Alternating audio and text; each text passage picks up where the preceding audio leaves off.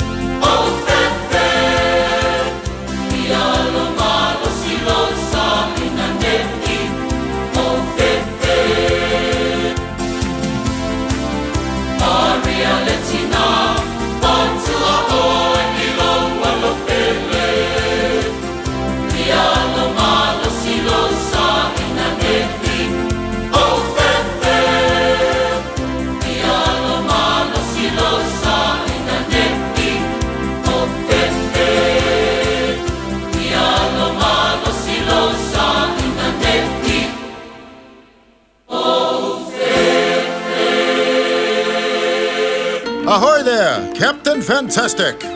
So, you're heading out in the water. Got a life jacket for everyone on board? Even the dog? Know the 5 ways to be safe on the water. Kia matara.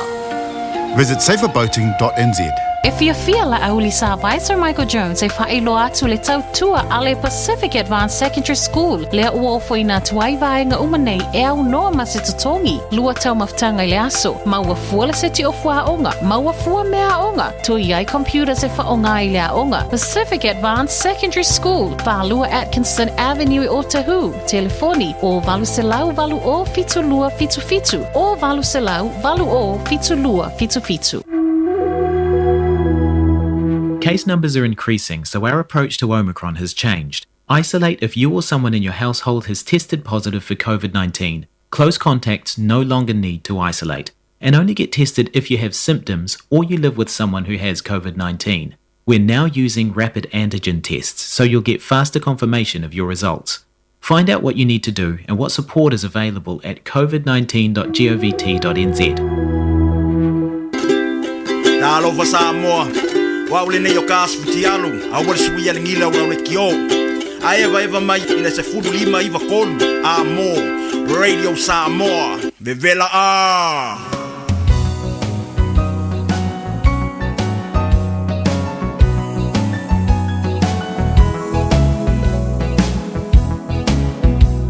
Taleilo a fuafua lau wa umatama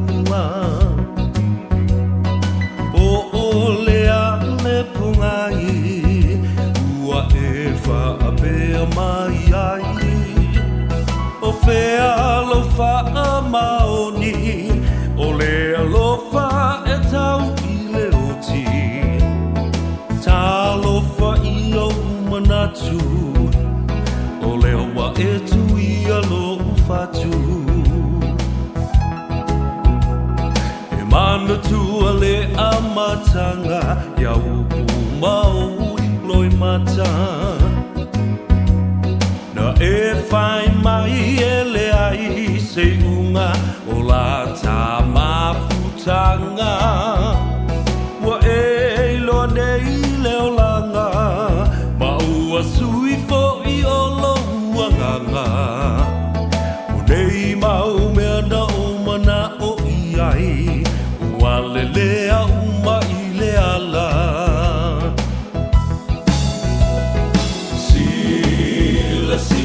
Ia, talofa lava le paia maualuga o le faafoga tapua'i o le atunuu sa moa le atunuu pele lenei fo'i ia auauli o le asitona'i ma o le asitona'i mulimuli fo'i lenei o lenei fo'i masina februari lua felua sefulu ma le lua ia i le talitunuga o le fa'amaumau o lo'o manuia oe manuia fo'i lou aiga ou te mafai valofi lima e ui lava i le tele o whaafitauli o lo fetuleni mai ona o le si maualuga o le whainumera o i lātou ua afia i le virusi ma le siama o le COVID ma le Omicron. Ia i lava lo talitunuga o lo whaamalu pea au alofa o tātou mataisiri le rangi loutou soifua. Ia ma so mātou wala o mwhaiona tātou toe penei ma whailoa i fo'i i le anga alofa ma le anga lelei o le tātou silsili ese.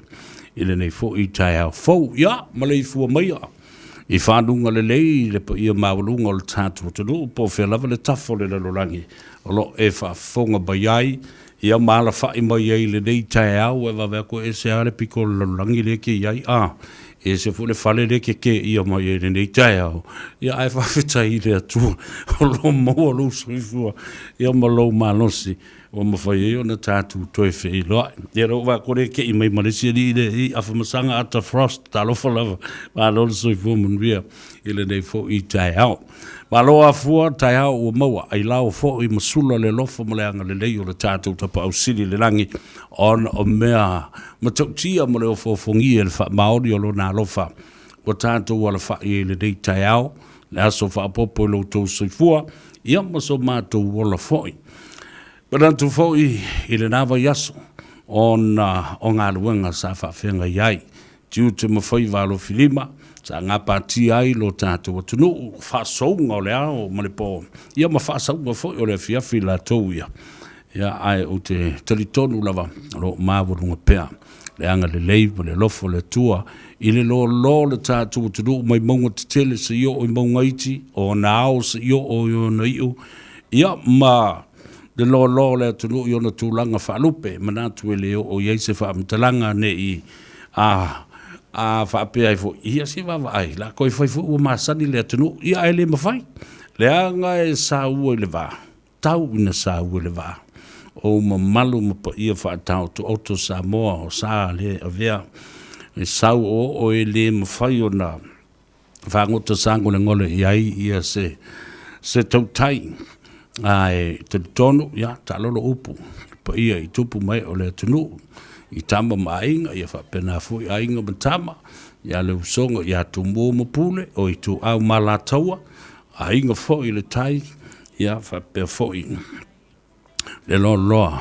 ia waia ia le tapo inga fo ia sua mo vai whanua fo mo i tulangi sa ole masale umo mo le lau niu na saedua mai se le whalenga fulu mo le lau na mutasi mo le nofa maupu ia te oe tutuila mo manua ia ai le ngata lai le na e matua le tuu ia te utau o le au whinga luanga tutofi le tua i whata whaitau langa e fia te nane fo i pa ia ma malu whale malo ia le na wao atu i a ao o whale upolu tutofi o le lātou tiute ma le matawha ioi le na walo tātou vāna nofo e whatalofo ia te oe le ta matua ma le tina matua foi o tu asina sina o le tātou tunu whamui moe o lo manuia oe ma lo foi ia inga o mauta ngase lo whatau tori ai ia pusia o to whanga ia ma ngase ia aere ngata fo ile o whale o tangata matua ma lole on sai ma lole pale ma lo fo ile fulau ata lo fatu ile lo fo ile tātou tunu o lo whafonga mai Samoa ia mai si fo i tafa e fio le lolorangi o lo mawhai no on tu iai le malosi o le au nanga le si ufonga o Samoa le radio Samoa lima i vatolu a mo i au kilani malona ofisa au tu whaasale lau i manukau i New Zealand nei ata lo fatu ia te oe le nei fo i vaenga o le amatali o le tātou polkalame i lau lava ngana. Sa vepesta, tamalelangi le ulua i ali i se yuli Al Harrington tu manuvao tangalo matua la vele nei. Tātou mafuta mautou le tātou polkalame masani. O sa veba le tāno ava, e te mauai le sao. E reise mea pio e whai i a. Pio fo i o ranga, nga pio ai le o kalepea se mea. Po ua ngau, makua ngau, a ango se mea. Nga whapia, weo tela, telo tala tangata, weo mai whai. Aua tau te soria ma wha, ma ta tae mana nau le tulafona, nā sita mai whapio, e reila e re whapio i il tātou porkalame. Awa mua le atua le rei tae au i lo nā lofa mlo nā anga le lei, ia, tau te se awa ma tau mawha fo i se ipu le lo le tātou tanu. Pei ia fo le leo nā, ua tufa le tātou awa. Ia, le nā, le ua si o lava fo i le taimi e ma ti vai le fau ma papau le tānoa i le so ia o na whaasa vali leo alu le awa ia ai tātou tau ma vai whaini le whaale leile kako loku ma le kako pese ia ngā tātou tā ape fo i la ia lea i le uli ia le lei o le tātou o e tā le pese lea o whatalo whalo ia tuai ia te oe fo i le rei tai au e ana tātou fo i mai lea sa ili se awa noa e tala noa tuai le fionga i le aloli, ngā lumalamana, tai ngā lumalamana. Le pule siri, ma le awha ngā runga le tātou, whale ta wale le G-Mana Wholesale Autos, i le nei fo i tai au. Ia ina mua. 5 Wow.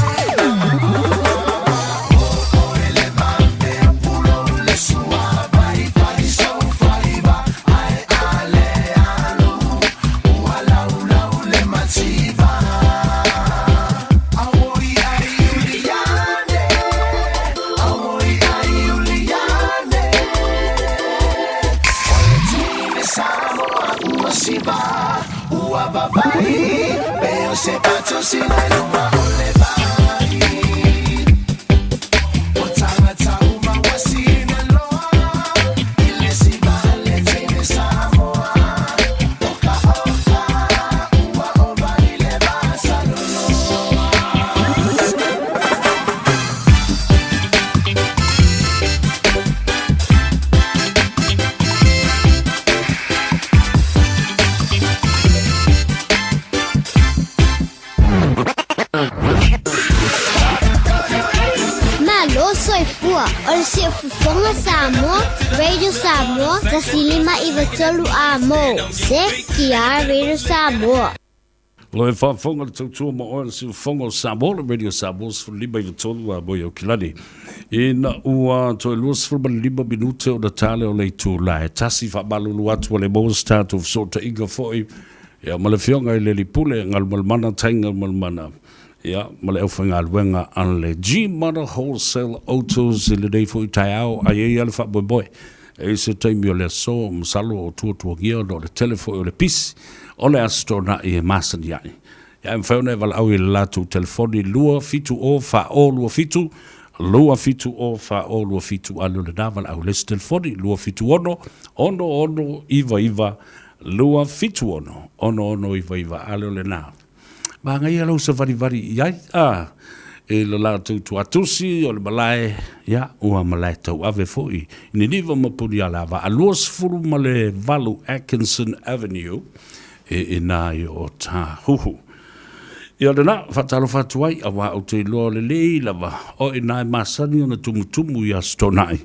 Ia ona o le fofonga tau mafa, ia e. Wa masani ia le alo li i ana te unga whatupu, ia wale fofonga tau mafa o le atunu, ue a whea ia lona malai. Ia, ma whapenai, o na whaia na whaalo longa. Ia, a wafu i tali le sua wai, e le mele fo le ka ole, to ina mai le pā. Ua makua i mole i a ngao le manaba. Alai whēru wa i a fo, e kia le vai la i si e whewa i fo le o su en kāwale, e o su e mea ai. Po whea le whare kāwale lea. O pusa mai le usu fa, le usa fo le e sa, le mangongi fa le mangongi moa. Pi mangongi papa ki u fo le tai au. E ono whanga lana e tuli loa. E le atu, nuka whakua i fo, i e le kakele o whai, ako whapeo kousu e bea, ai a le kake whakua le o le masani le nā le atu, e whaalongo lo e so songi lo e se mea whamai, o mo i ala lea, i ala nā. Wa wala uta male, i so se teibi nā i le G-Mana Wholesale Auto sa mana tua fo i o le mautou ave a le fionga le aloli i mo le latu o whainga ruenga. O le tali mo oe o le yesto. Ioe. O le kwando. O le yes. O le ioe. O le ale tua inga wala. Le anga lautongi ai tā lafu. E le wha maoni. Le leilo ingoa. E iai ale au wala e whai. E le fionga le aloli. E maua ai i a lau tā vale. E ale nā. Nā mai lo vai aso. Ioi, nā mai au mea sa whai, a mai fōu i a lau ngā ruenga, o a mai i a le ona al whanu. O nei le tai au, na ora wako i fōu i a wako mai ki wala, e whai a lātou mea fōu i o ngā siva. Ma le wha moe e whai i a le ASB Festival, fōu le masani e a secondary ASB Festival i Tausanga Uma. Ia au te masalo salofoe le wha. Te i fōi wō tu i le nawa i teime. Ia ai le whaia. Ona wō tau sila ia i le mea wō. Ia i le whainu mera o le COVID. Ai mai se lawa la i le atali i o le Delta. Le akari i longa lua le anga whanga mai ngei. O Omicron. Ila so na nafe silia se fulu ma le lua afe. Se fulu ma le lua afe. I la tau na mawai. O le lai mo mai se tala o le fiafi nei. Po le tai au nei. Ia po le astulanga wo o iai. Ia ai a tonu wai e se taimi ia mo fo se tātou update i le turanga le nā. Ia e pei o na iai ia ngase. O le whamai fau. New cases of Omicron and also Delta. Ia po o le whamai o le COVID-19. Ai la uwawa ia tula i se tala mai i tutuila. E mata utia le mea lae o so i tutuila. Fast fuma le whāda iei lea so at nafi. Wha apopo atu e maisi e luas fuma le lua mai le malanga a le waalele le Hawaii an ea lena tau nuu i lea so na nafi. Pole po e na po. Wha apopo e malisi luas fuma le lua le nā. Ona tula i mai lea o cases wha maonia i le ono sfulma le ono. Mana tua o le pō lea so tofi ia lea sa matuai completely fully locked down ia lea tunu ia po le tātou motu fo i sae ia tuile manua ono o le tūranga le nā pangatia o le whamai wa sao mai ia i e whaftai le tua i le talalata mai le nā i le tātou o tunu pele i Samoa ina nā fionga i le tumaitai palemia ia ma le fionga fo le sui palemia ma le malu o le kāpeneta ma le komiti whaafoe o whaavelave te tupu whaafosei ma whaavelave whaale nātura o lo ua so longa le leilava o salo i leo toi tō tele nisi o lo whaanofo e seo ia a ua o i tua le vaenga muli o le pasese tō fitu na tutoe ia o se tala sili le nao na whaafia i le loto ia ma moria e ai le nganga whaafitai lo tātou tua i lona anga le lei a Samoa ia maolo o sila alofa ona fafonga i lo tātou tunu ia o le saunoanga le tamaita i parimia o lo o whaata oto pea ala fua o ngaruenga le leine sa whaawau mai e le sunga e tule e pamalana vaenga fo i le taimi au tū mai le malo ina ia po le a le vevesi ma le i taimi o porokiki ma me o whinaunga wha le mawhau le tula fono ia ma whetutu na inga i le vana ai sa iai le malu ma le pui puia o tātou tangata ia le ala fo lai sa unore fionga tu mai tai palmia ia the right honorable ia Fiume Prime Minister Fiume Naomi Mataafa o ngā luenga le leile na o lo o mulmuli ta iai, lua. Ia, o lo iai fo i nisi whainga whae o whaatū mai e lana kapeneta ma le whainga malo fau. E tātou te ola whaatasi ma le whamai. Tātou te tutupu whaatasi ma le whamai. Ai awalani to i lalo tātou langona ma nganga ma mafau whau. I whainga le whamai. So we grow together, side by side, with the virus, with the COVID. On the other hand, it is a huge challenge for us. At the same time, the scenario is the same. We can challenge the virus as well. So, ale turanga la le na o tau fo le whamamai le talatalaina o tulanga o le vavau. Wa au ona sei tio tātou mawhawhau ma matua I loka luas fulwhai tula fitu aso le vai aso. E le ai se fofo le mea tau le atu le mawhawhau. Stress disorder. E le ai se fofo. E pei e whelolo aku ia ka whaingaka mo e kangu manala ne me fo le sosolai sosolai pangka. Mo Mount Eden, po Paremoremo, po Whialawa. Ai ao ina atu le mawhawhau ma e whare pui lava oe I tonu o lowhai ai mo lo mawhawhau. E le ai se escape po o se me mawhaiona e sola e se mai e ina. E loka ia oi ngā e lo mawhawhau e le la vai. Ia ngoso le isi o winga le anga. Ia le nā. Whaafta i fo lai le tātou fui whainga malo lo iai. Ia, ma le tūlanga lo o tau fiufiai. Nisi vaenga, tala malie nisi vaenga. Ina ia whapaleni e, tātou misa whakasi ma le whamai. Ka kofi ngau whakasi ma le whamai. O tau se sile le mele tūlai mai neisi I New Zealand. O mea le nā le o tupu e tolu vaenga te tele lo whatino ai solo te te. Whaasanga I le malo. Ma le fionga te mai tai pare mia. Jacinta Ardern. Malana Kapeneta, le Minsta, fo o le whamai, Chris Hipkins, mai lato uma. Io, whamai e whaasoli tu la fono. Ia le mea le nā, civil liberty rights, o nis tangata ma fundamental rights, o le ia te tau sa loto le tangata. Le nā le alu e solo ki ke, alu e whaali lona whiri ngalo malona tali tanonga. E se awala e le tau fiai, lana I a tatau. Si vanga nā lava la o soli e toi mana ma I a tatau o nistangata. Ia na saole I nā le tala le tātou tala no soi ma watu pea. Awa e whi nau tangata I a tatau. E sao. A o le mea moni lava. no right is an absolute right. Pe a fai e soli ai male ai a te tau o lesi tangata. E tau lau na Yesu tua o yo le whaunga ina te tau o lau ai a te tau.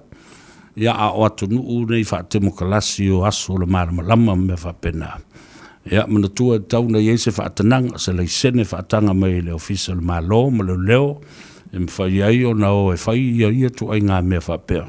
O meo solo te le sola le utele I maua se le poti mai o le Auckland Harbour Bridge ele sava vali mai lea mai o lisi tu atu o North Shore fa solo mai na ilunga au kilani se io o mai I Ponsonby I le wala papa foi le au kilani o lesi solo te o lo fatino le lo I Wellington ele ngata I luma o ma mota o le malo ia fa e isi no fuanga fo lea lau tele o lo o e isi la fia le au ele au foi solo te e pisi matumu I le mamalu le tunu e o I fa lave I feo inga tangata ya le mela le na o le no vidi mai ngi isi fo I paanga le tanto por kalam mai sa veo ai vava ai le mele kele o le fu o le fu a New Zealand, o le fu a Samoa la le whakasinga mai ei o. Si wawai, le ala o tau I lo atu nei. Tangata Samoa I e wheo I mafu ai o. I lo lato le talia ina, mausi ustai I le tula fono le malo. Malmatanga wangor soifu malo ina ia pui I tato. I think people think that the virus is not real. I'm telling you, the virus is real. It is real. Millions and millions of people have died from the disease and from the virus. So le tau whatuene. Mai maua pe ana tātou sustai mo fai mo tātou tui ia pita iana ia e seale mele mawa ia tu maa ia ia nā lea mato wha mawhanwhananga fōi to tele o tātou ainga o fo iro ainga to tele na io ainga o le mwhai una toi whiroai ia ngā re kalangoari kelfongi o whakawai au o kau fefe fo e wha ngar mele o kelfongi nge I lele mai ele sia mai lunga lenga ma oso lo kalinga ale ke kalangoa ko o saule sia ma oso lo ngu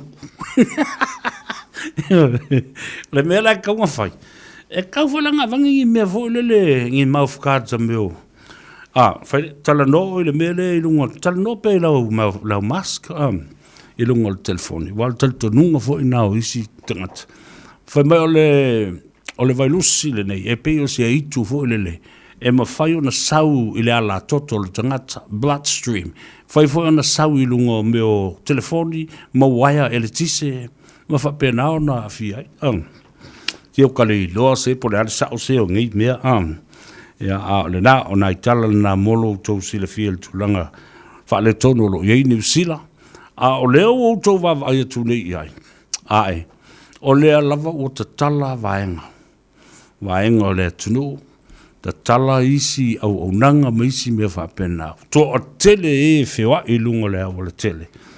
Ia, ma ua peye ia, ele se wha ma I o kupu. O le whainu mera o lo au mai nei, I wha mau maunga o lo o whaatino e ala I test, ma mei o lo o whaatino. Ia, le na o tau whafonga mai ai. E matua tia lava. Sfulma tolu minuto na talo le tu lai tasi le aso nafi le ala fai mai se tala fa no tele ele o so fa inga le ele malo o Lucia o si tamai malo o si tamai tunu I lona I tu Tauan Valley o fa ingo I no Ukraine ma tu fo le malo le Ukraine sai lalo fu le vainga le Soviet Union le telo to sanga le ele presidente le o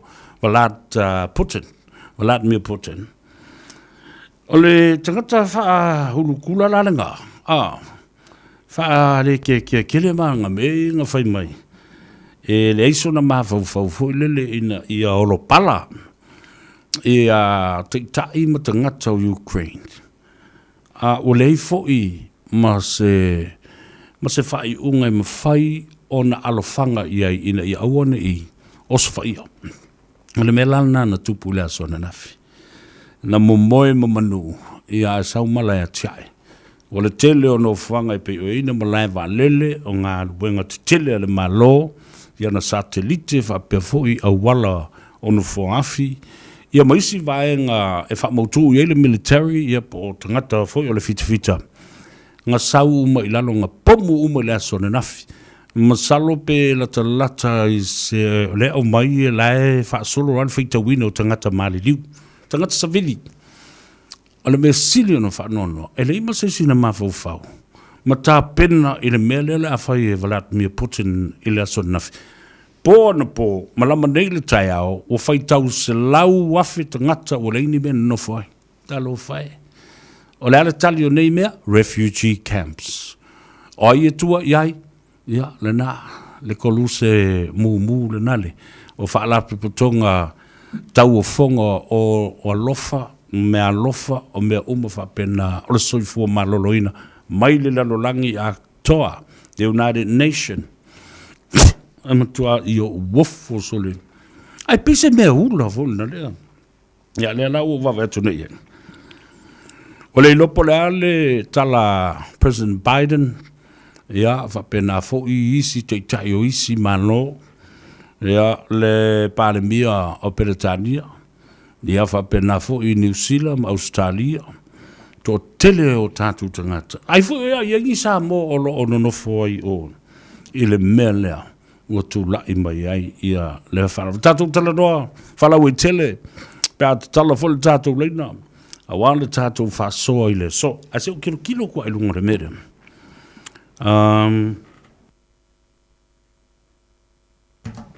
Nei o tātou tangata. O lo mafuta me lunga le tātou Facebook page o le Radio Samoa. Leo te whatalo whatuai i ate. Oi, kisa tanu wasa so le 5 mai malo lava sa vea. Le mau kia makamakaku le mako Papovi Kelston. Oh. O epi savalinga o leo e mau ki makamakaku i sangonge o talo fai malo so i fumanria nu leo te masani le ia i sangone o na le tilo tau sanga sa au nofo ina i le teimi o le ngaruenga fo le sa ave kolengi me i o nga ale au kala i fo le la Jesu Keliso la pio suntai ngaruenga fa faifi au tala se o nu la na o sangone e penesa asomua fa mai vai o leo te mata matatu i le pupu i tanga nio ya re vai sau popo fo le kongi le pu e fa kari ke mi sa wele ngaluma fa pipisi nga ana melei talo lava malo matu mata matatu se vea tapo ya tu Wellington e Kafa Schuster o manukau leo te no fa tuai tofu ai ono tautolo talo se vea Mato matatu Salt Lake City, Utah. Yeah, a lot of say form ria. But ia maunga le tātou tunu o lo whapenao na mafuta mai lunga. Ele kai lava. Sydney, Australia, o vi inga sa wanga taro fa lava malol say form ria Juliana. Voi lapa solofuti, lo mato matatu i Victoria, Melbourne. A lot of say form ria Tito Matangi, taro fa lava from Melbourne. Ia, va pe fo le to tele o to ke fiu e alu la solingi. O lau, la tātou se e o le tātou YouTube channel, Michael Utualunga, alo se fo manbuia, o lo o mata mai fea, sala val, ia. Ei me maka vai, kamsa sa o isa vai. Talo fai tulos, from Samoa Entertainment in Australia. Amelia Fa'amoana, si o walofa talofa malolo se fo manbuia, ia o fele te mai mo mai ai. Ia fa mai o ingei i paia. O paia le mai mo mai ai, ia respected, lovely, enjoyed. Amelia Fa'amoana, malolo se fo manuia, le la o se e mai i Wellington. King T, folau, malolo se fo manuia. Aftaile mafuta mai le tato por klami o Peter Teofilo, fa pena foi maleto a tele o tolo. O iei lunga le tātou apio fōringa. Ia whapea fōi ia le tātou YouTube channel. La tātou o tāle pesele whamanuia tuai I a te oe pēr whai o lo o ilunga o le ala tele. Lo i ele whamue moe I le so o le a Yesu teimi. Ia on mafuta mai lea o le li I whaiwhi au. Pastor Hector Robertson. O le whaiwhi au nei. Sa manga lulu e whaatasi o se oni fautua. Le matanga luenga o mta upu tau tumotu o le Pacifica, the Ministry of Pacific People in New Zealand, in Aotearoa, for very many years. I le telo tausanga sa mātu ngā lue. Leo avea nei mari fo mai. Avea fo I o se lo ia whao uina. A o e leo se fo mai. A o le whaiwhi au. O le kalesia lea, o le sina la, ale tamo Brian Tamaki. Destiny Church. O lo o iai le lau mua Wellingtone. Ia maolo o iai fo I la le langolango ina o nisi o solo te e nei o lo o anga I ei tangata. Si tatu tala noa fo iai. Po le alon tala tunungo, le ngate le tula fono le malo, ia fa pena fo I o se li I ofiso le malo e ala o se lo ia. Ai le ngate fo le olon ta finga fa fai fe au. O munumuri ta iai la ia o onga. Wale ute lo fa ngone ia Brian Tamaki o le ngata le pikopa e pi se perfika. Le la ua fa ia malato fa mapopo na isa vali nei. Ia fa pena fo leo na mo se no tatu te tala no antuai e le sui o le Radio Samoa ia pia le tamaitai. Ia Josefina Maina Vine. O fofonga, o mata, talinga, o lima, o vai o le ngaruenga. Whaasala lau, o lo longo puiari I ai I Samoa lo o lala mo papa au I tunu I whafo. I mea lo tupu le tātu tunu. Ngona le leitai au le nganga whaftai, whafonga whalongo fo I tala o lo o mori mai. O lo o manuia le sunga atu le epa sa le malia le ngoi, le fo I sa vemo tamau le tunu. E matungu mai le foe, e le tulanga o le veo se tiktai o le malo, o le li pare mi o le tātu tunu. I ona ngase, I whalefu mapusi o tō whanga. Ia, me se fo I o le sa iri matangi mai I New Zealand nei.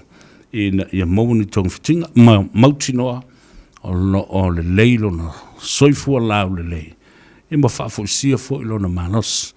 Ia, a o le I toe taliu, ia ma o taliu le uto I Samoa I le whaua wina fo I ona tiute I le ngati tono lona lava ainga o le nuu ma le awhiu anga ma le kalesia ia moise o le tulanga mawalunga alo ia o lo ua se e mai e le tua ngai e a ngaia ia le malo ia o whaafonga mai le sunga le ia tu le epa malia le ngoi le nei fo I tai au whaamuri atu ma whaatalo whaatu le tātu proklame I lau fionga ia whaapena fo I le whaltua ia jini ia male ma malu loutu au malanga ia polisi fo I o le nofo alo ma le ainga li I na malanga mai ia wale au maia male masi mai o lo whalefu I le atunu nei ia ai au tatu ye le mele to lua minute na talo le tu las fuma tas o se taimi finga ta fo I o le nei vai aso mo le nei te sanga o amatalia ia ai tatu fa longo le leo I rama ono le vala au po ia le tua ele mo foi ona ta fia ele to e tau failo la le tulanga na fate ai ia le tunu male la lolangi ato me se New Zealand nei foi ma tatou I Samoa ina wa amia le tua ma fa manava le tua ngā ruenga ale telenga le fa tolu le sunga ia solai to fa solai va inga tu inga mala ia masani fo inga the winga tu inga mala ia o se tala fa no le na ma ua sila fo ma fa fonga ia le la lolangi ato. A very, very sad time for all the rugby fans and the rugby fraternity and family around the world, and especially here in New Zealand and the Pacific, for the passing away of one of Samoa's favorite sons, and one of the Pacific favorite sons, in fact, one of New Zealand, Australia, as well as Britain and Europe, favorite son. Wa'ainga, the big bus winger Tu'ingamala, at 52 years of age. Talo whai. Ia. Apena fui, e whanongolongo atu. E le walau pa ia fo le tua. I se tasi foi. Tama whanau o le Pasifika, Joel Even Dewey. One of Auckland's favorite wingers, one of the All Blacks' favorite, and one of the Pacific and Fiji's favorite sons. Our condolences and our heartfelt condolences and deep sympathy for all our friends and families, all our people from the Pacific and people of New Zealand, and the contribution our brothers and sisters in sports fraternity has done for Aotearoa and for the world. A wonderful masterpiece in terms of contribution and dedication to the sports of rugby, cricket, netball, rugby league, and rugby union, to be specific. And even boxing, of course. Ia lena, ia watoa ia whamaisenga ma whanwhananga, to your lovely lady, Daphne, and the children and families on both sides, our Tongan families and Samoan families, and across the spectrum, the whole world that has descended upon and looking at the grief of our Pacific people, especially the families of pertaining to Tu'ingamala clan. Ia lena, talo whai, le loi matamalingi ma le loi whonga pa u, ia, ale ngāta i o tātu wainga Samoa, o Tonga, o Fiji, o le Pasifika, o Maori, o Whapenai, New Zealand, o Australia, o Europa, le lalolangi atoa. Ia, i le ia sisi e whailoto. O le na o le whiringalo le atua. Ma ona a au malona nganga pa ia, e pai mai, pai atu, ina ia maua le while mo. Ma ia maua fo i le mawhanwhana. May all affected find peace and faith in our Lord Jesus Christ. Tale pese, a o sa ili se avanoa. Ia, tātou te talanoa antuai le sunga. Ia bulianga tele, shusing o le lipule o le tātou whaletava le Henderson Cars.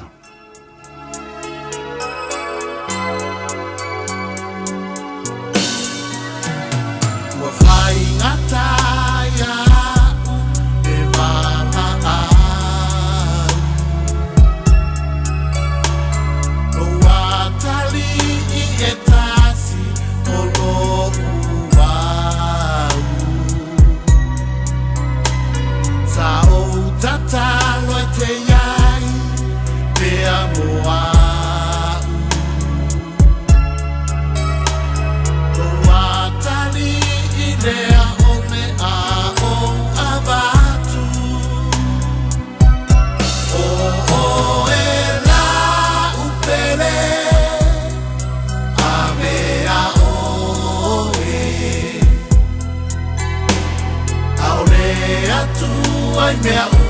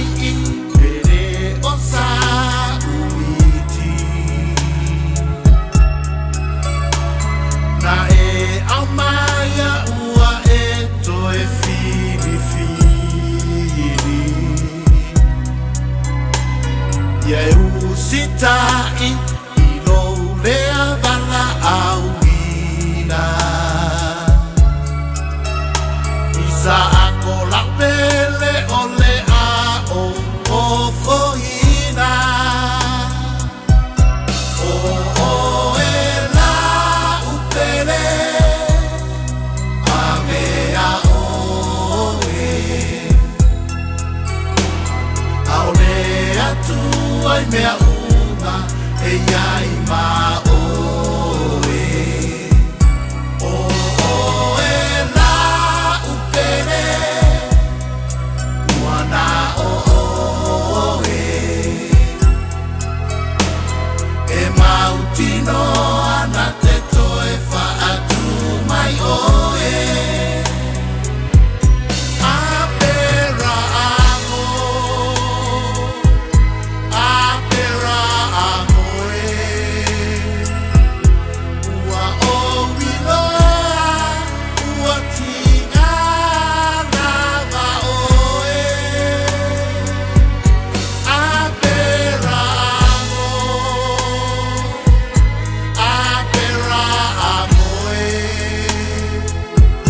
Ere o isa ako, a ole tamai mamoe.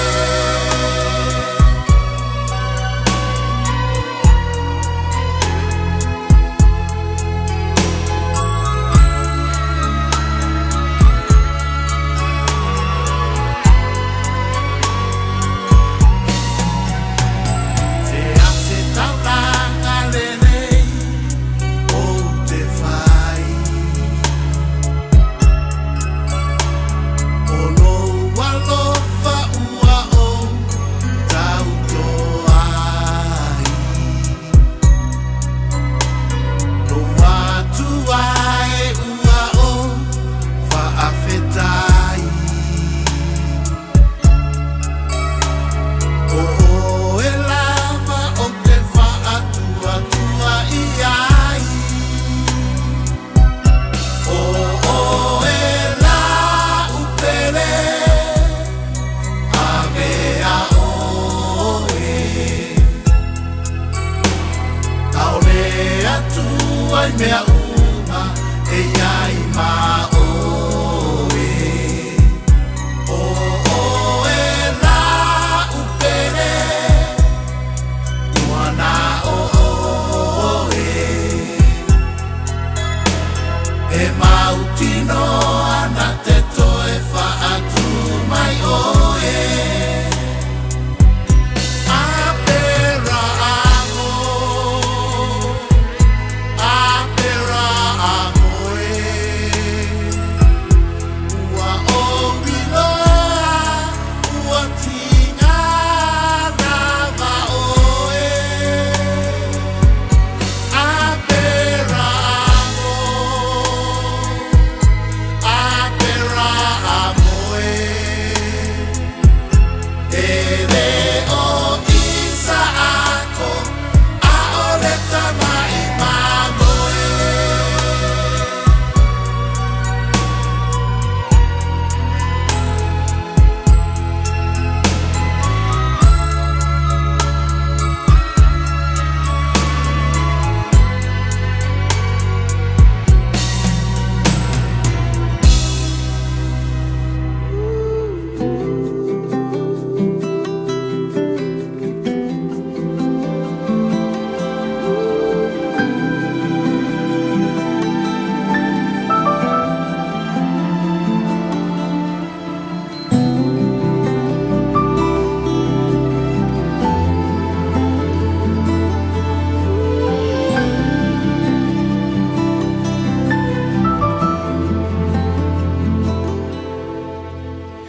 I see the state of the world and it grieves me.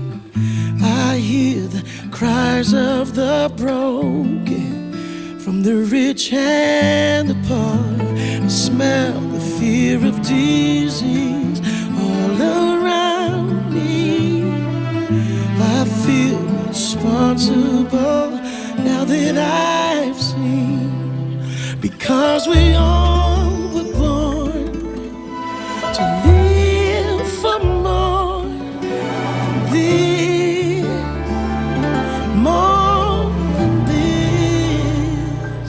So I won't love like you love, love like you love, wanna love others the way that you love me. I wanna love like you love,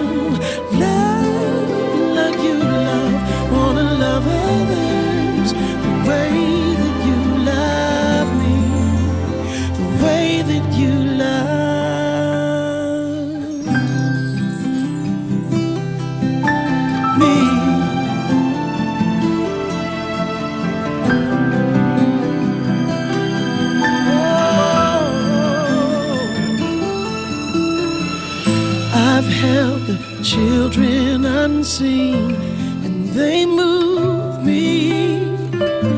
I wonder what I can do to improve 1,000 lives. I feel the absence of love, and it scares me. I feel responsible now that I've seen, because we all were born to live for more than this, so much more than this. So I want love like you love, love like you love, and wanna love others the way that you love me. Yeah, I want love like you love, love like you love others the way that you love me, the way that you love. I was that lost soul that you rescued. I was the orphan you adopted and brought into your heart.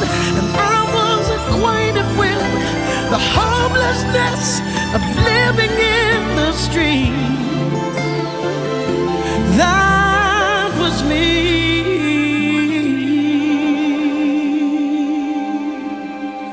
Now I'm gonna love like you love, love like you love. Help me love others the way that you love me.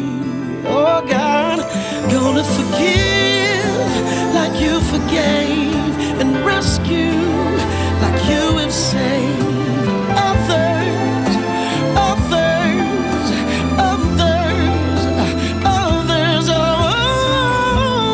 others the way that you love me, the way that you love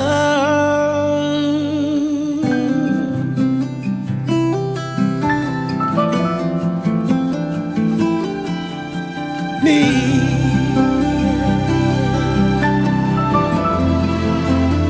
First love me. That's why I love you, because you first loved me. Yeah, you first loved me.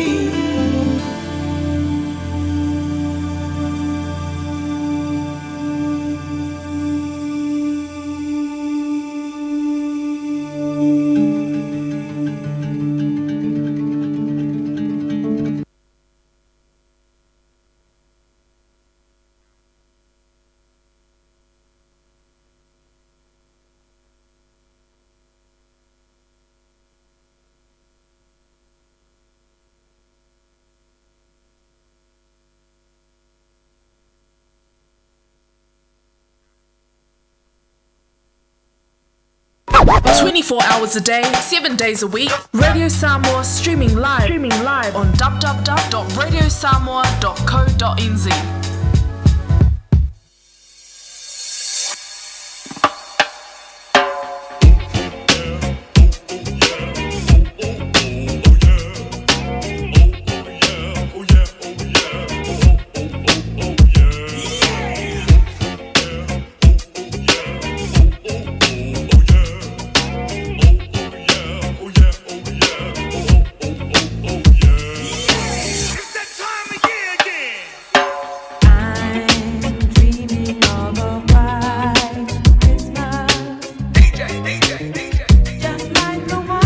Ola fa fongo le tautua mo on si fongo Samoa le Radio Samoa lima i vitolu a mo i Aukilani. Alo ina i tātou fa taltalonga tā ua nei on o pisinisi fo i o tautua i nai no tātou tunu. Ia mese lava fo i le falta vale nei o le Henderson Cars alo i le fionga muli anga tele shusenge a mese le tautua mai le tamari i le nei tui o vi ua to tele o tau ua viso soni mahanga le le iai le Henderson Cars. Fatalo fatoi lo fiong tu vi ba lo level so fo ria va tai fo mo tai mi mo fa do mai ia se fa fonga sa mo tu lango ia ile tu tu mla ranga ile so o fionga ta ia patala portfolio malo le tu no e dato faltava nei o Henderson Card ma lo level so fo manuia pesita mana ia le matungo fi o le talo le tau i le so i le la to foi lo toa ia se i saudo ia tu langa lo tele lau sila male langa ia fasta tele la pesita ia mo le sila fia malo le tonu ia o le taiao nei a pisi mai alta to au nanga nei le taiao ia e o mai le temi nei pesita ia o lo fa pena ona fioma de mamalu le tonu ia o leo watuta vale le si vaenga le o isi mai nungai I whakatane o ngau mai si ngari tonga na ngau mai la so leile ia ta pena foi la ua me e ono ta pena mo ta vale ia mo piki na ta vale ia le la o nei ia masalo pe korui ku la e drive e ku ngai ngai nga ia ala la o mo le fia sina o ngari ila to family ina na to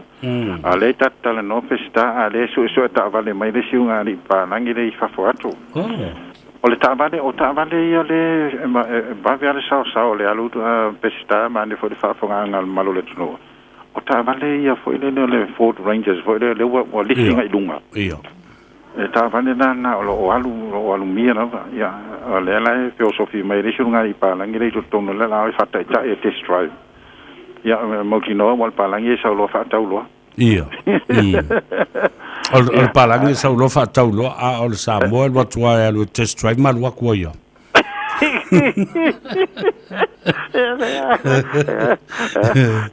ole la eta no pesta ole to tere malule no le fa te la to no foi fa la to ta sanga ia no fa le ia me si dia wa o tau no mai fonua nei o popole la sa uni la fai ngar wenga foi le fa tau no ia me lo mana mia mai e fa de tupe ia na fa penale ona tu atu foi ia na to e mai na to pola se ni mo fai le tanga to male tanga ia na fu foi ia le ta vale tau na sira ia malo vai vai o tele mana e misi lo seol mal to feutunga inga male ngari palangil na ai a mai e ta telefoni mal ta tu atu sa e ko kamo ngi ya vai ko inga mal ngai io va mal lo ko na to fa mana to la vai peseta ma manu fo la fa fo mal to tel mal la no on la so lua mal so to file fa to ia le show to ina ya mana tua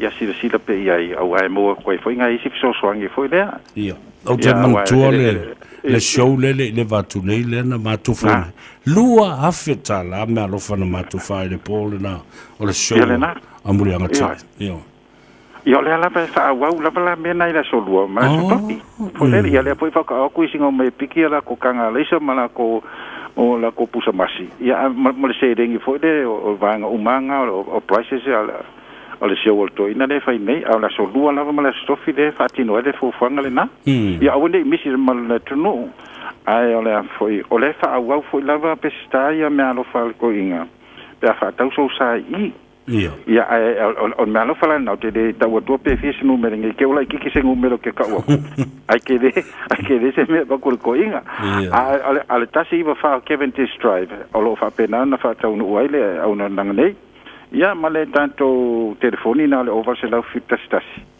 ia ia e te telefoni mai ia e te tau sa o lava la fionga mo de tele pe sili ni veo fa le tonu lo fo le ole fia mamla mai ia ona fa penale ona fa tau no e mo de tele mala onanga ia le melo e mana oi ia pe o mato talatu le pesta mane fa fonga fo se tato tu no ia o lo fa penale na pisi tato lo to al terminate na lova te tele lo fionga e se stemi taf so te pea ai am ria tele o favor o nga no tau fa mai o le so fa so ia mo ria le sa patia te au so fo le na le fionga tu vi Ja, ma le tātou whale tā wale le nā le Henderson Cars e te maua le Tasi Iva Farm, Cavendish Drive, e nā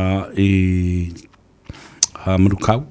Ia ma le lātou telefoni e leise tongi o walu salau fitu tasi, fitu tasi. Whatalo whātu I nisi o lo mafuta mai lunga le tātou api o Fōlinga, e mai se whau le tātou YouTube channel, from all over the place. Ia, e mai se ia tunu o Europa ma Amerika, le wha ua kalango mai le kaua lai whai. Ta tonu mai, e le mawhai ana le eisi si wha le o le tātou o tunu o lo o iai Ukraine, po lata ne I atumotu, o I atunu o nā o Europa pe o Polani, Kiev, ma le tua wha I atunu o nei, le wha I na vevesi atu lava, I le luafe, ma le fitus fultasis, luafe ma le wha, le sa o tau sila I le matautia, o le to telo I lātou na maali liu ma mai mawai I le soifua. Mana tua la ia to inga tangata nei. Pero me le whai nei Soviet Union. Ilana o sa whainga lea o le atunu lea o Ukraine. Pei o la ua so whai e manono o e upolu I manono ma polima. Ioi. E tasi ale ngafa o tangata nei. E tasi alo lato ngafa. Ma o le ngafa wa leva tele. O ai ngā tupu sa whenofua I le tilo tau sanga mau ngā tupu langa o mawai. Nā fo I o mai lava o le ngofo o le presidente la I nei o Ukraine, Vladimir. E mo I ese I se pe langa fo lele. Ai o Vladimir lava le nā. Putin le si au kamare I. A wangalo e kia po Vladimir Tito e le si le leo lo tu lai mai. I le malo Ukraine. Wa leva la. Ona whetau I le tūlanga fo I le langa ua totolua, tangata tūlau o Afakas, e iai tangata lusi e no nofo Ukraine, e no nofo I teine Ukraine, ia o fo I a tama Ukraine, no nofo I teine o Soviet Union, ia po lusi a fo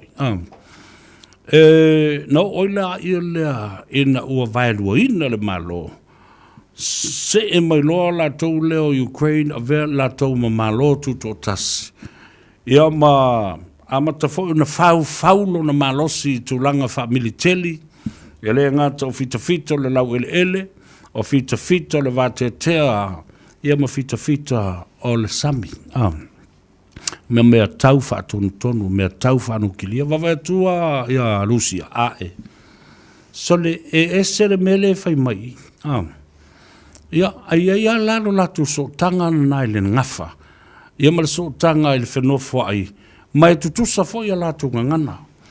Ioi, ele ai ma se senga tele o le lātu ngangana. Pei tai whape I la le whatustusanga le nā. O le misa fo le, ua misa ia uporo ma apolima ma manono. Pe ua oso whai mai e salawhai, apolima ma manono wala inga tai. Pe oso whai mai fo e salawhai ia tumua, pe oso whai atu e tumua ia apuleono e salawhai.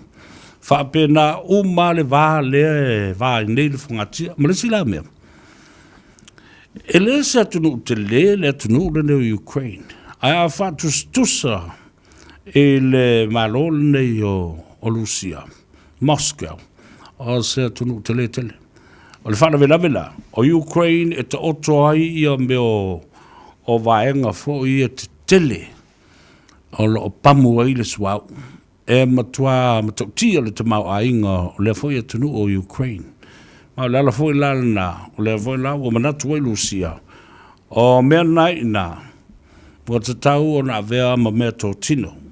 Tasi le vaenga o mafua anga o lo o alai na sisi I mawalunga le tau o lo mo le tau o le soifuanga le laulangi ato.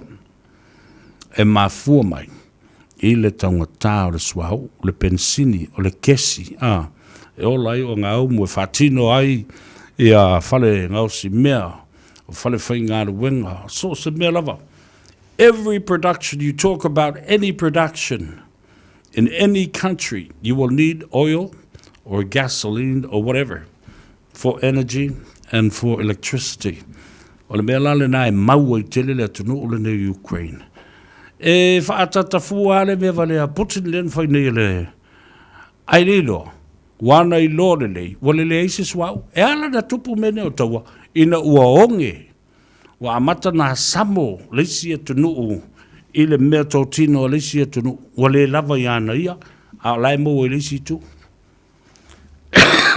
Tulo, pe ole mafu angala le na, leisi la mea te le na olo vesi e nei, ono o pipo te tele nei, these are the pipelines to pump oil and gas from Ukraine to Soviet Union to Moscow and to Russia. O le fo whasarave e masia mani I le valea. E alu e fo I mapamu ia le suau karsini o mea umawhapena o le kesi e anga I sia mani.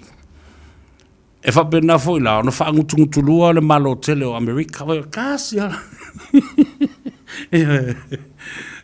Awa fo I e tele le mea e iailo na vale lei sa lofa ia intia sa lato fai mea le lei ma intia ai ina ua lato iei fo ilo lato va ma intia na va ele fongatia ona feo soi fo ileo Amerika ua apo mai Pakistan au tau mafo le lei pa fai e masani o tau mbele fai tau mal malama ile mea mafu anga tau ile taimi ma me fe va I ele fongatia ile va o le malo e o melo swava io ma mos fati ta ingala le atunu ule nei o Amerika e alu lava taibi lava e lolo e Amerika le ale se vai e fai no io na tangata so elo se malo e tau ma Amerika se malo o lava ile swava o lo iai ya fa pena fo il me swava o uma si excuses mai si me uma fa pena ai ole mele le mana ole America pingi ro ele ma fai ona tu tasi la lea vaenga ele o ma fai ona family nai ia le tu la fono fa va malo I tonu malo o fatas ole winga le tala lea awa ele tu la fono e tau fiai nisi atunu ma nisi malo te tele ona ia fua ile misa lisi malo ma lisi malo la le na o le man malama ia putin le mata upula le o fai a Amerika ma falani ma Peretania ma isi atunu o malo rosio Europa mind your business yo le o mono to si le fia le leile fe ngainga le na ele isa to fe auto te mai to wala lai mai fo le ma o misa ma Ukraine ya ai man tuola o le soi fu ma o lo tangata ne le la tala no ai tangata ne o la ma soi fu o tangata ya le na e si te mi to e fa wa ai tato talo amu ia tato ni sila nei ma le atu Pasifika le ai ne fa fita u li fa penei ai mana tua foi. Whatever international event that happens, such as this, the invasion and the attack from Soviet Union and Russia against Ukraine, it will always have an impact, an immediate impact, an effect on Samoa and globally. Ile lalulangi ato. So se teimi ngā pāi se taua ma tūlanga whapene e lisi atunu malo te tele i atunu I whafo. E ai lava le mea. E tele foi le vaenga le a fiai I alo tātou tunu. Tā ofi wā. Taunga tāle soifuanga. Ia o le lima kāla le pensingi I le afo I le painga ia po le kālonge foi. Le lita me uma whapena. O le a fia lava lo tātou ta mau ainga mai tātou nei. Ea, o le a tātou o e vavai foi, ai a tātou whaasisilanga nei. Ea, o na foi mai lea sa ili sa avanoa, tātou te talanoa toa inisi o tātou malo e pe ono folfolatu, Heka Robertson, mai Wellington e ewa pena foi il tua whine a maina vai I le te o le tula e lua I le auli nei. If you are new to New Zealand and you feel you are being mistreated at work, Employment New Zealand can help you. No employment contracts, long hours with no breaks are against the law. Everyone has rights and you are important. You can call us and we can support you. Everything you tell us is confidential.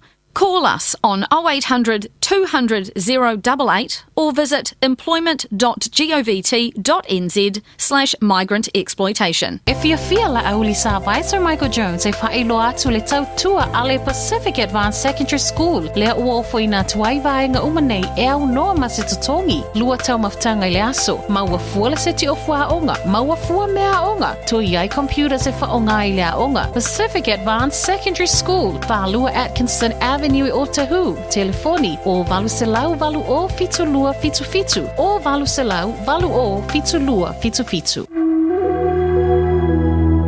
Case numbers are increasing, so our approach to Omicron has changed. Isolate if you or someone in your household has tested positive for COVID-19. Close contacts no longer need to isolate, and only get tested if you have symptoms or you live with someone who has COVID-19.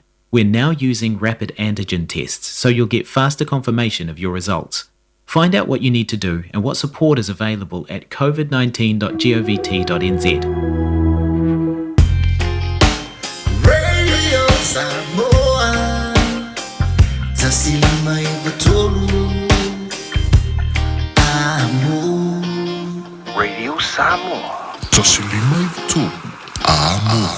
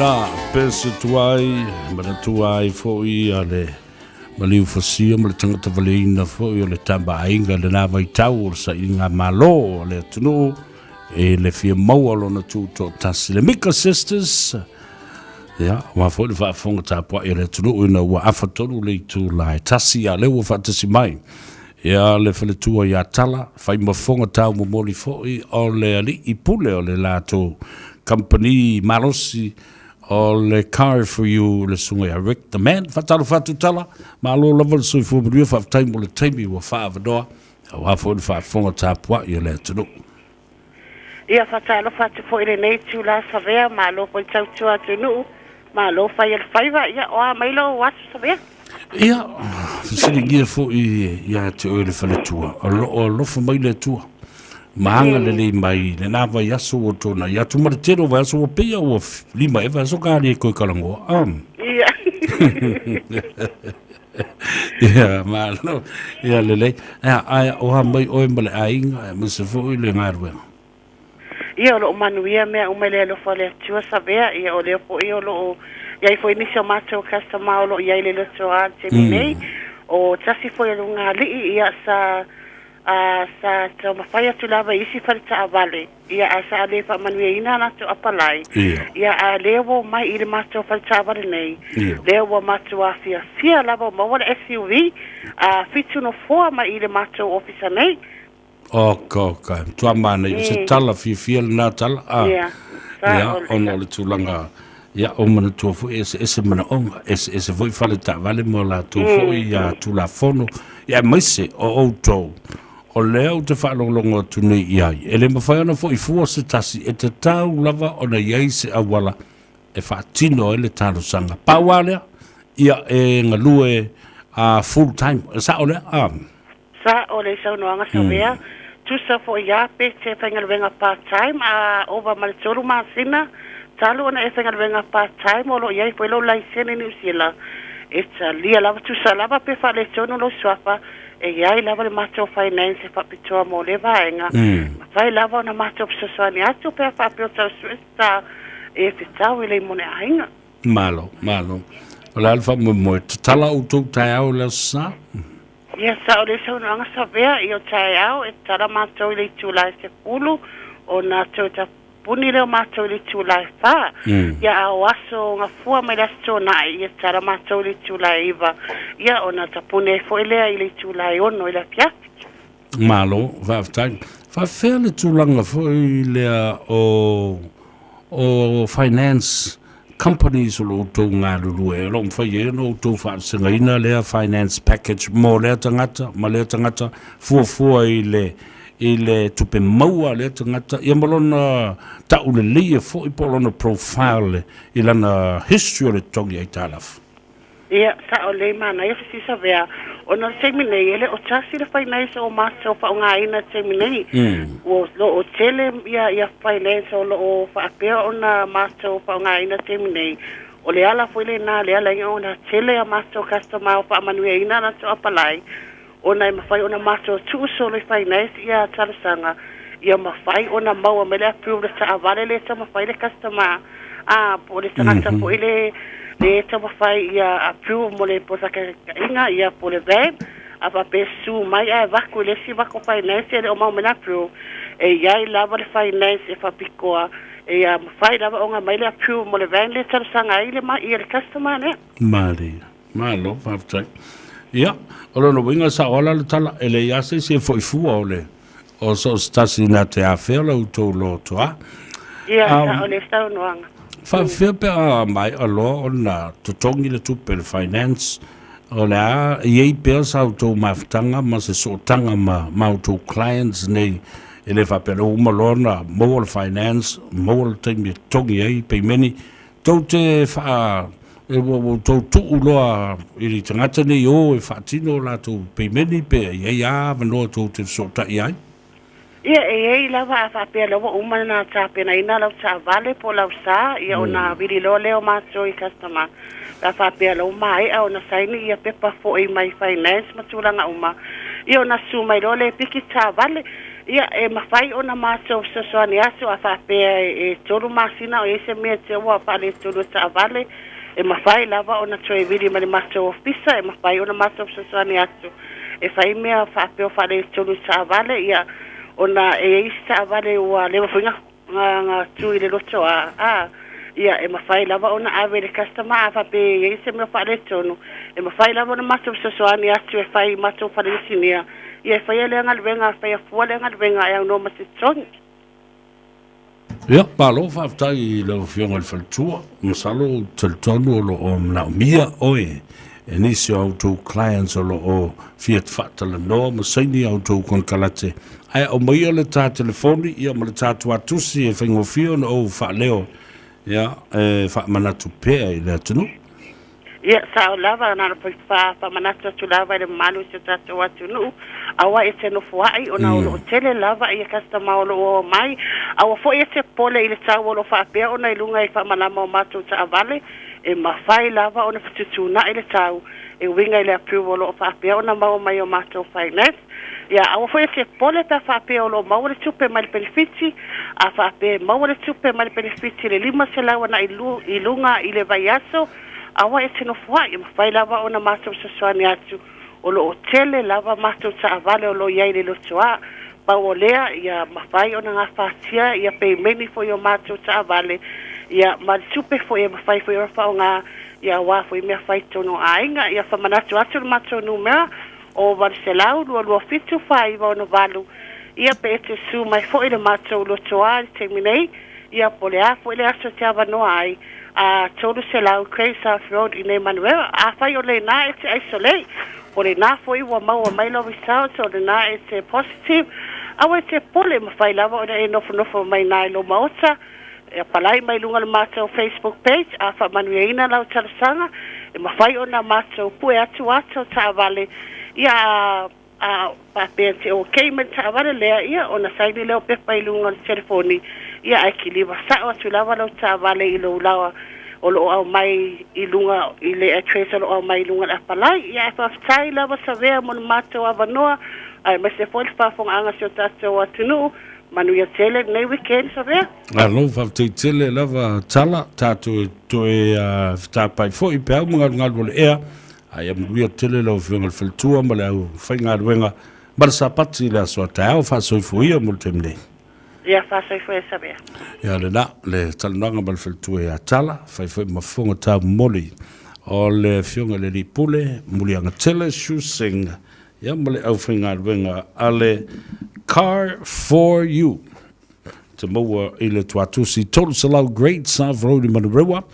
A le na, le telefoni le se tongi o valu salau lua fitu wha iwa ono vanu. O lea lavau te o koi fo i mai le astona ile nei. O lea lava e taatia i nei, titula mai e. O le swafa ia tu singa nai. Tu singa nai po tu singa nai. O le tina e ona ia le aso oile ai. O le sfanau lau tina e ona ia le leisene lea ni silo o mia. Ia e te tauna e sau e avatu e whao ngā. Ia ina ia awane i pu e ina oe se leo. A le nai te whērua i wha solitu la fono i le lea i o sau leisene. A o lea na maua lo leisene sa maarianga le lei. Ea le sunga ia Taniela. Ia ma le whaletua i na o matatufu ma i na i Therefore, Avondale, o te mea o tau atai nei. O le na maua le tamaititi, na maua le granddaughter o Taniela. Ma ina poto le tēnei titi malona i lore lei. O le tamai fasi card lea. E iai lona tāua ma lona mana o mia. Ia nasa lofa mai mai, Dad, what's this? Poko la kiki neson. A pe fatoa lua tau sangol tēnei. Ia le nā, pia fwoi le nei Avondale, e whaatalofa tuai le tātou a ai. Ia, i Avondale, Meliora Place, talofa atu leu sua Taniela, ma le whaletua em tātufu, ia pia fwoi le no whaalo, ma le ai ngā lii. Ia, o tātou, whenga i fwoi ma le whaamai, ia ma le wavao le COVID le nei vai taimi. Ia le mesiri ale tātou te ngā lulu, ma le no whaatasi i le tono le tātou lotoa, e isolate i al tangata. Whataro whatu na i o mātou tua o i pele nā, ia, me se fo i ale sunga i a tavita na fo i keti, ia, ma le whaletua i a peata, ma le nofo alo, ma le ai ngā lii. I nā lava i Meliora Place i Avondale, ma lor se fumria, ma lor foi ma o folo whatu, ma manatu o lo manuia o lua ma le whanau, e me se fo le whenga i ai ma ngā ruenga, e me se tūlanga whinga tā, o le koviti ua o ne iai i le mawalunga tele o le whainu mera i lea taimi ma lea taimi. Ia mesel vai asu lea o le te atu nei. Ia le la o le tātou a inga e whapena mo le tātou tuawi. Ioe, mna mia fsosoni longo mai. Ioe, i titi pe tele e whapena lava o na posi ma whaso soa. O lea ua to e sifun male ono minute o na tale o le tu la e lua. Sa ili pese Avanoa, ia, em whaie o na tātou. Maua le whasoa, ia manisi fo i o tātou malo whaaloarungia, o whaatalitali i ai i le so. Ia le na, o nai mea lai o le latest report le nei from Ukraine. Ukraine is under attack from yesterday up to this morning. Mai le aso le nafisi o mai le taiao nei. Thousands and thousands are disposed and are now homeless. Le whai tau fia se lau wafe, oi la tau o le aini mea no whai, ia ma ua sauni fo i mea nei o refugee camps, ia po tangata sur whai, talo whai. Ua mori mawina le whaitau salau afe. Thousands and thousands are fleeing the border to the nearby country of Poland. Ia sa wala utala len whaiat.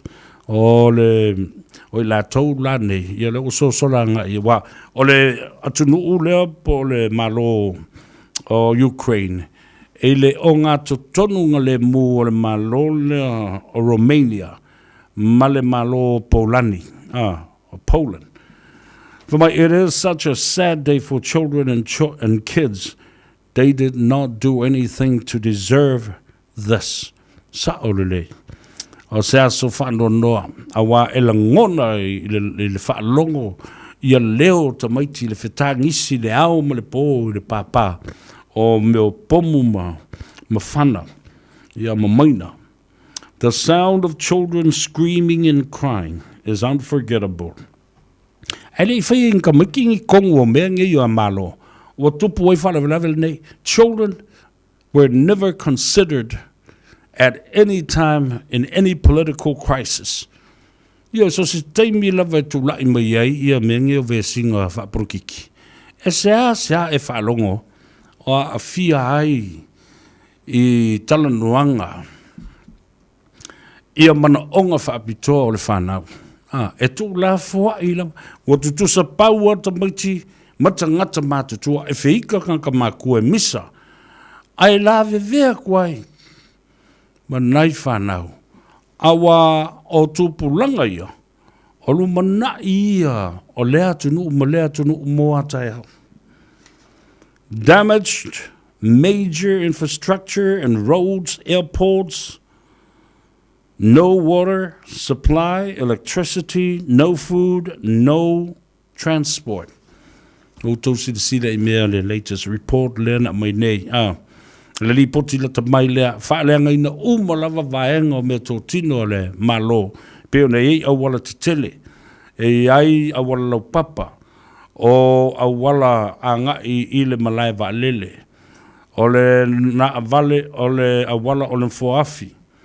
Le wale ai se vai, tau mafa. Pele male el tise, le ai se tau mafa. Wale mawafo ilani mea ai. No transport.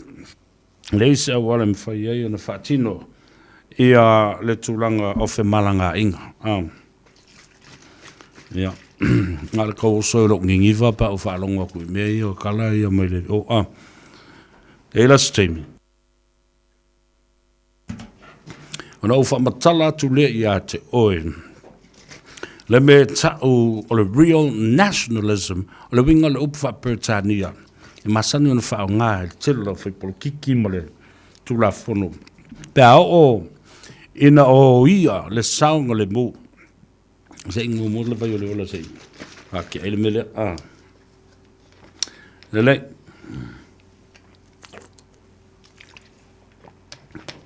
Le la o saunga nei ia le presidente o Ukraine. Whafonga mai le tātou o tunu uatoa. This is a crisis that will affect and impact on all our lives, from the oldest to the youngest. Le tuanga melea o tule mai o le a fia umai lava. Tangata umo le tātou tunu o Ukraine. Mai le tangata matua si o le pepe le whanau mai. O le tamā ma le tina si o le pepe e le whanau mai. Tupuranga. Nea lau ta talo tui nei ma le president o Ukraine.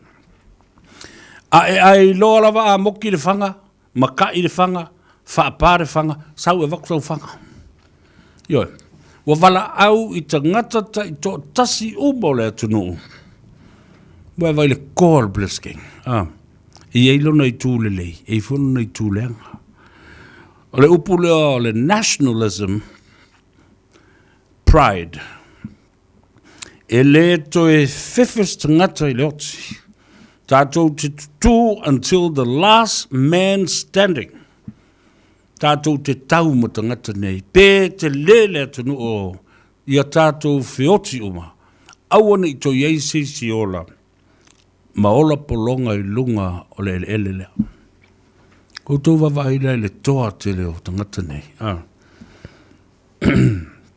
They've had enough. They've had wars before too.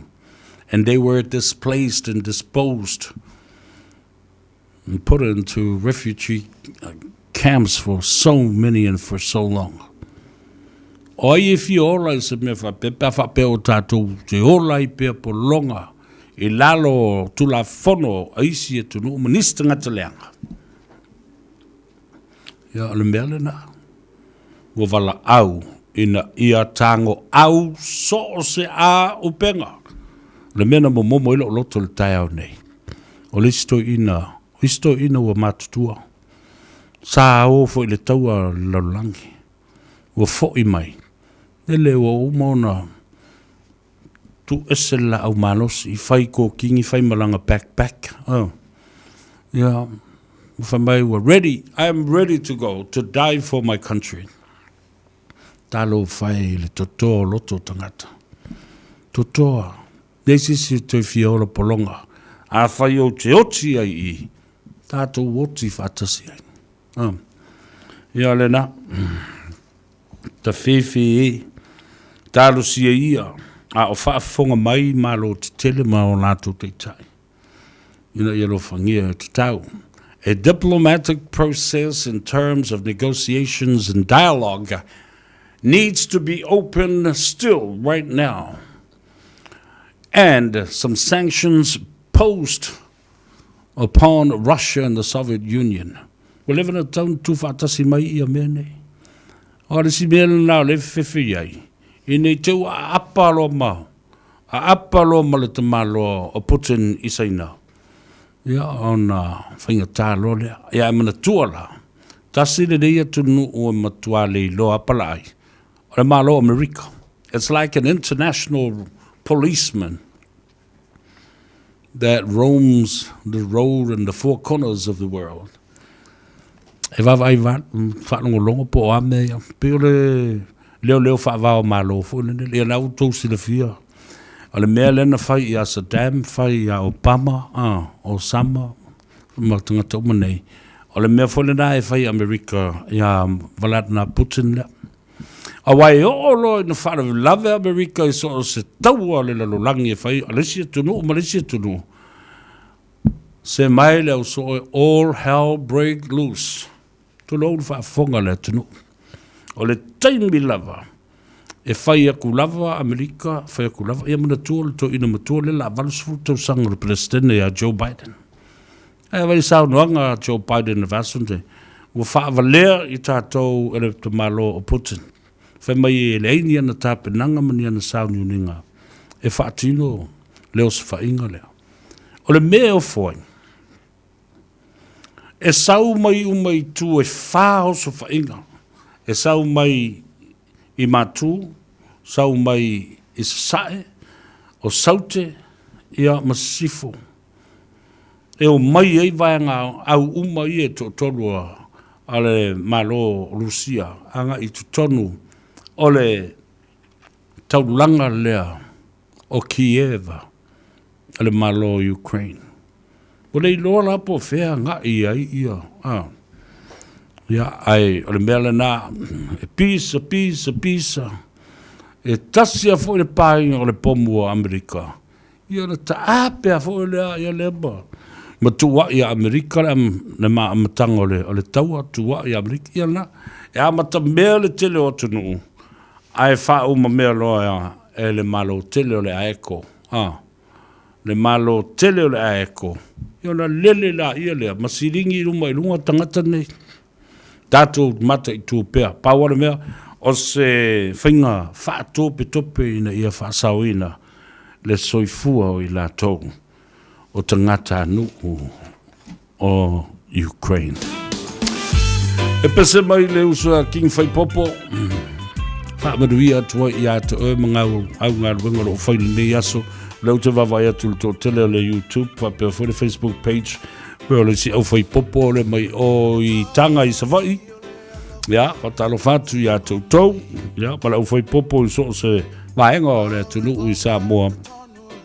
O lo ngā ruru e tāpena ai I a ia whaapusa ma sua vai o le asua te ao le sapati. Te mana maina ia souma A o whalinga e tu mau mai pea i o uluma A o lea ua e tu ua o ia wewa tu ia no fatu Wa o le mau tinoa Lo ua lo fale na wa e loa E tasi ai a fe O e o le auro Lo tai mane La upele Sa unse se Ia la foane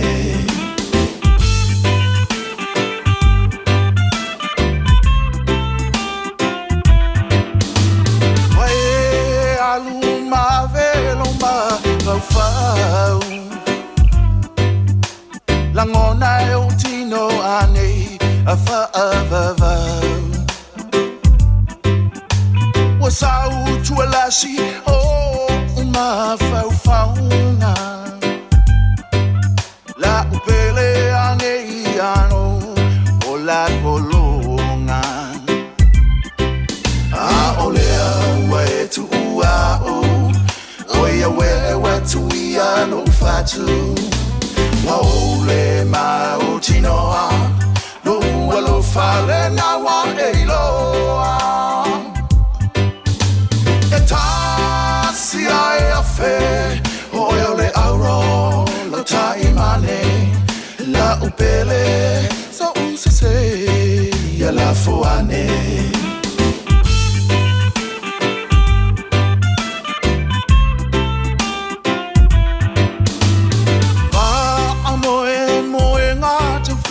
Tau po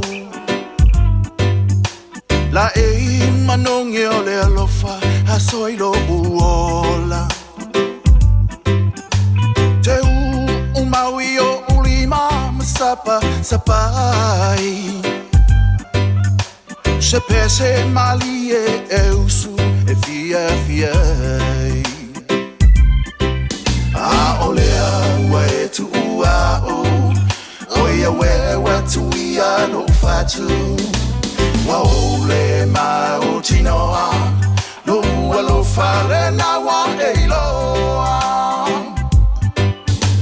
E tasi ai a fe Oia ole auro Lo tai mane La upele Sa unse se Ia la foane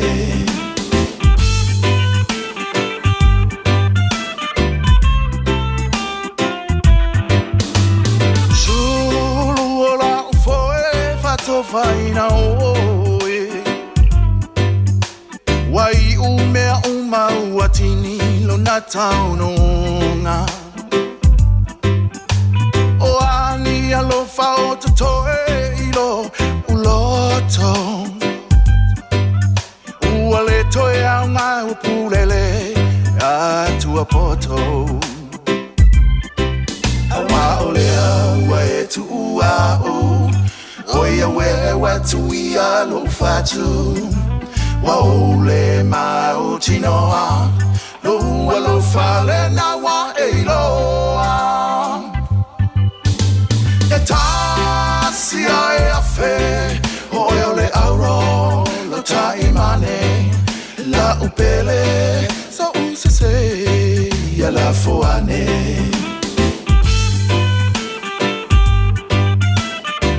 La sufonga matango fie olele i o king fai popo malele, paulo malele. Ea, ma le pesele na e tasi ai afe oe e na ua toi tolu minuto na tale o le tu lai lua. O le ua maua le ava noa e tala noa i mawhaso fo i ma le talenga ia fuata. Tongi sia Pio Wilson Ia mo le tātou pūlenga fo o le whare ta wale le nā o lau sirifia Omega Cars o le mea a mata mai ei mea. Ia a o le io o i tātou telefou i vai whanua se i wa ai ei po o le a le malosi ua o ma le mawalunga o le whainu mera o le koviti i le nei fo i astonai. Whatalo what fuata, so i fuala au le lei malo le langi mamama, le langi matafi ngā ruenga so o fitai tunga iai. Ia, whakaro whakoi, papelo, i lau sunga sovea, la tulai maripoia, kina le pela wa pionga te sta, whamaro so kuna ia, whamaro koe whai le pai o le paipa, ia, kina le koe tau tue inu so tātua tinu.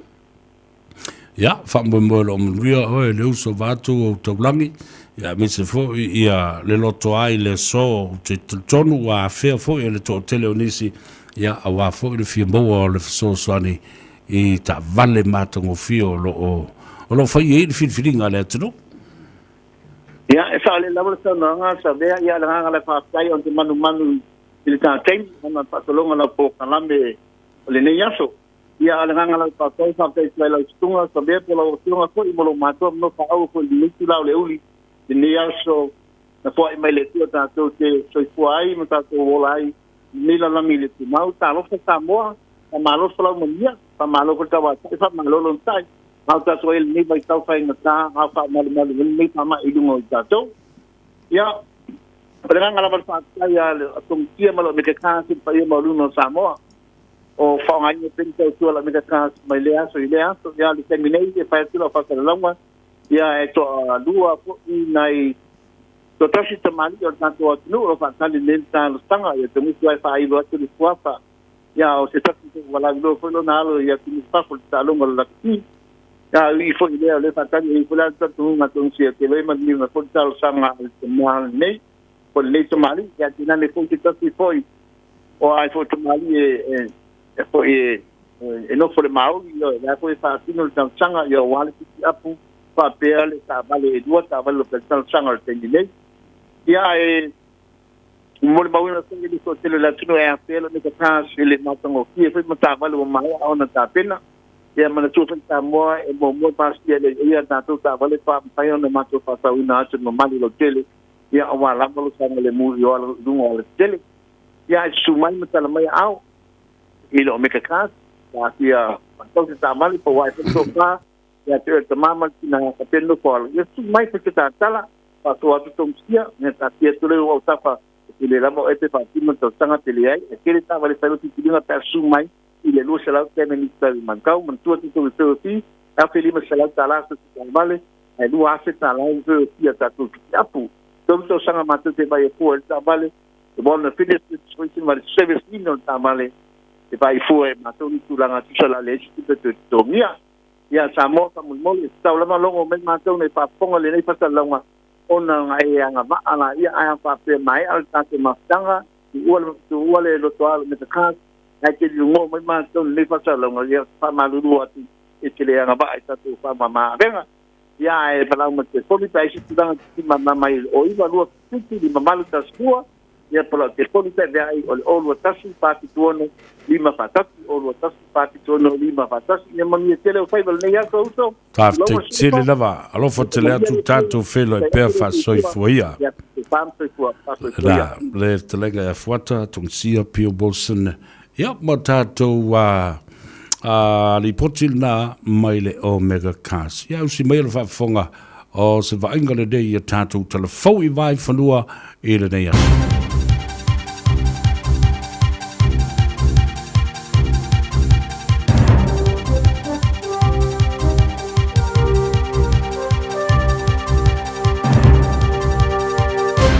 In this update, thousands of anti-mandate protesters in Auckland have finished their long trek across the Harbour Bridge and are congregating at the Victoria Park in the CBD. Destiny Church's Freedoms and Rights Coalition organised the event. The main chant ringing through the crowd was a call to end vaccine mandates by the 1st of March. Gang members, elderly people, kids on scooters and babies were among those in the march. No arrests have been made and police took a quiet stance as marchers went across the bridge. New Zealand Herald senior writer Simon Wilson is at Victoria Park and says the atmosphere is one of jubilation. They feel like they've done a good thing today and buoyed by the High Court decision yesterday that the mandates on the police and the Defence Force were illegal there. They've got their wind in their sails now. The southbound lanes of the bridge have been reopened. There are 13,606 community COVID-19 cases today. Almost 11,000 of them were picked up using rats and just over 2,600 through PCR tests. Most cases are in Auckland with more than 9,000 today, followed by Waikato, Bay of Plenty and the Southern District Health Board. 263 people are in hospital, 5 in intensive care, and there are 6 cases at the border. The president of Ukraine believes Russian forces are closing in on the capital Kiev tonight. It's 3 a.m. in Ukraine, and Volodymyr Zelensky's issued a late-night message to his country saying this night would be the hardest.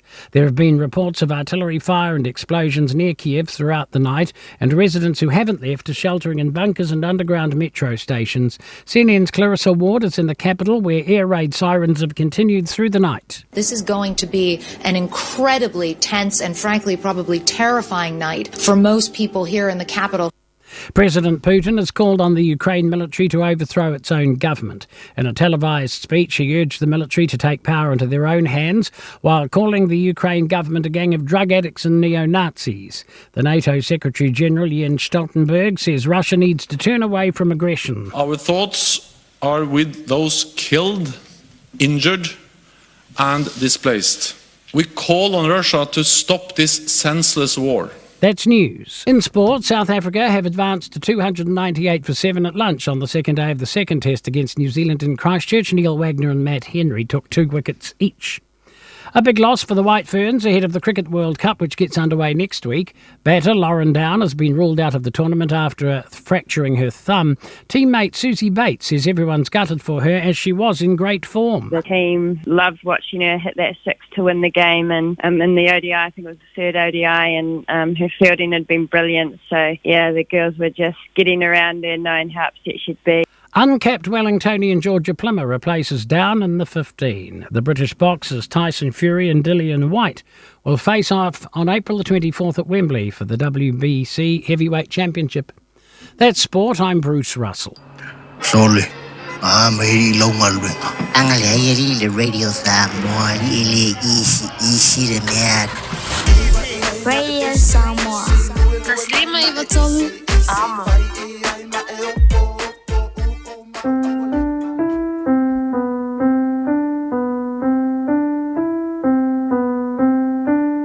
O te leiloa o le taimilene Sa e mana o ai e te nofo mai a te au A o te le I mautu Na o whātali tali lava mo se tali A o le nei ua e ngawi o lo u whatu Ina ua o mautonu So o se mea o te alu ai wana o oi Whainga tana o alu atu ua oi E lea ma whai lava, E pile oi a te au Pele e a o e mutai O lo unei o la malo unei tau ma whai O te le wha vai vai O a lava wha o so ngā pele le ai Lava ma se whalo e O e lava moa So o se mea o te alu ai wana o alo whansu lo wha moe moe Le ma whai lava E pele oi a te au E pele oi a te au E pele oi a te au E pele oi a te au Oi moa, oi moa,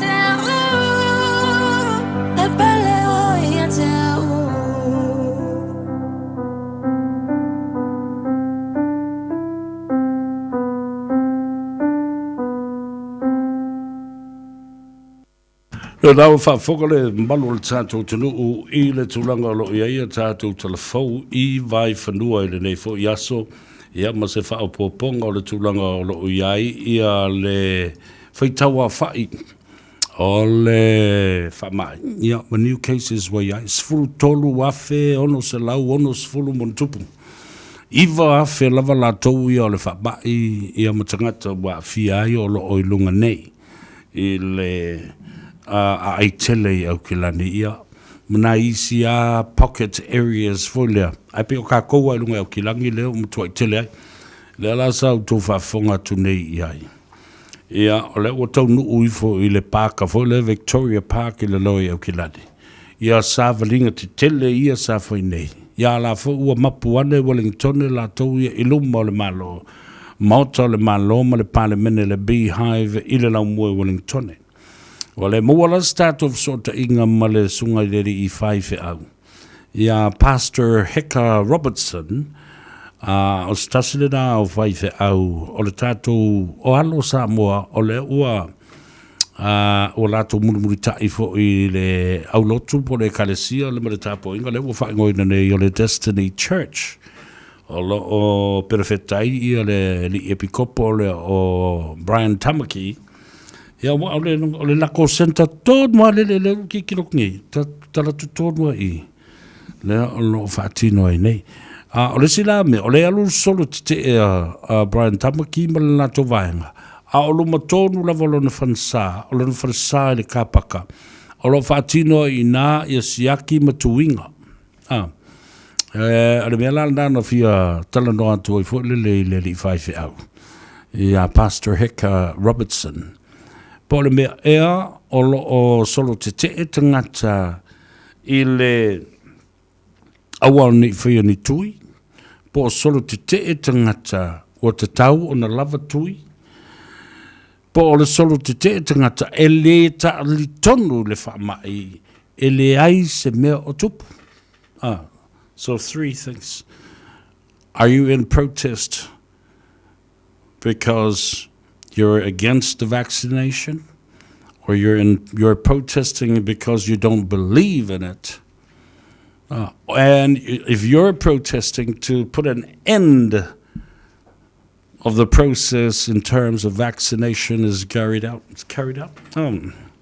Melale na o le vavai tune ia o le mo melale vasinga ia le soundwanga fo le sunga le di fai fia ale foi la to tele ata to na vala mai se vea ai vava ai walangu mu a ko lungo le lo papa I fe ku e lima o le fu a Samoa o ke foi ia le mala fai ia a fu o tangata Samoa I faali lo lato fo I le fifia tangata nei wale o e fai le tui tangata nei e iai inisio e kalesi o te le tau fai atu lato te lango ina le faatua tua I le tua ma le tongi ola na fai e le tua e le alo le tua mo tangata umau le te fatua e leo se mta upu o le tongi ola a le li faola.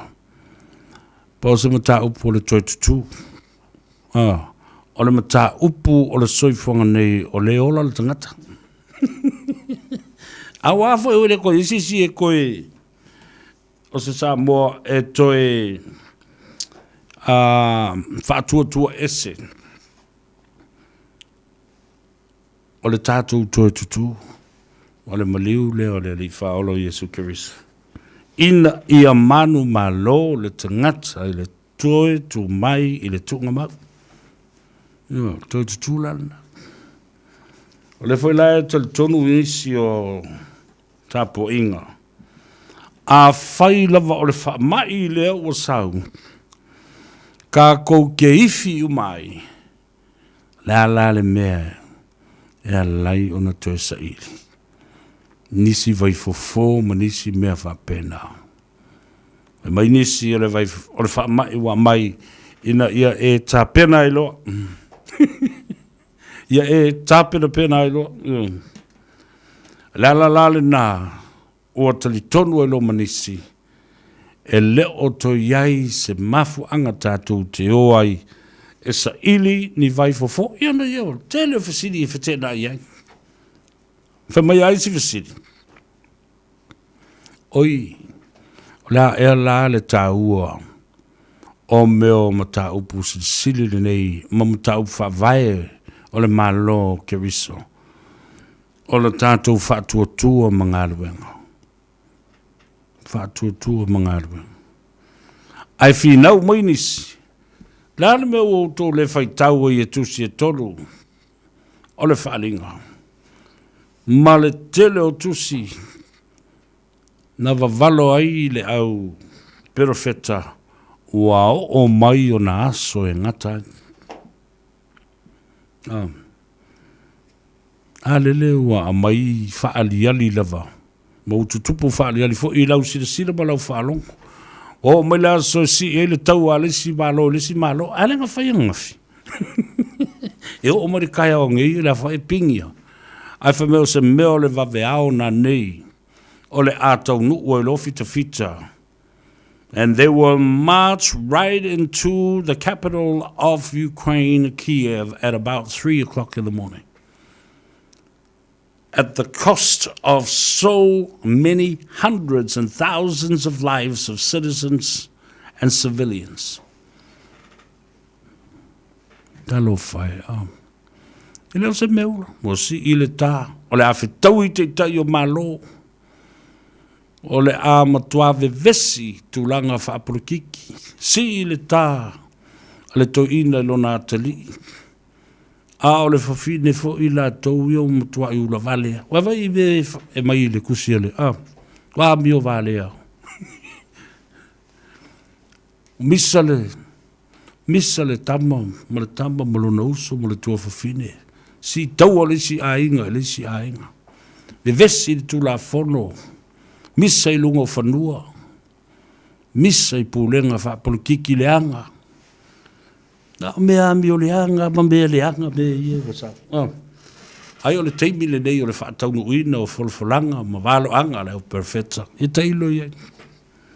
Whai ane o ia le nā mea. Tātou te whioti umarawa. Ai sa o le kala lisko ingo le maku ainga sa whoko. Ie kako whioki umarawa. Ai whaamunu mori. Ka ke le fia vaveo, ka ke le manga oe vaveo, o mare ngā kaimere, o mga whaiak whea o mga arabe. E sa orko inga sara maka, yes, we all die, but not now, please. Ka lo whaziko iai. La so I fu alko inga. A o mana tua I love him. E nei, nei aso whanau I o te wawai atu iai. Whamna tu ina talo whai. Mai ia la lau tau ai wha pe tultuli ya after ya tuli mo tato porkalame nei aso vi ia le tua o Mandy Purcell talo falava alo so fumaria Caleb Laurie but nai Mount Roscoe leo lo mai mo mai si so tu la sofa na ule sa o mana tu tau lava na failo o le talofa Melissa tu ngamala sa fa inga Stefano lo lava so fumaria toa somebody talofa lava pe o le fa taxi foi le ma to le o I vai va se tai fa sanga I mo le kolisio sa mo fotu tanga talofa lava ma lo so fumaria o fa pa ia foleni mai Hawaii talofa tu mai nai Ala Moana Beach talofa ka fifi sa ofa piniki to I vau from Sydney, Australia. O oi leo lo mai mo mai Melponi o mau fa manu. Talo fa lava malo so fu manvia. Money so money ya. O lo o mata mai ina I Lucia. O Peter le umanga talo fa lava Amelia fa moana le malu pio o manisa umani manino vai tupu o to umolava o lo elunga o le tātou apia fōlinga whapea fōle tātou YouTube channel whatalo whatu e alu le aso ngei o lau o tō swafa ia mō tō whinangalo fōi o luna lilo o kahunui ia whapea fōi Rocky Falelii from Sydney, Australia ta lo fa lava ele ale si su atule ele aso fu fa talo fatu lo uso sunga ele pa ia foi vatu ia le ainga le tai tau pa u a fetu lele ma lo so fu mundia ma le tau si fo i mal fa tua ia Juliana talo fatu ma lo so fu mundia fa per fo ia le to mai tai to fina pula ia Elizabeth Firo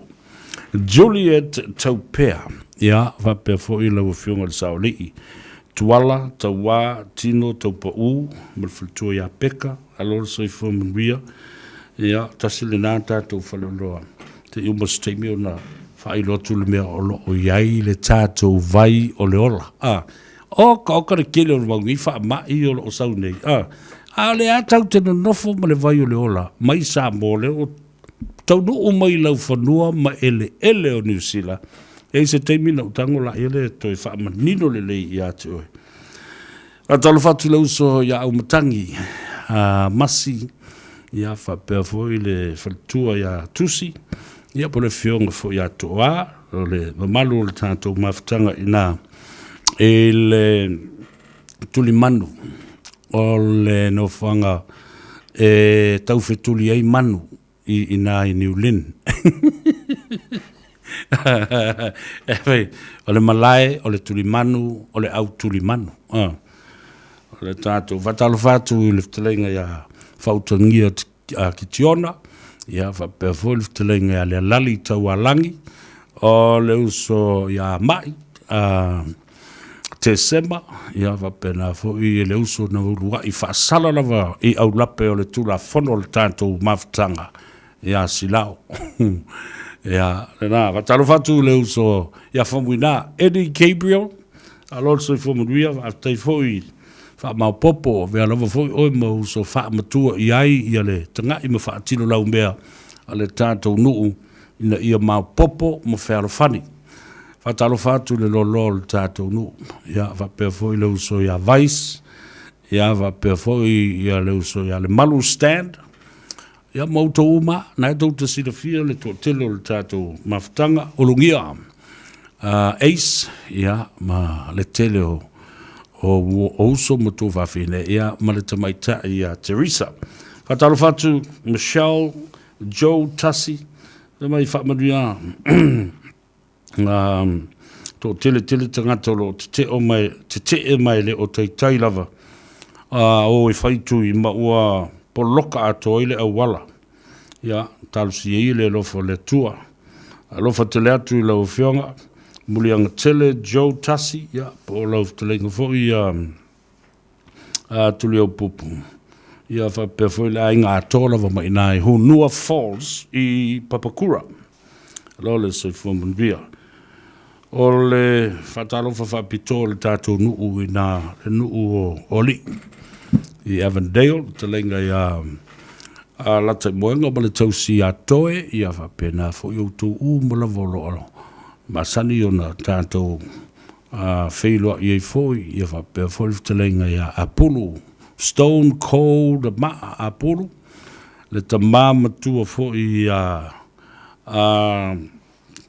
tua male tina le ainga ia ma auto umala vai na le tato nu oli i Avondale talo fatu le telenga ia tusangi ali ia po le sunga foi ia sua le fionga vangana ne mia ia mole tausi foi po le fale tua ia le ua i lila vangana male ainga li i le nei fo ia holi alole soi fo ria al tato au sava vali le tato maftanga ole au sava vali ale walking community le Fau Ward in Avondale no fionga le te fono le tina mal vale tua malo lo manu malo ya Miriama le au sitia ya male malo fo la tu lo lau le fionga ya fotino le te oloa ya va pe fo ia le felo tusi ia matulanga mamalu la tu south inga i le felo tusi le te tupe ia va pe fo ia le te fono ia ai mai se ole po ia maulunga i le malu o tupu mai o le tātou mawhitanga I whare polu. Ia mai se fwe o whare tua matausi ma aunga whapai I tina ma tamai tai whare tua matausi. O le au sāwa vali le nā malolosi, ma le to o tele. Ia, mai nā e le tāwhatolo le nā Avondale, Kelston, New Lynn, I Aukilani Sifo. Whatalu whatufo isi au sāwa vali malawa. Awa le telo au sāwa vali na wha vai mai lalo. O le leitio ma le pulenga leitio. Ia le nā ua tuaisi au sāwa vali matuto o tasi lava I latou. Ia le lava o lo iai le leitio manisio au sāwa vali. O lo I lalo le wha malu le nā. O le Radio Samoa Walking Samoans. O le wha silsilang oi le. O le wha mianga le soifua le nei. Le se o wawa ai atu iai. O le wha silsilang o le soifua. Ia. A soifua le nei o le so ua atoa iai. Ia le valu se furu ma le 5 tausanga o le sunga I atoa Timo Siaki. Mai la fio anga o loto soa. Ia masale I moa I sanganga I wha. Ia o lo asisi mai fui le nei vai teimi o le tausanga. Ia o wa fui ia nai o na ainga. Me se fui ia se tasi o na alo. O le li I su elea ia po le li I inspector. E sunga le li I malu le malo ia sila whanga I sea siaki. Ia. Manuiri lo wa soifua ta ma toa Timo Siaki. Luia tele ia ma popo le tuanis tau sanga stele amuia lau fionga. Wa tele tau sanga. Alo oanga le leipe le tua ma eu le lofo le tua. Whapena o malawa le paia maulunga le tātou tunu I le so ma ye mātutua se yo ye whaato a soifua mai I le so manuia te le lava o tau a soifua. Wa o se mea le nā e le ngona I le whaanonoa I le te lo tau sanga o nisi wa mātutua wa lolo la tau soifua ma pula pula la ngoto fo I le susuru le la. Ia le po se lilo le sila fia le whaafonga mai inisio tama whanau le tunu. E tala vau o lātou soifua ea. Ia e peo na tātou whaanono ai. Whaanono ai ma o foi le loi fonga pa uma le loi mata malingi. E le tuu ai o le malo e le ftalenga solai. Wa ainga tu inga mala. Sa pele le fatu le to tele. Ia, malana tāleni sa whawhiwhi nai sa moa. Male lalo langi a toa. Talo whatu tasi lika leota. To tele o nisi o mafuta mai Alaska, Anchorage, Alaska. Ala tātou o tale peselea. Ia, a mai ale peselea. Fo I mai. Nisi o tātou wha silsilanga. Ia o sa ili leo se ava no tātou te tala noa tuai. Ia, ma whaso tai fo I male sui o le Radio Samoa ia pia. Le fionga le wharetua Josefina Maina Vai. Ia, lo vai malima I eile ngā luenga wā le tala taulongo longo. Mai lo tātou watunu pele I Samoa.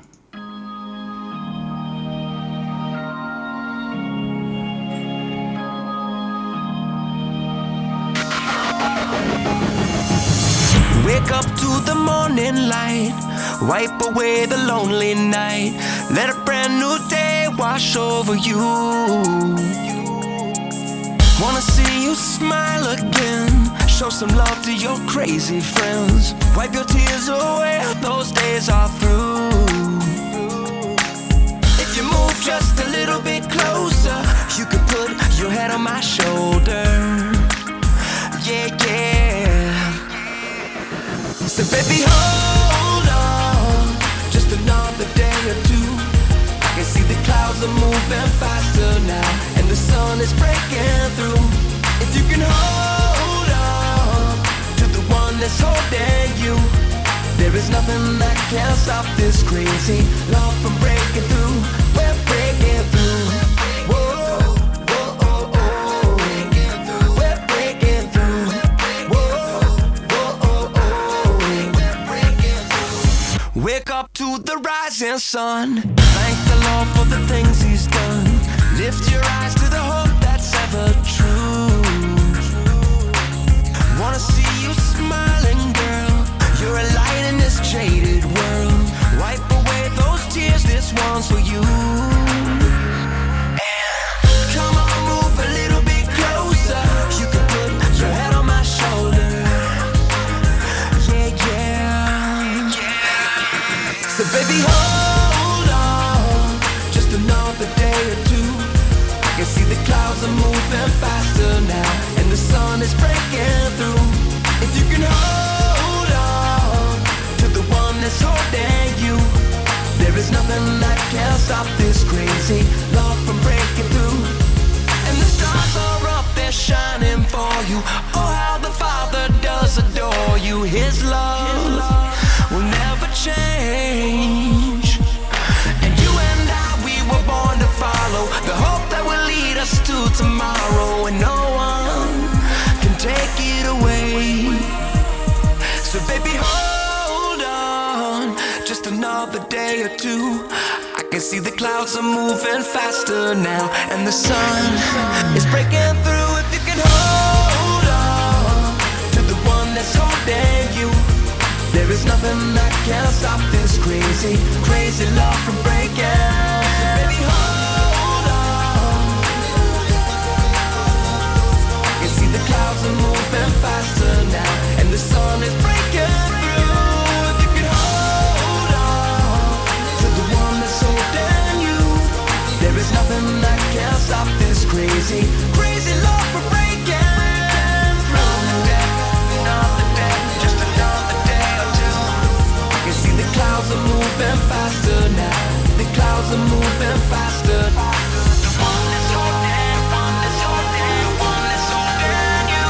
I can see the clouds are moving faster now, and the sun is breaking through. We're breaking through. Whoa, whoa, oh, oh. We're breaking through. Whoa, whoa, oh, oh. We're breaking through. Oh, oh, oh, oh. We're breaking through. Oh, oh, oh, oh.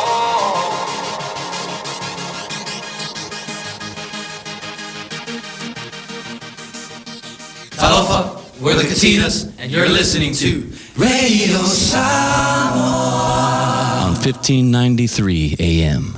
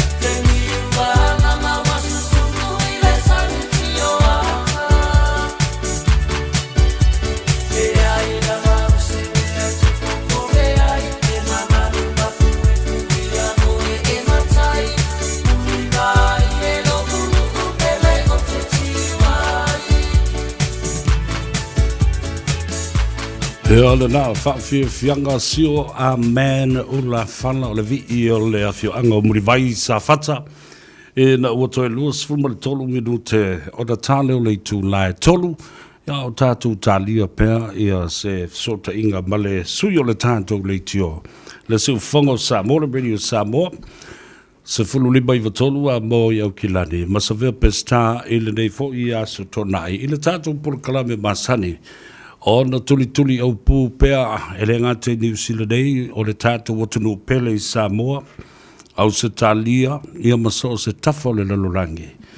Ia ono mata upu fo i e masani o na tātou talanoa ma whaasoa iai. Ai, tātou tele i se ela e talanoa ia maina. Vai mai Samoa. Ta ua tele lo tau sila mai. Io e mai le o toi pose lilo, le tele o le mau wha mai o lo o whetuleni mai. Ia me se fo i le wha mai leo lo i nei, le vai lusi. Ia, ai, o le vai ai a sa vea malona au ainga i le tele o tau sanga o mawai. Leo o tau nuu mai i New Zealand. Le vai o leola, o le whaale nei o tau sanga. Ia ua fia afe ma afe tangata, ua tau mo mawhai, ma toi tau mo mawhai, ma tau mo mawhai pēr. I le vai o leola. Ia, ia tāpena mai i lau o la au, pa o la au, sua o la au. Ia, whapea fo i o fua, ma me uma whapena. A walo soi fua maloloina. E ma fua i sea. O tau mafa, o le mafua anga lea. O ngase o le tino. A ua tāpena fo i. E o tātou au ngata mai le poto wha ana mua. Indigenous knowledge nei lore le iai. E toe fo ia lava e lau o la au, ma fua, ma pau, ma sua, ma a o la au. Ia le tele o ngase. Le vai o le olo le namo oe. Ia, ngase o le fatu. O le ngase o le toto mawalunga. O le sela. Ia wa vai mai. E alu arka koporo kalame o me varka koporo kalame o wengu o mafoina o fangu. Ala e marosi ia. Whare le i le lima i tūla. E le mase me ai ngā le pauane. Si alu al fo sisi afe mai. Ma se. Le ai ia o upu tātou te taliean. Alo mōna mano silva le ola. E le ngatola le wha le leia o le soifo malo noina. E ta wala mai. Toi wha le lei damage liver and kidneys. Wha le leia ia le tōtonga ma tau tia le nei o le whatunga o ma le ate tu lou le whafonga le tunu. E whito i tonu a male, vai mamai na mai o ota ese mai iala toto ma le tino o le tangata. Ia le na, le vai le na o le ola, le ngata i le wha le leia fo i le ngasa o le suka, ia ai wha pena fo i le tūlanga o le wha le leia o le ti ngao so ongo pana iwi ma ngase o le tino, maso o le tino, le vai na le ola. E te maua i le telefoni o lua tasi, lua iwa wha fitu iwa lua fitu. O lua tasi, lua iwa wha fitu iwa lua fitu. O tolu o tātou whale o loa te tele i New Zealand nei. Tātou whale o lolo i ai le maunta i fungone, le malayo i fungone o le fionga i atuala, le saolii. Ta wātino tau pau le numeros fulma le tonu, Lappington Road i Otara. Ia, malwhalitu ia peka, ia mala ai ngari o lo nātou whaasoi na mai. Nā, leisi o tātou whale o loa. Leisi o tātou whale o loa o maua i nā le lua, sifurma le lua, 22 Templeton Place, Glendon i Manurewa. E le tō whine ia Malia, Nive, ia whapea fo i le uso ia Yosia, mala tamaita ia Mareta sa wanga mala ai ngari i. Nā, ea ngā i o tau i le nā fo i whaitu. Ia, mo le tātou whalo loa tele le nai Class Tete, numeros Fumar Wha McCarthy Street, Hun Hei. I le whalo loa le sunga sua whaioso, mo le whaltua ia fina, mo le no whalo, mo le ainga. Ia, o nao no whaso soa i le isia tātou whalo loa. Ia, whabena fo i le tātou whalo loa i nā i Henderson, le no whanga u whaingoina, o le Alisa's Pacific Fashion. O tōsi sila mai la eine o sui mai na ia. Alisa e tāsi no whanga tau te anga iai. Taftafa tonu i fua le TAP. Lo o iai ina le maunta o le whaletua ia whaanimo ma whaasau. Ia ma le no whaalo ma le ainga lo whaatinoina i ngā ngā ruenga. Lo sui iai ia la ei mātango fie o le tūpāo tane whapena fo i whaletua ma tausi ma tamaitai. alu e mai sau vai ngā whai e whapa ui fose mea su e lo of wai.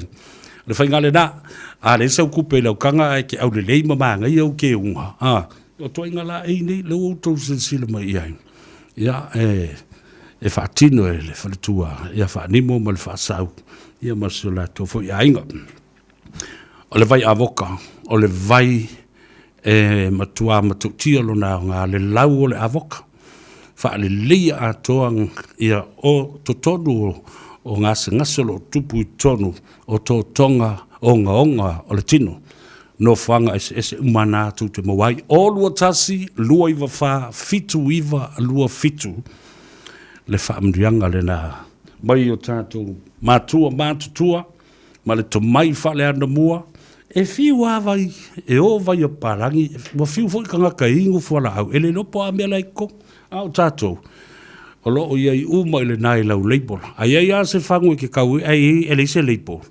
Whangu le nā le aingo sa vea malona, malana tau mawhai ngai le tele o tau sanga o mawhai. O loo iai, ia mea o whaatino ele vai, whaatasi ai, ma le ingu manga o le vai, whaatasi ai, ma ngase e ao ngā iai le vai. O ne ngalo numera, o lua tasi, lua iwa wha, fitu iwa, lua fitu. Ia na wantila ia, ia rera kako se e o se kofingi, ia Josefina, maina vai, talofa maina, ia, po o maua mai ia le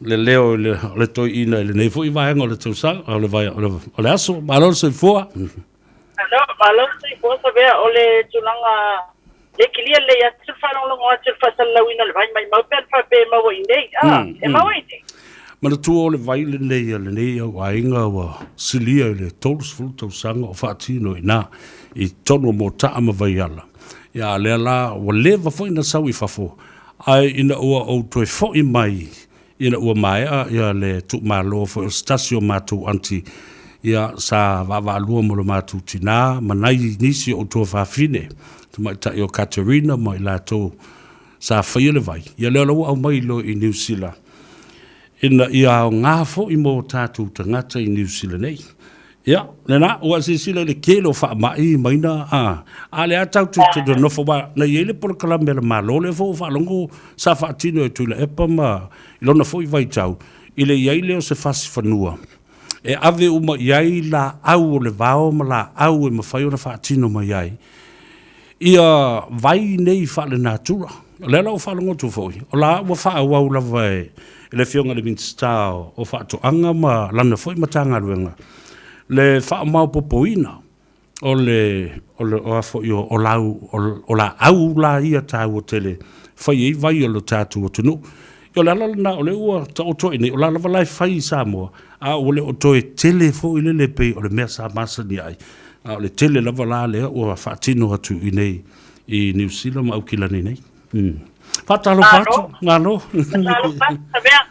Tala fatu le ni vai ngole aso ia me se foi le mai mo fa fonga tatu chulo mai mo mai e tu e fio Samoa e a fai u le tere ia o fai pere skalinga o ka o le fa de don me fina venga e fa stai tele mo le avano tatu mo nei de nei time yo la stona e fa stai le suela nto singa ia le va ai foi solo il tino o lo solo nga mia la foi nai tu e pe na ia la u pasa la wina o tatu fasalonga nei tai au e me so lau ngā ruenga whai ia wasio tātou atunu.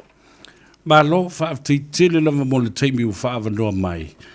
Ia, wa fo le whaafunga anga le tātou atunu o I Samoa nei, ai New Zealand nei. Ia, me se fo I Samoa, I o ala o latou, o pe o latou te maua le tala I teimi uma.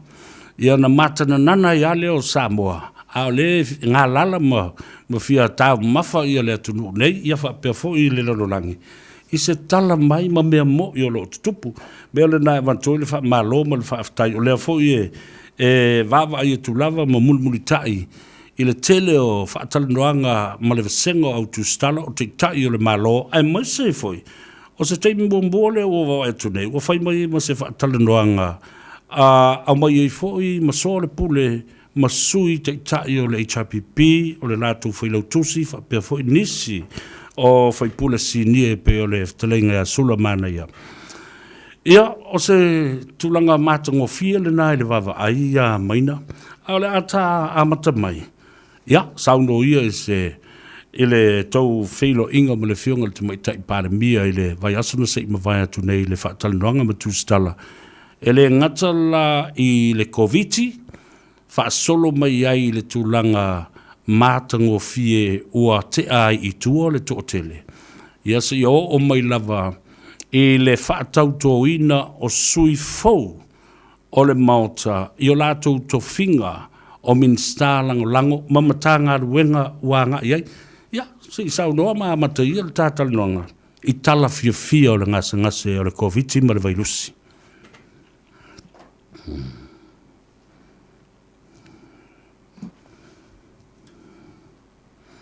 Se i toe siaki i fo lava lau maika a maina whaamuli.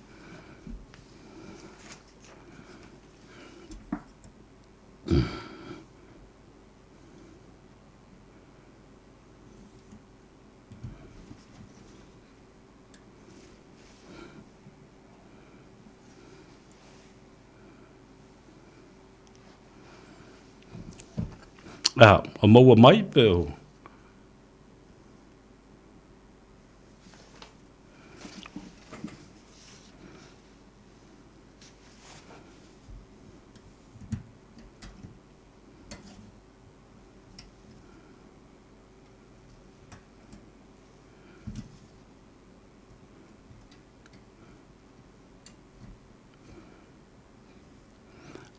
Se i toe tanga i fua whamulmole a mai nei lau.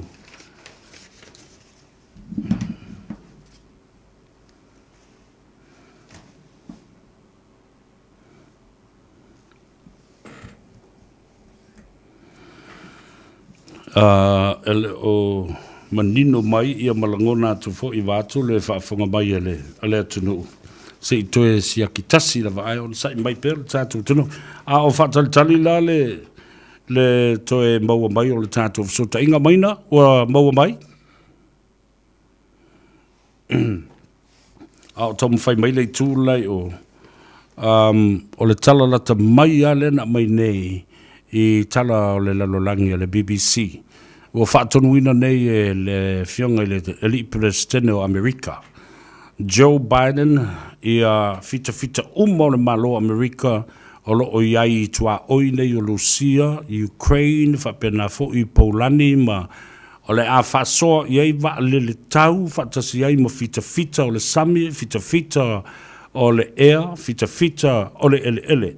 Military from the army to the navy and the air force. O le ao stand by umalawa I mawava ai I ngā yoinga mo for security reasons and protection. Mawava ai I wawa inga I whainga ria o lo whai nei a Lucia. Ia o stalo whiwhia nā rata mai. Ai toi whatalo watu maina se I toi wa ai whaale I fo whaamure mōle rawa po o.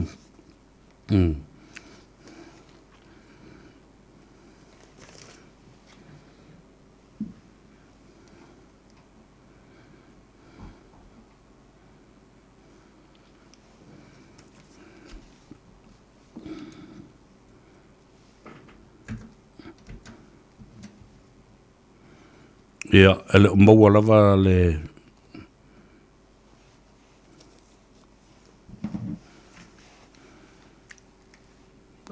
se toe sauno tasi mea maina pe o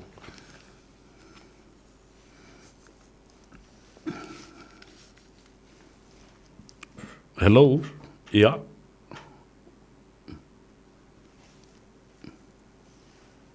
Le ai, ele maua lava.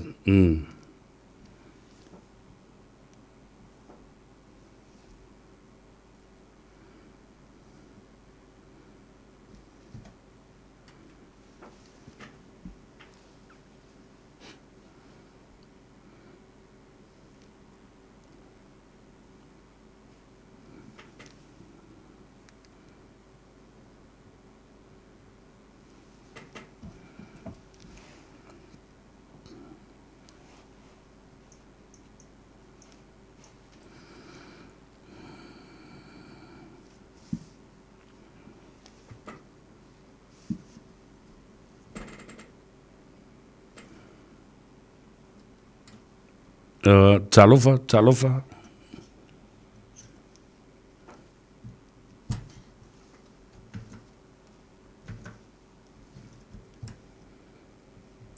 Hello, talofa mai no. O toi mau mai. Leo ola le tato Mike.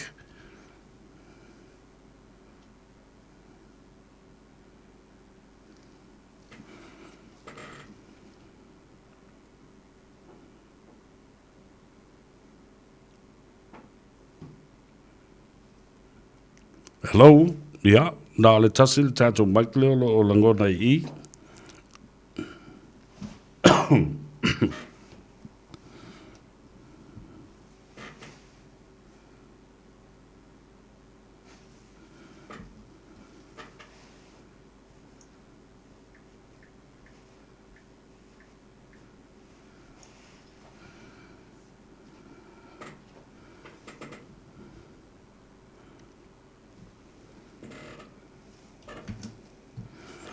Hello, Talofa.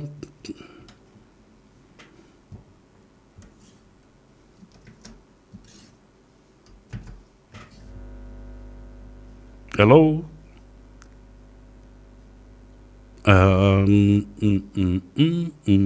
Yeah.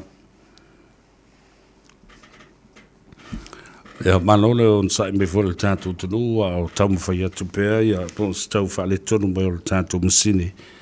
Ia le sa na maua le amatanga, le la ua, le o mai lo po le ale tūlanga wai ai. Ai, on sai me pēr o tamu whai atu lava. Ina ia maua le tātou whasota inga. Ia, manino e fo i malama au whala I le telo mata upu. Ona o fia fasilingi ai le sui le tātou Radio Samoa ia pia. Maina, tārofa, ua tau maua mai. E leo la ngona mai lava se mea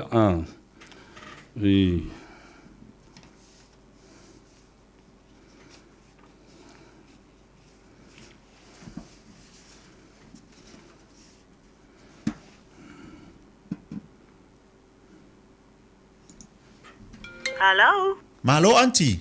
Oi, malo, Simi. E ele me ngau vira kuai. Okay. Se o ole wa uma ole Omicron. Ma ole mele nga ngau vala au kuai. Anga ole sa o we var ko fale le lua so kan wai.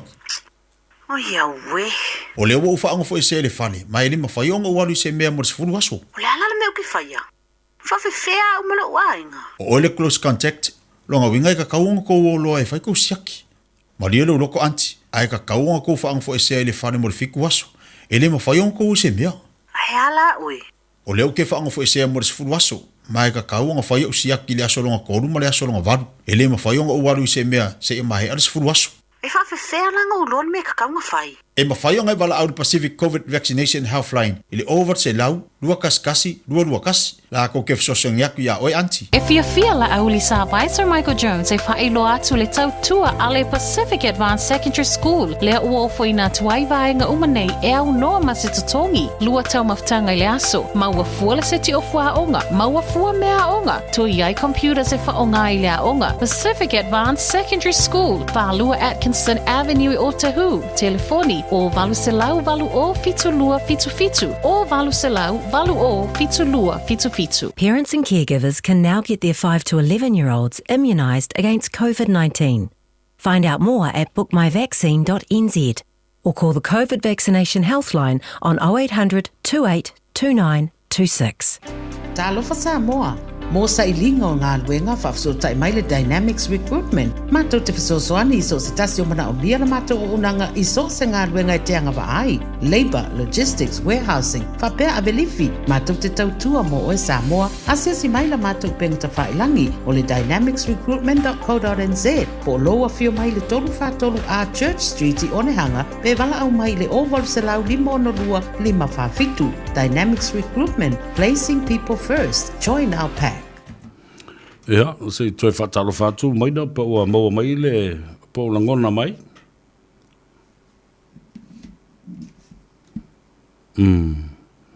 Neila, ele ula ngona la ea ula te mire nei.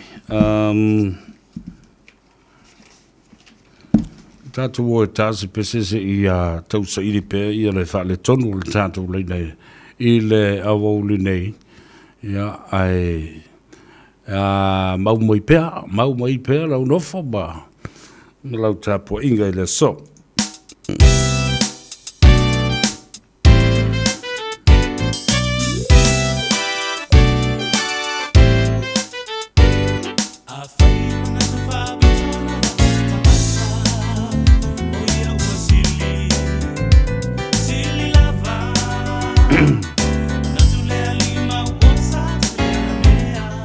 Ja, talofa maina malo pa fa o. O bawa mai.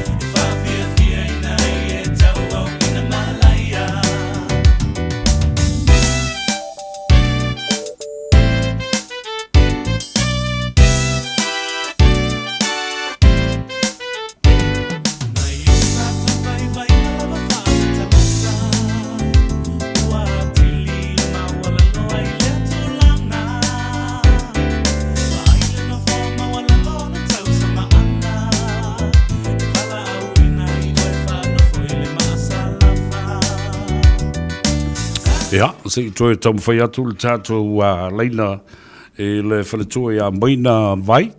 Ia pa ua maua se awanoa e mawhai ia. O e whapea nā lawa ia winga fo I lea taimi ma lea taimi o tātou masini ma whaso tainga. Ia e whapea moe o lea ua whaso ni mai ia leisi o tātou ni insinia I le au le nei. Whatalo whatu maina pia whai o maua mai ia le. Ia le nei taimi o le tātou whatalo noanga.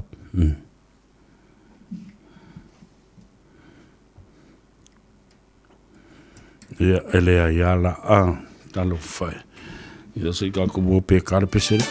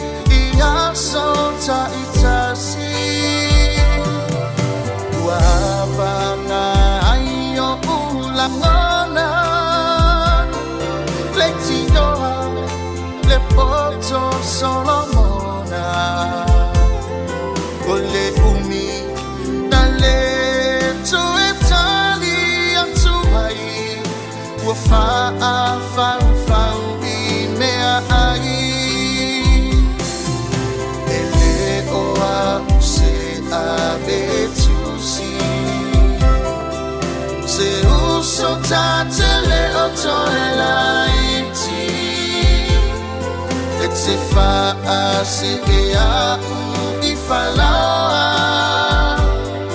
ai momoli I la pepa o alofa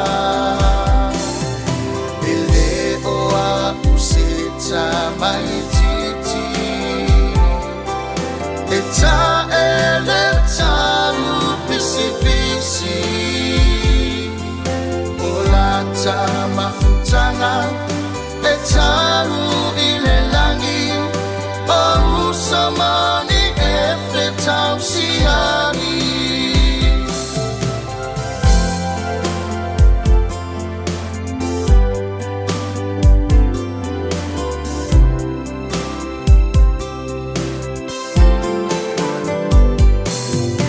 ai ina ua o tatalaina na o maua ai tupe siliva sa o faita wina malo I mata ua o lengia le mafutanga ele se seloma sano sano ua malo upu ale supokako le ai se tala le agana o fai e malo la vale si fai ele o a se avetusi se russo tatele o toela iti et se fa se e a I falawa ai momoli I la pepa o alofa ele o a useta mai titi e ta ele taru pisi pisi o la ta mafutanga e taru ile langi o usamani e fetau siani usoi e moni ele o la usaini de malau tusi ele fape le lolo la monna e momoli e upu suamani e sufina le loto le tausala ia vanga ai malie a fenoalo finangalo a tono le awa tole matu pala o le tamma o samona ma fa amangalo le ave tusi mai ile ta ele o lo loto e lafu a tamma sa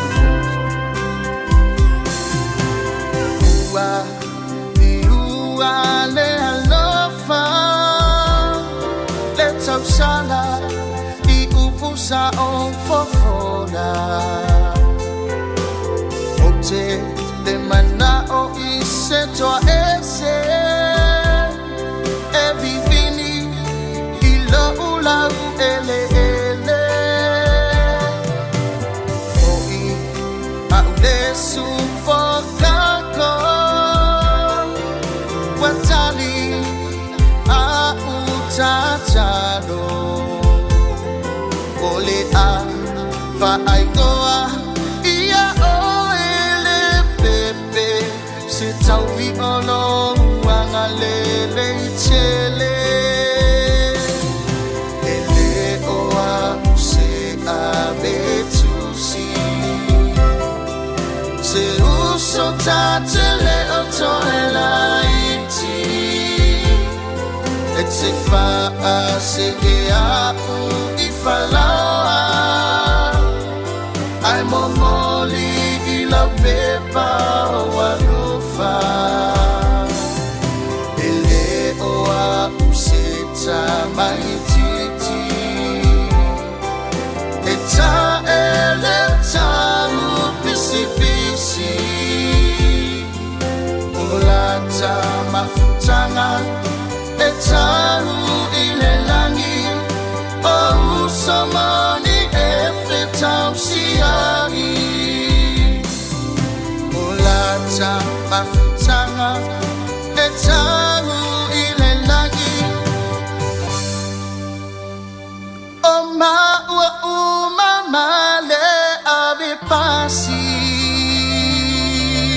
e ole na le tali le supo kako ele o se avetusi ole me tonu ale ta ole wo fo ia male fa mamla manga le se o kamanga mau ave yo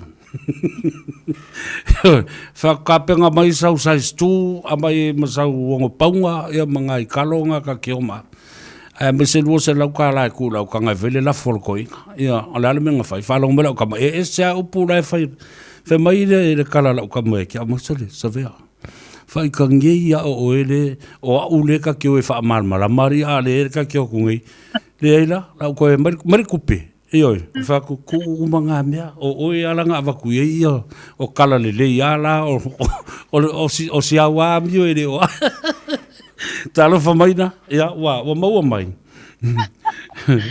na ia pese ya patala fatu sabea ya me se fantato tunu ya ole nei fara la la titi ale na le anga leo leo tai mau atu lo fionga le tato por kalambi na lo va tai ole ta uole na le wa ta o mai fo ile vaenga ole I tu la buli o le tato por kalambe le so ai le mawhai o na tuua o se ia mai ale lei lau wha soa fo I ai wha fonga ta pua I malamanino o le tato o tano wha aftei te le lava o mea wha penei ia fo I teimi e wha alu fesasi fo e kolosi fo ia satani punitia le mea ia mo poloka ai ma le tā talanoanga ai ui o lea e le ai e malo lava le mea moni ia ma le tūlanga o le tautua e tau o na wha wau. I lau tau maftanga ma le fionga le te maita I pāle mia, ia, ma le vasengo lau tu stala I le vai aso na sei ma vai. Nā iaso ia wa tuana e tu nei. Te le tala fifia I le wha longolongo atu. Ai te tau o na wha mauti noa I le wha fonga le atano ai maise o pasese sa wha nofo e sea o le ase tala la ta mai I le teimi le nei a maina. Fia rama fo e whailo atu. Ia o le tala fia to atasi, vai aso nei, na ese I tua le to atasi lena toi o le pasa se foi lena mai Brisbane. Lena maua I tangata mua to se furu sabea, ua maua I le COVID fulmaleiva test positive. Ia, le pasa se le pe fitus full tolu tangata lena o mai Brisbane. Ia o le to tasila na le na se tu al vai sonei umai lol pasese wa ia tu yola to ainga ia eno no foi malalai ia o le wa kili o malato o le to yese tu na felele e a mai se su enga e positive o le wa test negative o malato se ibanga nai ia nai forma I fo ye nurses ia to fo ye to alima ia tamai tai tausi mai ia sa va ia la to ia isolation ia o lea la sa mau ai foi malato ma test positive ai I le taimi lava lea. O la I le whale mai ia ma whasosoani foi le ngata I ngā luenga ai whaano foi se a tiri pēi lato mō pui puinga. I le taimi nei e le o whapea wa ngā I mai sao I tua a lo whapea nao na ngā lulue I le tato mtanga luenga so I fo maloloina. Ia wa foi le tau mawhainga o lesi foi whainga malanga lena sau talua I nei sa vea. Malo. Le lau mon tupu ia. Ia tangata na o mai ai na malanga mai ai ia tala fia e wa fa tolu na fa ia to test tono le fitu aso e la ia masa se positive o la negative ala to su enga ia na fa ia o le tala fia la le na ia o le si tala fia lo na luan tato covid o le wa si e try lunga wa nga foi le fa fere ali malanga le Brisbane wa kama mo e la kosi wa nga foi ngane fia ku ia la ko fa me e whaarela toa ia tau o tuiele le muso fa mai lua tau sanga iwa kalangi nga whai e rupe mo me lua lokau sanga wheo ki le kuida ia lea nan tai tawa mo e iloa lea lawa si itia ai pasene o tatou tui mua le AstraZeneca lava ia e iwa fitu pasene ele ia toa le se lau iwa fitu te simale 5% ia le first dose Ia. ia o le valus o le tuilona lua e valu iwa te simale 5% le second dose ia savea afa pese ele anga le taunga upuela na langa le fa le longa le alu le au vai ka ua le mele kupur kalinga ai ole Pfizer le wala talata ile la tau fo yes fulu lo su val tau sanga o le tui mua la wa iwa lua pasene le wa yai ale tui lona lua ia e fitu pasene tu sa lua fulu lima afe valu selang mantasi tangata le wa mai atu ile Pfizer ile tui la le mua ia e lua tu tasi afe fa selang fitu iwa tangata le wa mai ale tui lona lua ia o le talana le na mai nei tato COVID o le tala fia na mo se tato atunua nei ngata i Samoa nei. E te lo fia nei tato a inga ina wai e se le popole mai o ina ia tato wai pio se tato atunua e le any resources ia mala i titi tamau a inga. E le mana na o a o tau ina o mai se wha ama i Samoa. Diela. Ia, o le tui lona lua o le mātou to ina mo lona tui lona tolu. Ia o matau le sapeta. Yo.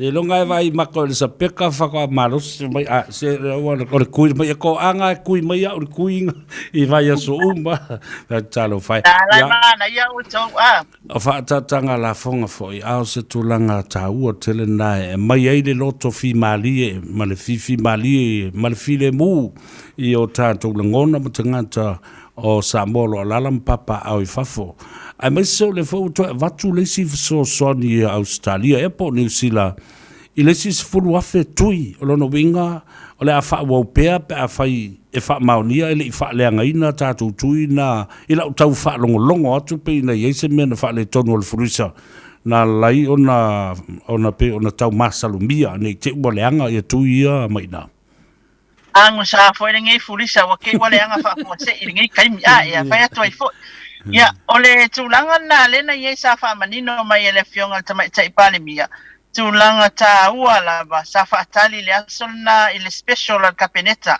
sa fa ia la ba le asona na fa ia il tato a fa tatanoanga le e o to capeneta se ola to fasiringi o ile officer so formal loina se ola to fasiringi a pole alma fu anga ia se reporti fo e tulanga wa ye tato tui ele io o mai la tala le na tulanga sabea o tato tali nei se isi por kalamea ale fionga tama tai palemia ia por fasilia tu ile minsta ia por ale tulanga na ia se atoanga o le foi tulanga ile se fulu montupu afe tui e ta ua ai ele se numero la ititi ia o le tulanga foi lele ia sa mo lo maufua mai le tato tui a lo fa mai ai Australia ia ma autofo ia ai pe o tulanga le o fatamala lava ia male malo o fo ai ngi pusa isa wale anga como foi ai ngi pusa isa ngi kai ia ai tato Australia se tala wa pe o tulanga na le sa fatatani le fionga tama tai palemia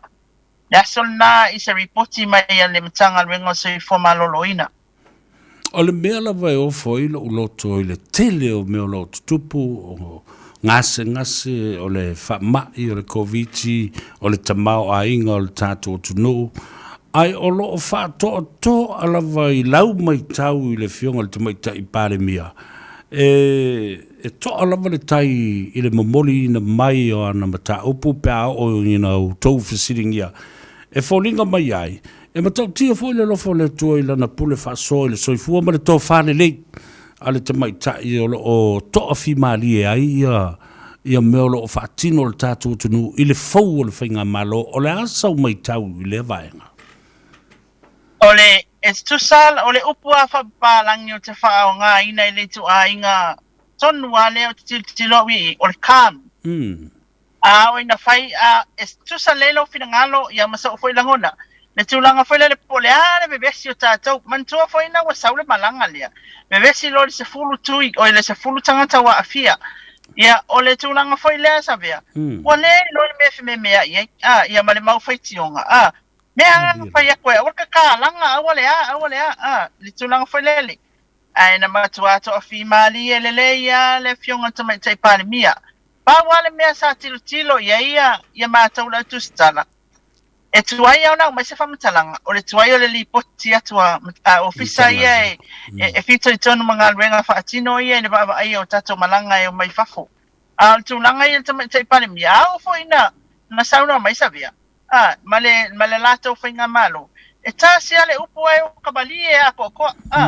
E leine mau me whaina e ka milo mai o ilalo le waki alwi fo yuka i. Mpaina ne. E tā sia alfa upunga e tali mai e se fesili ma se whamtalang. O matua i atoa e lata whanongonongo. So la u tilo iai. E sele mana i alfa manuianga le atua tato whinga malo fo. Mantua o lena o atu fo atu. Whetau i tonu a matulanga tia ma leo ngaonga lea o le wha mai. O le telo le mau ngasu o loo whelumia inai nei. Ia aele o wha apeo, i ese tūlanga whailele wa ato, i eso ona vivesi. So ona vivesi solo, le ai to a whimali Malo whaftai. O la una mai tau o stangata tu stala whaasala lausinia. Ile wawa ai atu i whafo mau tau. Amu ia foi o tau. O lo tau whaafsanga i male whiunga i le te mai tai pare. Mia so teimi lava. E o fo i teimi o te whaatala noi nei. A o loma le whainga pānota. E le ai a se popole po stulanga fo i le tope lau ai ia sana whai unga ma sona whina ngalo fo i. Le fo i la na whaata oto lava i le whiunga te mai tai pare. Mia malana kāpeneta ia le vavao masa i le vao tātou mana i o tātou uso i le motu i atu tuila mamanua ma le whainga malo le motu sae. Amerika Samoa. Lea fo ina lango tonu lava ina ua o mai le lockdown au umana ta oto au lape o le finangalo le malo. Ia, sao lele lava. Pei o le tutulanga foi lele e manatu ala i tangata ia e la ele o malama atu atoa i le tutulanga o le ia i le whengasolo inga o whainga o mea. E meise lawa le taimini nei o le maale ale tele o tūlanga o le tata o atu nuu e meise o atu nuu umalalangi i le wha mai, peitai. E ia vala e mawhaia i le tata o whainga malo lea lawa o lo wha atino le taimini. O na o atu ina ia wha malia ina nisi o i tūta ua lawa. A wale so i fua manmia pea o le tata o atu nuu e meise o tangata lau tele. E se le tā ua o le vaenga lea. O malau tau whaatalanga na o le si mata upu sa o tuli loa ina a e whaafatai sa e le tātou sui nā i lau o whionga le whalitua. O le mata upu lea i me o whaululunga o mata ngā luenga o teimi o lātou kon kalate o le teimi e whaau ai le tu mau po le extension po se variation o swinga la iti o lātou kon kalate. E se le mana i e le whaamanino ina. Le anga o le to o telo le au whaasala lau, mara au whai poro kalambe le whai nei. Ai maise i Australia, maisi vaenga le atunu o nei, ma Samoa. O lea te whaanongolonga atu nei i ai. O lo tua ia lava le whionga i le palemia, malana kāpeneta, ma Minster, i le tutuli, whamai o ropuaia o le whaatea ma tutuli e au noa mani mafua anga te tau. A sa au whaalongolongo atu, sa e se e tonu ai le vaenga lea i luma tonu le whionga te mai te iparmia, sa au noa i le wha malama ina, malama lama le leio le pito la au, ale malo, a misa le whionga te mai te iparmia, ma le Minster. Manino ia o le tūlanga lea sa vea. Mai ai i le amatanga o tala ia whea vea i solo. Tala le tala whea ngai ia wha pēa wa tutuli. O whafua se ia nā watutusi le asfarai le amale aso muli matutuli ia. E lai masitala e monio nā tala. A le o whamanino mai a wafo. A e o whenga whaavai ia na whamanino mai nei e le whionga tamai tai parimia. Nā, e saba wali le maa lo ia le whenga whaavai nei e. Ma whainga le pisasi le lo ia nei ana tangata whainga luenga. Mana tuana watu te tonu le tata o whainga maa lo fo. O tele ina la talata ina uma kon karatia CEO. So lesa ia taimi o le maa lo tuai. O le tūlanga lana iei, mantua, e te tau ai le whainga malo i le tilo tātou iei. I le tūlanga koelele. Se i loa ia ngā luenga ma le wholasanga fo ia a mata ngā luenga te itasi a lātou CEO. E mai sapolo ke te olo whaau au pia. E awai, ona tu se taimi i e tātou Officer Silio Pulenga, ia e wha wa wela lātou ngā lue. O isi la Officer Silio Pulenga, e le I wha mutaina lātou kon karate, e na toe extend, pe na toe wha wa le tu mau. Le ala lo manino mai le saunoanga fia me. Ele eise me whainga le wa terminate umaya CEO si e whaia na tā wane. Ele eise me whainga le wa kupuni, ne ai. Tasi ale CEO. Le pe e fōlinga mai na whai, ele whai unga le ka peneta ono se mea na tupu. Au le isi tofa, ua uma le taimea o le extension wa expire la tō, le variation le sa whai e, ua uma la le taimea o le extension ia. Ia, le ua le taimea whamalolo, lo uma upo le saunoanga tamai taipalimia. Sa o le ele minsta, tala noa, ma whaafetai, ave ye le whaafetai ale malo. Ano ma o whale ava noa e toi apalai, e la tau i ava noa ia. Ile numana. Ai maise la ile whaalongolongo atu. Isi au whai tala se I o lo lātou tua ina le malo. Isi I poro kalame. Whapea mai. O le leai e se tō wha le malo. A o se aso fo I se tasi po o se lua. E tā pena e se ia mea. A fo I leo o tusi ma mea whai ngā ruenga. A nei CEOs po whaururunga mtanga ruenga. Wa tai pei o le whainga fole na whai. Ina ua a maile unga le whamsinonga ia tu le epa ma le vaenga le chapipi tu lai mo esi. Sa talo sanga I mo se vai aso, po o seisi aso. E pe lua pe toru pe lima, se ino fwai e whai se wha ma vaenga, whai ni tā penanga. Wha mata o le leu sustai le tu la fono lua. E popole foi mai ai le tulanga foi lea. O le toi whaia o nisi soli ngā tu la fono I le valea. Le la tu atu ai nei e o I officer. E ono alta ai I a data, information, ma isi fo I vaenga I wha mau maunga le matanga aluenga. Wha patau laso tantonunga le melea. Ia, e manto foi savea. E o foi le nā mea ia. Sa tu wale ava noa e whainga malo fo. Ti ngā ona au mai le tala ua tatau ona ua muta le taini. Matapena esi. Ia, na tu wa ele ava noa. Ia le ava noa lane nā. Ia, e ele upu foi le whai pea e tatou. E asa le whai pai le asa ale masalo. Asa ale masalo. Ia o tūlanga nā lesa iai. Kele yo kala e whelama sa I mai. Ia e tatou tele ana wha pea alo. Ia ma tatou wa ai ni wha maungo mea ia. O le alme la tua. I rono wingo le si foi mta upule tu ina tu le wha masinonga. Ma lo wha taita ua tele. I le wha fonga le tunuu.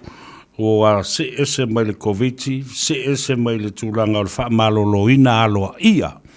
O I la tō mau tonu fwoi e le asa CEO sa vali fua I le ala au noa ma se whaafetai mai a le malo e tau wala mai le minister.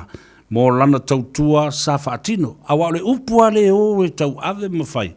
Ia ua tuli pe o stangata sa le se au ngā e sa tau tua le lei mo lea. O tal tonu o le tō wha le lei le nā le malo. Alu le minister mo mori le sa vali. Ia ma le whanonga fo le nā o le malo. I lau whanonga atu. O lo iai lava le awa noa. Nā o le minister lava. E mawhai o na intervene pe oso wha lava. I ma wha lava le amoa. Pe a wha pea nā te sila fia o siringia. O ia e le CEO o lana matanga luenga. Lau whionga le minister.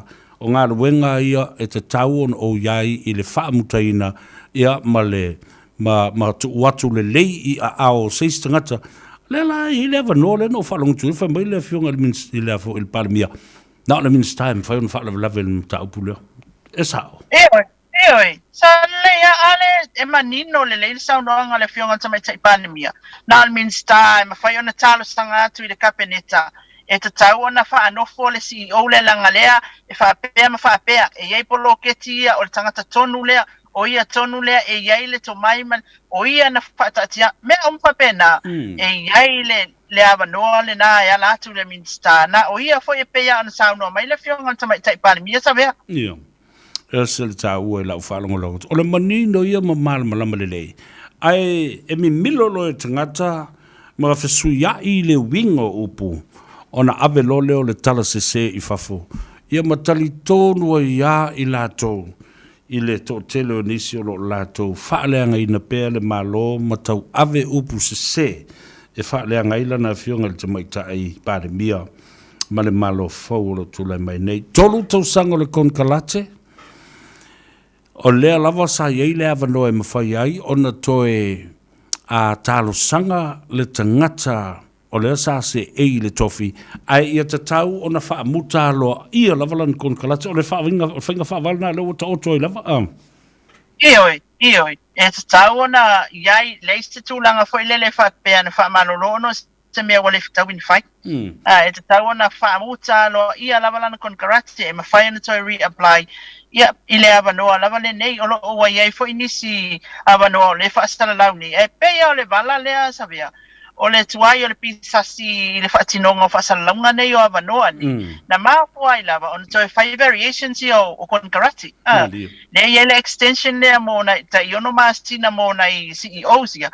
Ia, na ua whaamuta, o loo fia foi, o le tala, o le mea, o le whanonoanga tele savea i tu o tala ia whea i whapea.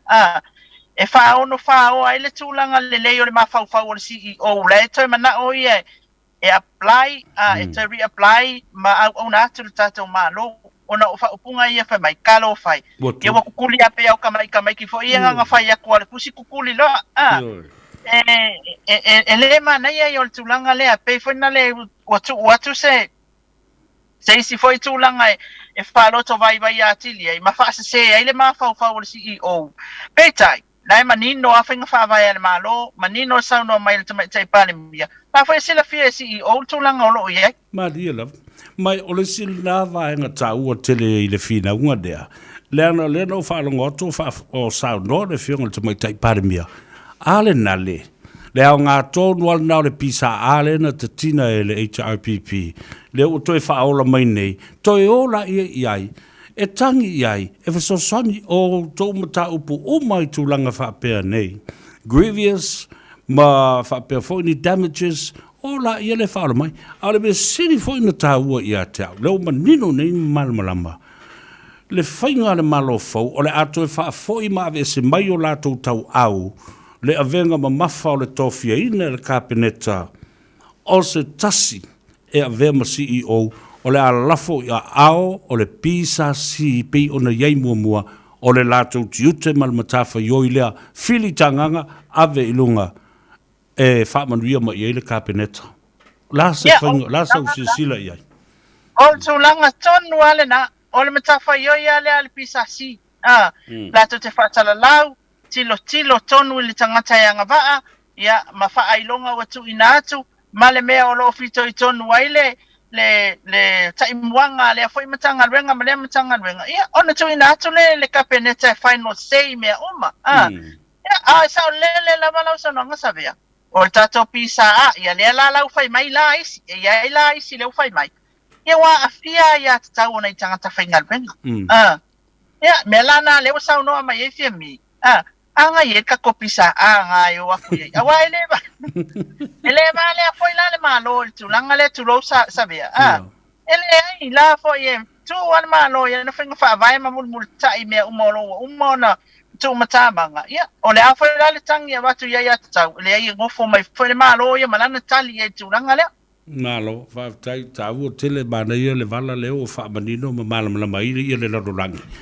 Ia mai si fo i lātou o lātou tau ave pēr le sasa i le atunu umare malo i nei tua inga le whaavaia le malamalama o le matua le malamalama lava. Po whe e whaalongola i ai i te whaatalandoanga nei. Masalo o le whaawinga ino upu e le malamalama i ai i lātou nei. Ia ma muri tai e ia i le tō tele o nisi o tangata.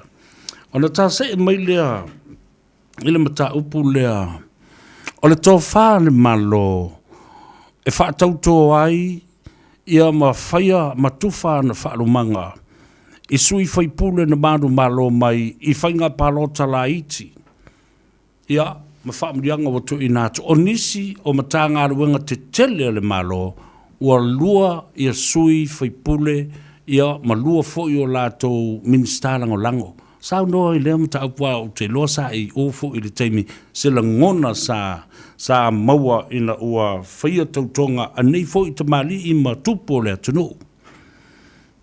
Mana tua o lea na whai le mato na tu ina tu le mato press conference le mata po tonu wale wa esa no ye sabea na tu ina tu ile facility ile tulanga leo le lua o CEOs ia isa matanga renga o yo lua o associate ministers ia po minister lango isa matanga renga tas ele isa tulanga fa pe fa saina pe fa pe ele tawai o le ana fa manino mai o lai tala fea ngai pe tai le HRPP na na tau fa ngata ina tulanga lea i tu la mai fa ngata lo wala le tasti ai o le ma lo le tato o le fuanga i le workload savea ai tilo ye le tele o ngal wenga ye faini ia ele nga fatau li mai na tangata se to atas ia na fai lai pa te inga e malanga le minsta ia o le ale tulanga ye le sui minsta o le nga fama awa le tulanga foi le wa ye watu CEOs ia ele o tala fe ngai ia le telo mi le ala le ile ilunga la va le fai unga la va ia le fai nga malo fo la tau au mai ia i la tau nei nisi o sui fai pule o fa manuia mai nei ave foi la tau ma minsta lango i fa au popo atu ile au fai nga wenga wa au na uma lava i la tau o tupu matamani peta yo le au na molta tau o tunu pe tu langa tonu na le pe na fasuia inga pe la fasuia inga i mista lango style matanga wenga le fasota inga ia le wa mai faso soani ile matanga wenga o tupe fateta inga la na sabea awa fo yo ole fionga ya le utsa la mosteli ole tulanga tonwan na sa ye le utsa sa ba lua male fionga ya mutpola ana rosa ile tulanga le ole matanga wenga o tupe le la wa na fai malanga le fionga le ota i lana siaki atu no mau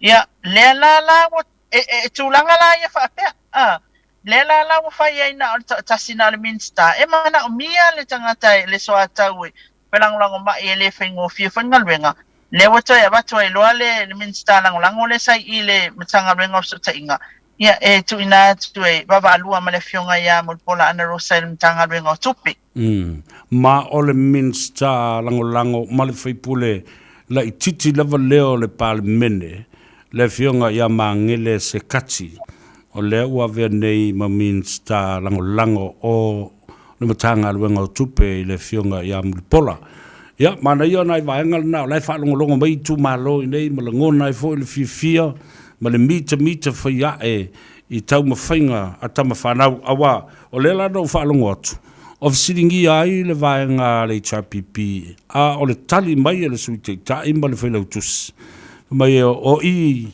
lo ai le alo lofa o le malo i ona tangata i le whaato o tele o minsta i ona tai tofu fo i leo la tau ma ta vale ma telefoni ma wha o popo o launi i ana o tupe alu o le atunu o le ase fai tau i le fionga i le te mai tai palemia ma le kapeneta ma le malo ma lau sila i se fasili ina tu inatu i le teitai o le tūlanga foi lele o se mai lo i la tau ma le whainga malo teitai ingo le atunu le ua peiwa o iei la whamatalanga i tūlanga lea sabea e mai tau mai peitai sai ei o sta la tau whaia foi i la tau e le fa pe la titila la tau ngal wenga na fai mai se ai la e le fai ngofi o le ala fai le na o le fai wanga i le fai ngamalo ina ia mafai ona fa tino ngal wenga i le nga taia mai se o le tele o meana na fa pe nantu ina mai le ana batau mo sa mo e ao ona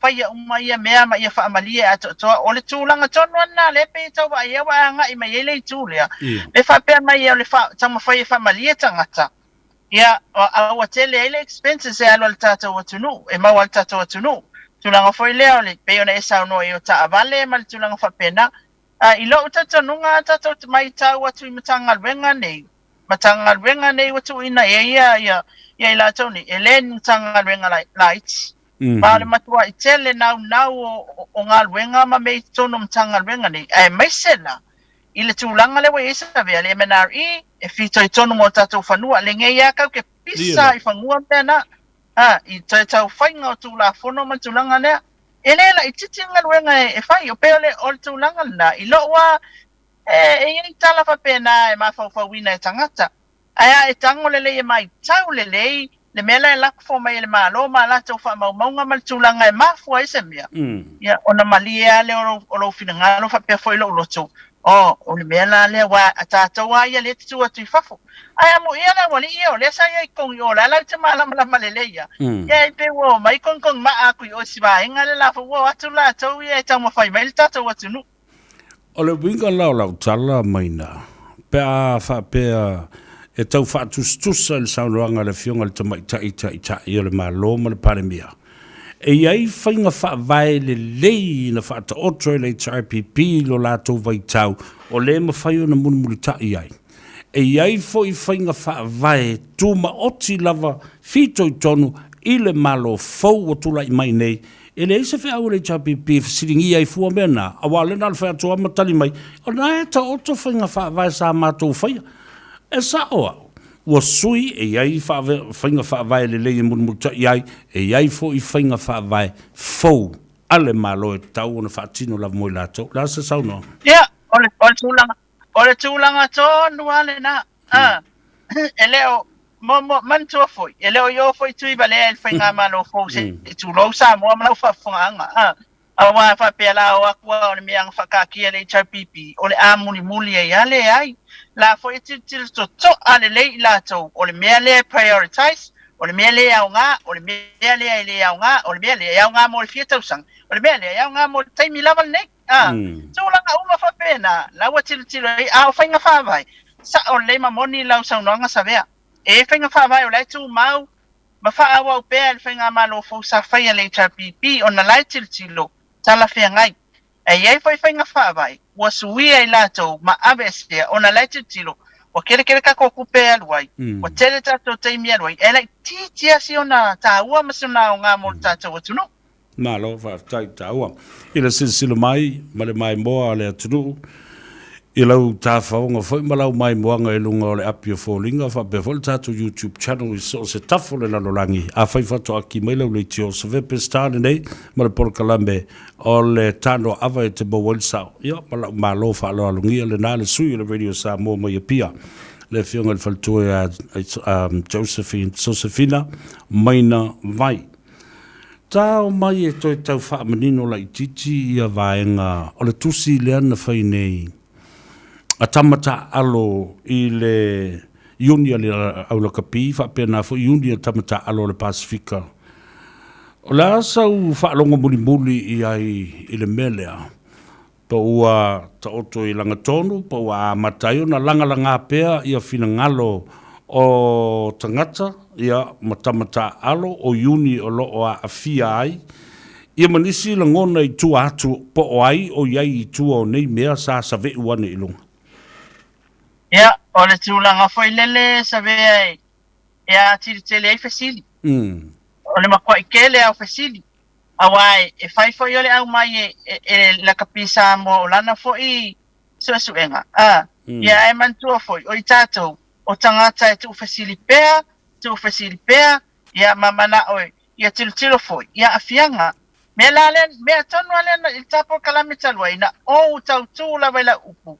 Talia, pe whainga tāpe ti ngā ia whaasea.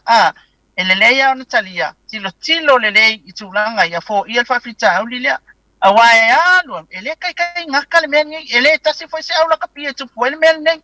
O le matua i tele lava. Ia mantua foi tato yuni laka pi, ele kasi se whawhika uli o kako yuni laka pi sa bea. Wa fia tau sanga o tato tilo pea. Mea valina lena na watua yala uialu. Ayo ia pe o whaafonga mai pele o mata stoi ina tuile e paena whare tu saola tala e te tau i lo ulama manatu o na sui le tai fono o le yuni la kapi i tūlanga le presidente yuni la kapi o na tūlanga la malna i le me tau pūlenga ma wai po le afo i le leo i la tau le whatapito i lalo ma le onga tutonu ai afa i oki ma ia lunga savea ele ai e fiwa la tau ni tau mwhai atu sa mea ele o le tūlanga le te sauno i ai ele o ko e fa ke le inga fasili le mele ye nei ya ai mai sei la tūlanga foi leli o le musua ma tu mai la to fa na pe atil tilo tūlanga le na ye ya ma le treatment ele ngata la ele na awa ele nā male la ina o nei male uso ia tui palauli o ni wo whaasala lau ma ni uso wa lewa tele na ma ngā lue whaatasi ma le tele o tau sanga ma mawhai por kalame le nei tui ma sa vea ma le tāno awa e te mawai i le sao se iau o lava ina ma vai ia ma ai i lau mai tau watu i le whaatala no ina e lea foi por kalame e iai mea ia o pū le vālea o le fisota inga the line of communication a fai e a watu e tamaiti nei mo se teimi mua se tusi po o se whaamitalanga e soala upule ai i le fola mua ai lea mana ia to a watu ai lea mana ia o na manatu lole o tangata le o na ia le wha sea o le a si le level ma le fola e alu i le tusi au noa ma le utou i loa pe maus tau kopi pe le ai o e maua mai me leo te whai atuai maina o na o lo lea a atu fo i le level o na lua e le wha atua tuaina e lea mana ia le tala noa ina o le mata upu lena watuai ia na wha pea fo i leo la ngono tamaiti lea i la e si le tātou se e atu le si level mawalunga te isi atu atonu e nae maua ai se tali o tātou ti ngā ma tātou whaasea mea tonu ana lewa tupu i ele i loa ele vaenga lea ele pūlenga ele i loa ele pūlenga le uni laka pia Samoa ai le sa olava i le matanga luenga o i la tau e va aia i le pūlenga o tamata alo le Pasifika no foilo i nā le tusi fato a nginga e lunga ai se fo le mena alu i le le a fa sala lau fa la wei tele le lulangi atoa ai le ilo tea e fa le i ai tu tino nei e lo tea le mata upule e ta wala mana ia sa vea le tu le ta wala mana ia na pe ia na o fa ia tu pe mo e ta ua le amana ia o so se la ngona e tuina tu pe fai mai o ka mai kiki ale le ka kala kiki wa upona e le lo se me fa ta sa una ia lafi e ta ua le fa ngolo pea la ngona o fa na le ala wa o tato media le si ba enga sabe e tu pon me le ngale mafaianga kali mai o report e o le minsta ko fu mai lo mar kusi ka media o sila pia itu langa na telo mta le tato te mawaina itu langa na ona le o le fiu e tu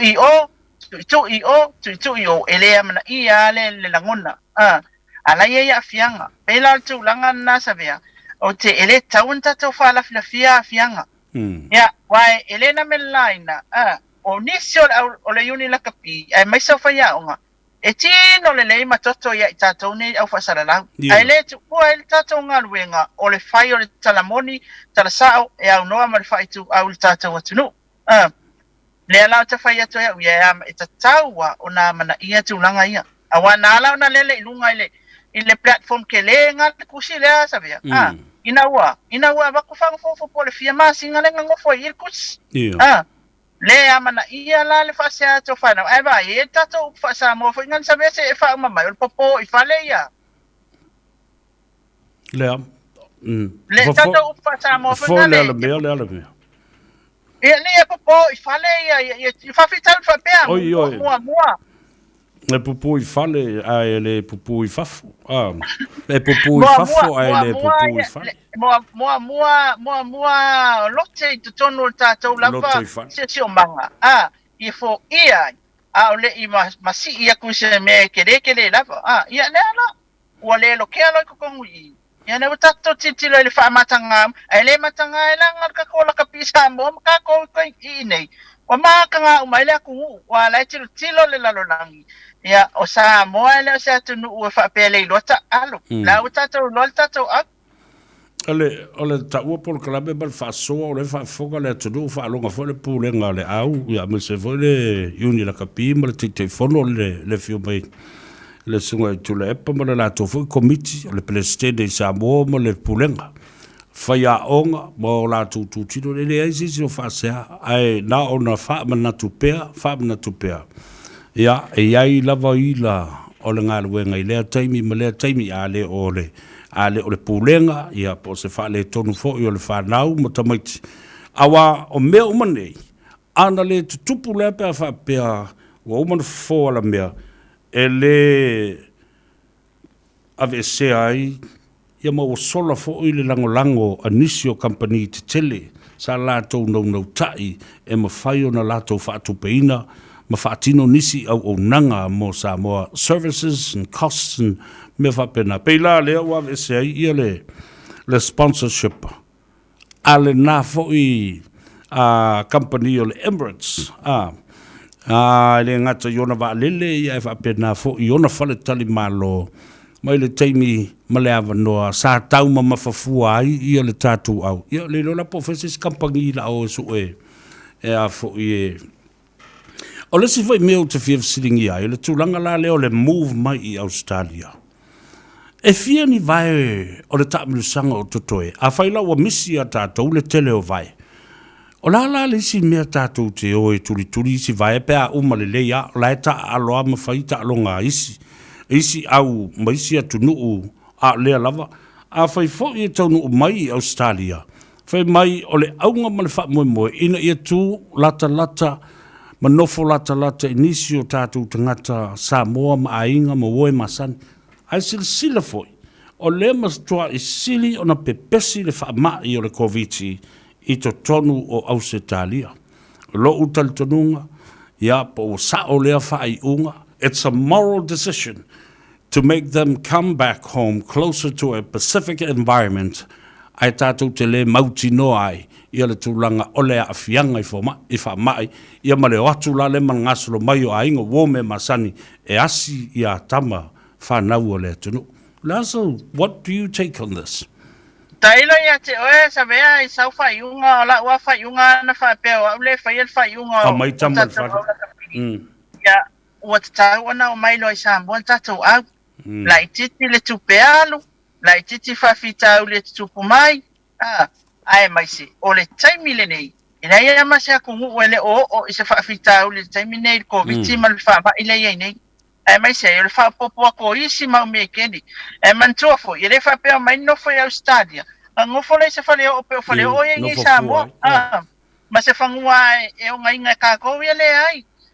Iai fo i me tongi matulanga whapea na. Mea na o so ualang o na wa uia. O le tangata whasara lau ma le tustala. Ana whapea o ta itale whaia whaiunga. Kasi ala kala fo i mailoa. Fo i mailoa te whelele i tātou whanau. Sefe le tātou tupe whaanganga mō nisi mea, mai e tātou tau mawhai. Ina ia maua se taimi wawe. E tala lele i ele lo langi e ala fo le tātou tau mawhai ngal tātou atunu. I le mai le wha mai nei. Awa au tūnanga tonu ana peo na e saunoa iai. E lai ama Samoa i ngā o ale whainga ruenga whapea. E sau ngā whainga ruenga whapi inunga o lau la au kupe ale mai a kori mai lanu. Ne ai. Olo iai me te tongi ia oro tau mawhai mai se teimi le angal nei wa matan tau uti utu la whainga ruenga o tangata. Ona o le wha mai. Ai lo taltonuga au te fwe whapi, fwe ma au lo whamoe. Ma wala whai unga le nai whai. Au mai ia tātou tama toi fia ia vai o tamilsanga o le rangi o whai nei. O lea o tātou le lao o ia mati. O lea lava ele i tā alo walua vai tātou te le tā longa tātou te le tā alo ai.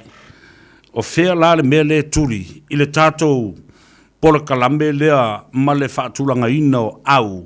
O le tātou te lona sifurma le toru epe lona sifurma le whaatoe toe lua toru tātou uriwa. Ai o mai e ko leni le lei i Samoa. Mano nofo le lei ai le pui puinga o le wha mai. Sefe tupe, sefe taimi. Maua le awa no tama e toi whainga luenga ai, mao i o lātou a inga.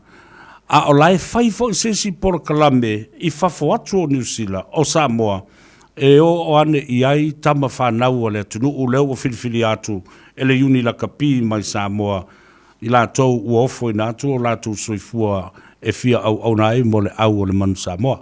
Nothing to do, with all due respect, o tātou, o le uso uma le whionga le muli angatele, Brian Lima, ia mai lato umolo i ai tonu o le pulenga, e o fo i le whionga ia fpulea, i Vincent fpulea. O mea umalawa whale o mawai, tātou te masani ma Yesu o tanga, e pei o le whaasoa le nā, ma le whaanaunau ta inga o la ngona ma manatu, a tonu e whaatupu manatu i le angai i le lumanai. Ona tā se e mai lea maina i le maari e fo i o le tawhatolu o i tū tau whaafia ngai. O le whaamsinonga, iwa, ka whewhe, o le maia o le whaamsinonga. I whatusia inga i le vā o le fionga le minsta o whaamsinonga. Whaapea fo i pe o le kusi mai le kama fo i le langa kenge kari aku le kenge kusi mai le kenge kari aku le kama. Vai atu tau langi ma tofinga mawulu lunga o le atu nuu o whaapale i ai. Ai lau tilo tilo. O se ala ma awala o mea, i le whauinga ina o le tula fono, ma mea o lai tilo tilo, i le minsta e se fo i mea lai tilo tilo, i le Palestine la tauia i le melea. Ai mafua mai, ona, o le se senga o tula fono ia ua whauinga mai nei, ma lato kopi, ma ese me e alu e kopi nei. E maa pe e maa li e fo i le e te au ina ua mai, ona tusi atu ia le, ne fionga i le tumaita i minsta. Ina ia lo fangia. E lua vaenga le tusi. O le tua lalo ma le talo sanga. E toe sila sila tutoa. Ina ia tau fia. Pe ma fai. Ona liu liu i le tofa. Si sa unoi le vaenga. O tau ne e no nofo i sa moe. Asa uma. A nga ia. Wa fai e se tau fo i press conference. Ma le fionga le Palestine. Ia, ele e se tātou whatatanoanga mana whiunga Prestene. Ele i taloina foi leo whasalau tu sai o lana foi tu ai o le tūlanga tāua. Ma wan whatatanoanga mana whiunga tamaita i Minsta. Ia, e leo te whatatanoanga ma tusitala uma. Ia ai o si elinga pipi a vai ane whafonga mai Samoa. Ia tātou le tio. Ia lena lai ona maua ia le sotainga. E tā ua pe ona e sa noa tūlanga lea mantua foi na tātala no mo fai atu tātu te le tala noa tūlanga lea ono lo le whamasinonga ma tā upu. O lo fai a foi su e ngai i tūlanga peitai. E maari e umanga kalangoa na sko ngai. Ai asonga fua. Ai sa ulo i whafo ma whamatananga e tusi lea. Ona ua ave eleisi tātou ofisa whasala lau. I lunga le tusi atu a le fionga le Prestene anga ele minsta. O le ala lale na. E tāwai, nā lai o na whasiringia le minsta. O lea le tala i le tusi lea. E whai loa mai e loa. Oko se maanga, ia sa veo le kusia si minsta. Tusi e tu walalo, ia ma se whautuanga maali li e pe whaata atia le. Ia ngā luenga al whamasinonga whanua masuafa. Ona ele o maua tonu lava. O lea le sa o tula fono ia o lo whai ane ia le investigation ale parliament, committee al parliament. Lona lua. O le tilo ale minsta. E ala le fautuanga ale lo i sili. Leo lo wa tilo iai. E o tofinga nei na tofia i lalo le awhaiwa se lau baltasi. Ia le iai le Prestene, sui Prestene, ma whamasino le whamasino ngā whanua masuafa. Na whaale au ngā ina lo le tula fono le awhaiwa se lau baltasi. Ua umai ina. Ua whaale au ngā ina i fo ina. I le tūla whana whau la le watu se lua whelua se fu. Olo iei tau whinga nei. Peita, ele ainis vai ane alfa whonga mai Samoa. Ele ainis si o peo le aini ai a inga. Ele aini ai a inga. Poni tūla whono, foi wha tonu e pui pui. Ele aini tūla whono nā pe e iei mea wha pea, whataita inga. E te tau na iei se Prestene, ol whataita inga melo te whaia. E tau na iei se Prestene, tō fia mai e ai. Whai ai uma, e mo le fia le term, le umi. Whai ai tupu se mea Prestene. Whai ai, e te tau na whai e ai le tutonga Prestene. Whai ai tūlanga nā lea, lai nei o na whai mai le minsta. Ua whale o nei leise tu, e leine mea na i tono tūla whanwhau lea. Ai na whale au ngā ina i e tofinga. I le tūla, na ua repeal le tasiba valtastis. Ia, wa o le mea la le ua tātala noa nei i ai. O mea ia una ua tāu fia le tūla whono le awhi visa lau valu sifu maltasi. Whao ngā le tūla whono lua awhi a lua sifulu. Sila fo, i sa te tau o na toi implement. Insert ia tūla whono nao le awhi visa lau valu sifu maltasi. O Provision Savings Act mwhai ai o na whaatunu tonu peila al whaatita inga. O ai e tō fia, a e fia tau sanga o criterias na terms and references e whaatino ai le whaatautainga o le ngā ruenga lea, le whai mai e iei le tōwhinga lea, e iei le tōwhinga, ai whaafewhea na whai. O le mea tonu ana i loo talu tanunga. Sa taulana au mai vaenga nao le tula whono le awhi sa lau valus fulmaritasi. E whaapipi i. Whai mai lana si ule nā, e tuu i lalo o le ulu o le tula whono au tūlea. O loo talu tanunga na le mea. Ya, sa o le leila sa unoanga sabea. O tulanga na le tupu. O tulanga na le tupu. A Italia tu lo le fionga prestini. Ele ya ina ele executive ya po le tulanga le. Ia e mai yo pila se tolu ya. Paenga fo ia tu maoti o powers o separation of powers o ile. Separation powers. Ele ya mai o I le farmasinonga. A fai fo I wa fiel tu la fono o le mea na le palemeni. Wa ole makaukia ya upuna na o tu si el tatotal.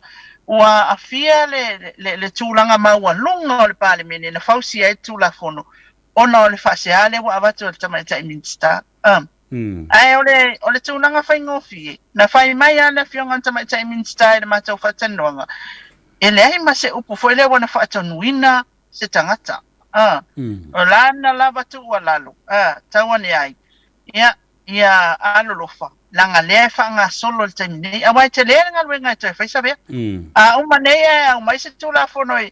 A umanea ke ai umare kolu e whaonga le mekas. A lea ele o nga tu sama whai. Unga iala a whai nei ele whamasinonga whanua masuaf. O lana le metu. Ia e pile up whai unga e toi whai e le nga luenga tele ali. Al matanga luenga. Bela le tulanga na lena na whaamanino mai ele tai minsta. Ia e pe te ele ulunga le fina ngalo o le fionga le presteni. O le tulanga foi le whai mai ia wa le tala fia ngai le whapea mai. Ia. Yeah, mani ole it's an interesting argument for le whaatupu manatu. Ma toi tilo ila ia lea I le vaenga o le tula whono. Ma matafa yoi, matafa yoi o le tafa tolu lea. O lona winga, o le minsta lava ia. O la lava e whaila na ngā ruenga, I tangata whai ngā ruenga, e au I eila na pule. I ngā ruenga whaatino, ma le tautua a le matanga ruenga, I le whaamsinonga. Ai na te le o ai a ina, le tūlanga tofi, whaa, le perestene, po o rātou whai unga, ma le whaatau tainga o rātou ngā ruenga. O le sa o leo o te mauatu nei. Ai a whaila o tu o lalo le minsta I lana matanga ruenga. So be it. O la lava lai so solo ala I le leina. Mō na o I lātou o lo o whaatino ina ngā ruenga. Ai le o whaamsino o lo o whaatino ina, ia le whaamsinonga. No winga lau le tu o lalo. Ai le o se ora, po o se polo inga malosi, wana I toi whaine mea. Wa manatua, o le ngā ruenga tangata ne o ngā luelo officer of whaamsinonga, administration services. O le whaatulanga atu e lātou o le alea so o whiriwhiri ele mata upu a paimala whai e whaatino ai. O ai whaamasino o le a lātou lo tea le mata upu le nei I le a le taimi a o ai whaatonu. Tusala, o le laia ungani atu le whaamasino le minsta I ana I lana au whainga luenga. Tā ofi le toi whaatino ina o le whaavasenga ina o le schedule. O le whaavasenga ina ia o mata upu o le a wawina ma ilo ina I tono whaamsinonga. Ia masalo ai o le mele le te e ai. Ai whaapea a le mwhaiala le mea tangata ne. Ele mwhaina whaile lato ngā luenga pea le whaiole le ngā luenga le o le administration a tangata ne ia maina I lau wawa ai atu ia. O le tūlanga tonu wale na. O na lai whai mai. O le atau fia ele wha o ngā ina o le tūla whono le an whai lua whelo sifuru. Ioi, o le atau fia ai mai le whai o ngā luenga le awafoi. Sao le ala u saunanga sabea. O le na tusi mail minsta, tusi tonu ale restala. O le vaenga le whaia ngā luenga. E au iai lana ia tautala. Lana ia saunanga. O le tūlanga tonu ana, e pei ele o fia ia le isi vaenga, ia mwhapea mai. Ia, o yo o nga sabea wha mai. Ia, ele mafai se miniskanga nga fa malolo sa preskengi ele mafai ele mena o pale mene ele ai masatula nga fa pena o sa itustusinga ia pena sa no mai foi fa pena ale fionga tama ta minstale ai o le tula nga tatau matana fe ngai na ia au mai ai ona ia fianga ni ia ona tilo ia restala alfa masinonga fa no maswafa e tilo ia fa tinonga la tonga wenga awa ole au mai le fautuanga mai le minsta ia mai la na pule ia ila tone ia peta ia woloke lo mapawa ia ko loke malfake pa fa malolo o matua ele se fina ngalo le minsta se me va pena fai le aise fina ngalo le minsta se me pena se le fia le minsta le tua o yo la na pule malona malo si anga ele mele la foi le ala yo no foi atu le la wo lo ni ma le lo yo si ele a foi le prestene o le na fautua ma fa tonuina ele fionga ile lo yo silia le malo le fionga ile minsta ele ite I la tusi atu le minsta o leana vatu le tusi le minsta e tawalatu ile fautuanga wa umo na fautua ina I fa le tula fono ele lo yesiri ia langa foi ole afoi ole tulanga tofi fa avaele o mea tau tula fono mo le malo la vaia lo yesiri ia la le lana fautuanga I so se mtanga wenga lava o ai lava lo ia o iai o le lo ia silia ma tua le fautuanga ia I matanga wenga te tastima le malo I tulanga o me fapea e o foi la ile ava tunga o le mata upulea ia o lana ia le fautuanga wala manino mai ali tusia ale fionga tamaita e minsta o fautuaina ia lo ia ile mata upulea ma fuanga le mata upulea o lana winga la e tawana tilo mamau o le fa pu mo o le tulang fo le na no so fa mai wo ya ke mai wa ya ke mai lo se mele afini ya ma tulang fo le wa ma tulol ma to fasili wa pe ya on la fo fasili pe ya on la fo ye o le il ma to tananga ma na ya ma to fa tananga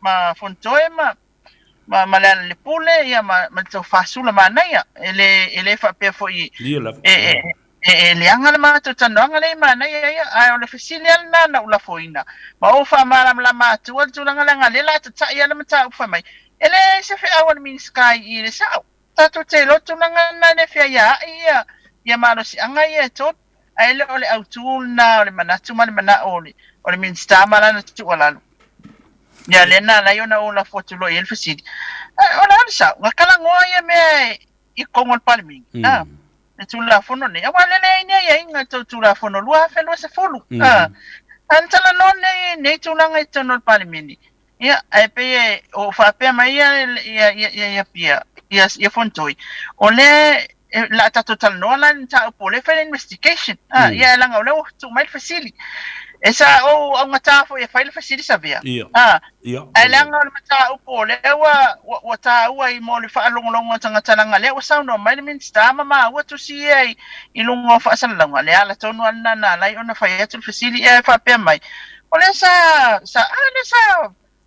ira komitia asula le na nga su nta upole ya ai lo malam lama anga sabia it was never debate in parliament le tulanga le ole na ole tula fono le no lona to ya ngai fa ba ya tua ia committee le to sa ili fina ngalo ta to tu no ona ole tula fo le wa ia fa se ai pili e toru le na to inatu ai ole tulanga na sa tani mai fa fitai fo ile tali mai ai la to na tali mai ai mai se fo fina ngalo tele ia mata pu sa tu inatu ma na ia il fa linga mai fo fina ngalo ila to ilo ai fo le se senga mai ol fa o sa noanga mai in malo ia fa pe fo mai male tuanga malo fa tai ta o tele o ta se ai mata upu ia ta tu tele o tele le onga o mata upu o tau ave musu ina le committee su fa aptoa le parlemene lo ngafa male vaenga le nei ai na le fasili ala wala le na fa malu tu la fon fole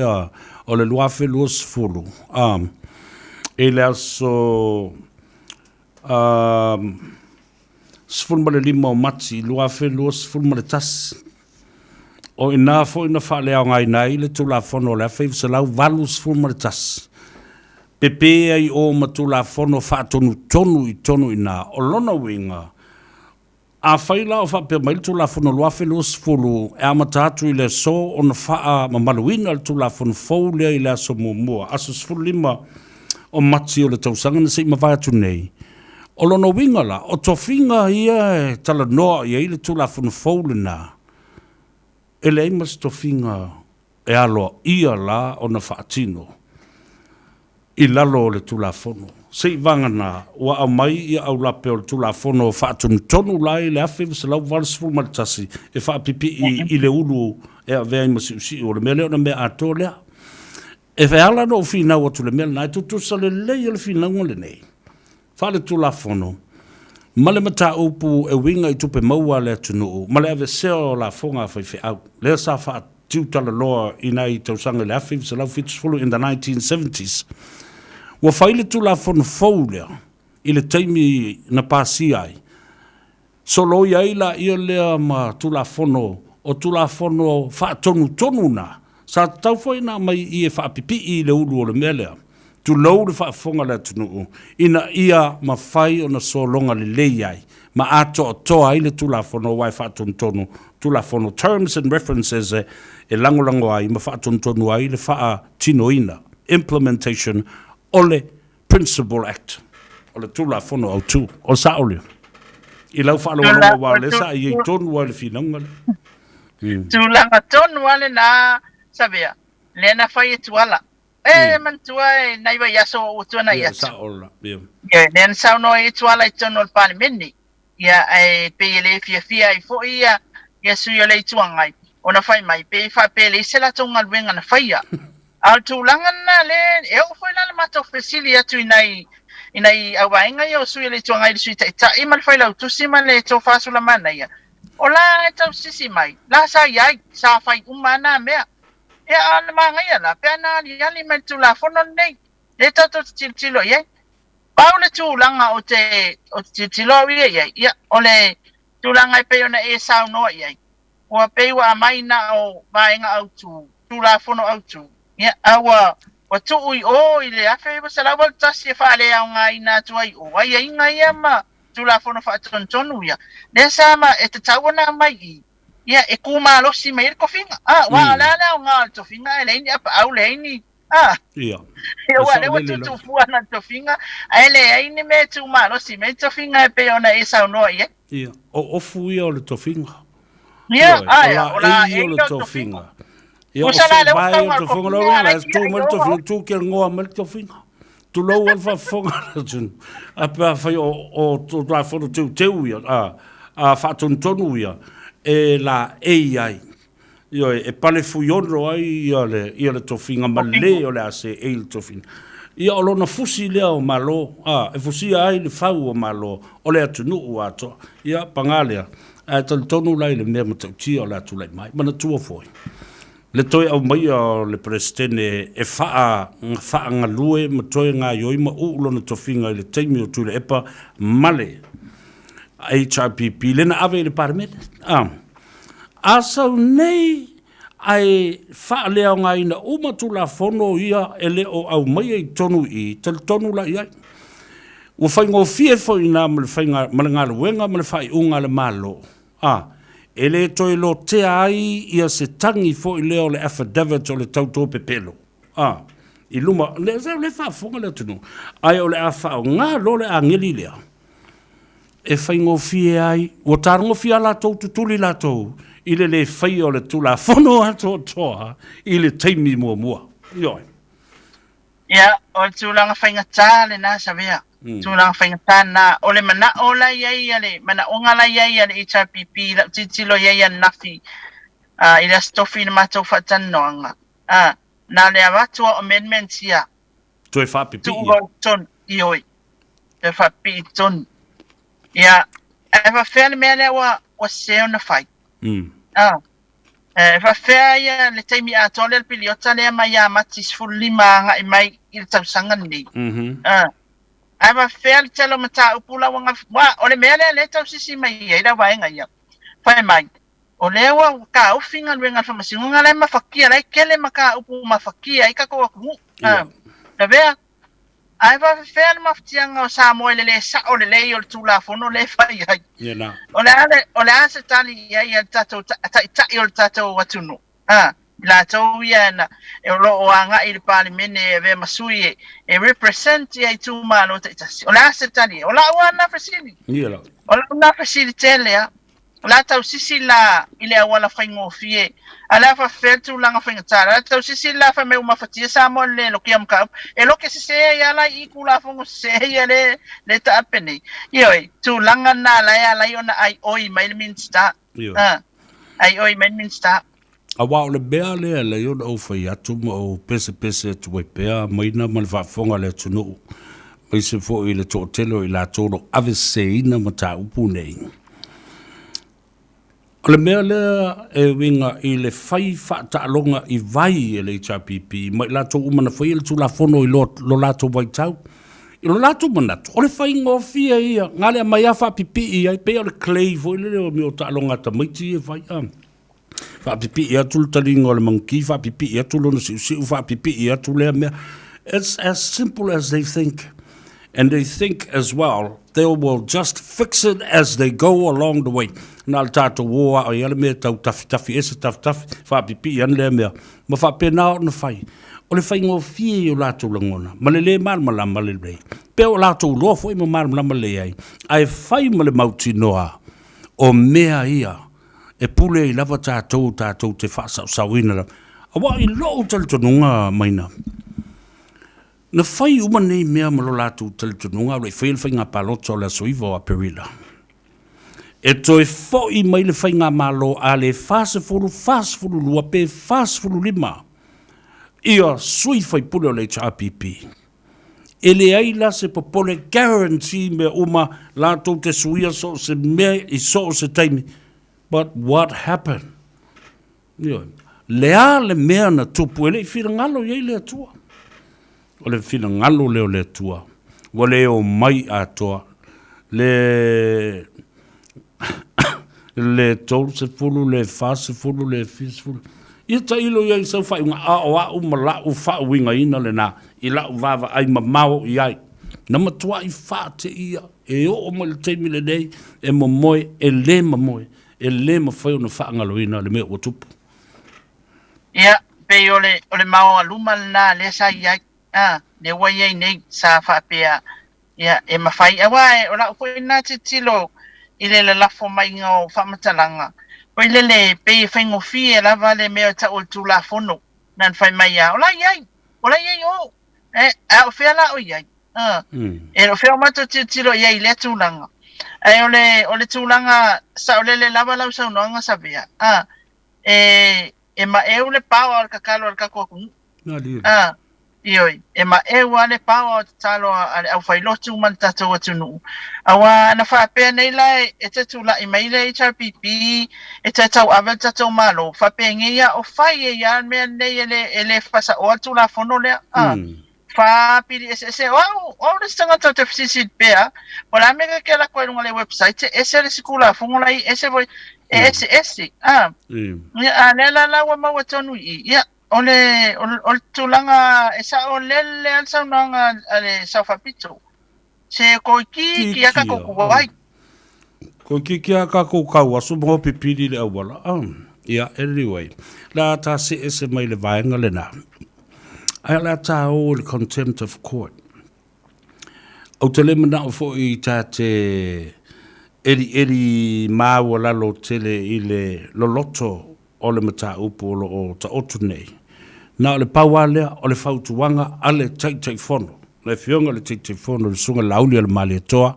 Lato uma, le atunu ua toa. O e sa lato mulmuli tai malango toa fi mali le tai. O le tofa le malo, o le fina ngalo le malo, o le mea le na e fai. E fina ngalo I le atua ina ia manuia, manofo fi le mu, matausisia le tula fono, ia tatu ono sai. Ia sau noa I le sau noanga. Mtoi o tani e ina lava ea uia. Ia le sau noanga le te fono. Ta oto atu. E sa ole le lava awai e le sianga an tatou o tatou palo tama ma tofi o tatou ta ia fai mo tatou sui. E ma wal tūlanga fo inga le ku mai lumai o ma ko o ale ai ava wa kwa ka ko ku ese le tala o la tu ai ese fo le kala ile alanga Wai le ule winga na upuna le fionga la ule mali tua tu watu fo tuang le fa tuang al tatou tunu o yai le tatou malo o le lava le me fai e la tau the contempt of court po le lava le fa masinonga fai i le tūlanga fo ilele e tilo ia maua ele no file mu mane ami o tonu le tatou tunu o tūlanga tā ua le na e au ni tatou langa ngoina ia matalia fo ile le me o le a o yai awa la e fa awa le fa masinonga le tūlanga le la na vala au masina nei e fanga solo ini som tā upuna Malo whaftai. Tātou fo i mai a langa o le, whea vea i nei lunga o le. O penga ta whailangi mai si por kalame o lo latu. Awe se aide me le whameo le a iawa lea o le sunga e lauli. I le tofi, malemin star, malana, whaulunga lana mtanga luenga. O le a fionga ia se ula, ia whapena fo i le tamaitai sa ave masi o a onga anganu uma. Tinam mai tai manga so tai Dr. Afamasanga. O la tilo iai. O le saudonga la uli fa la wai tele. Wa umana mai le to fa le malo ma le fionga le tiktai o le malo le pandemia. Ai fa lava le moa I tali mai ia la uli ele o se minista o le matanga luenga wa onga. Ai tali mai o le minista o le tai fono o le vaenga fa fai.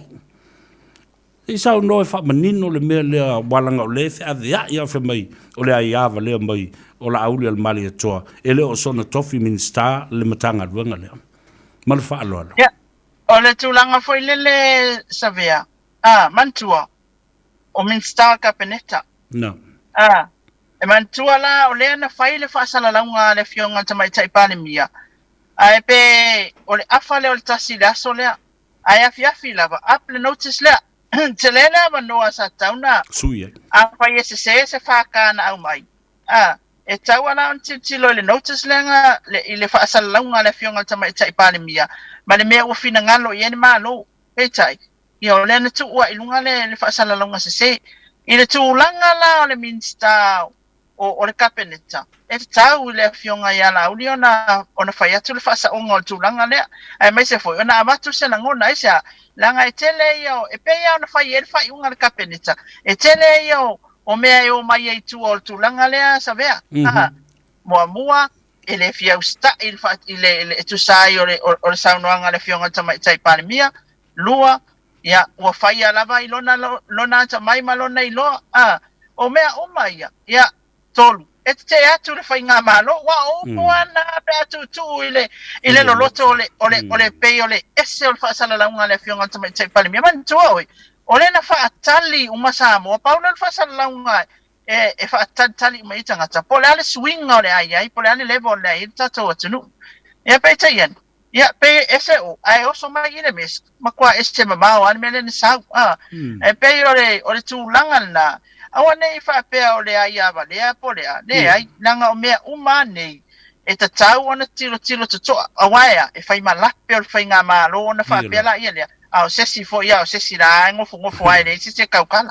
ia ma ole te tai fodo ole vaenga fa fai atua to sui te tai le fionga ese mai le tulanga o le sui pale mia I to tonu le malo with all due respect ile ta wole na sei manino le ba malama ai talingo o tou e falongo mai le lo tou avc lava matua ina I fa pena mata ulenga inai ia le naming star le fionga ya se wala wale se ula wale talano wale sauno ale o talano mai ia le minsta ma le te fono foi na ole vaenga fa utia fa fai atoa in ia pui to protect the integrity and the credibility of government and especially her honorable prime minister. Ole sila tu langa sabia. E tu langa na te whanongo longo e whai mai. Nga mga ia le kala se ula mua ina ua wha manino mai se ula o se sasile na ia ile lato wha sisilanga. A le no tau so mai lana tala na lua wa avela na fa'asea pe wa fa'asea nga ile me o tupu mfa pe mai o le wa tala fe nga ile fa iunga wa fai ai man tua e tawa na tiro le a fai na fautua ina le fionga le Minister mua o le mea la o se mai le whakawa o mea ia lua na uwha nongonongo e iai pa mai lua whaka e se whaka na au mai fai ungar kapeneta ia ai lena lai o na pace mai le tala mua sto ina le fionga le Minister o le mesk ai lana tala na lua o lawa tala no al mata o kapeneta o lawa avi fo le lipoti o lawa fai mai foi tangata i entusial whaka e le ingi mea whapenga kukupu o le ala le tala e tau na whai se ula o le tala lana e whetaui ma tala awhenga i le whaai unga pe a whai o lana soli ia mea te tau ona le solia e le fionga le CEO e alofa ia awhamasanga e le o sesi mai e le o se tangata wha le tonu foi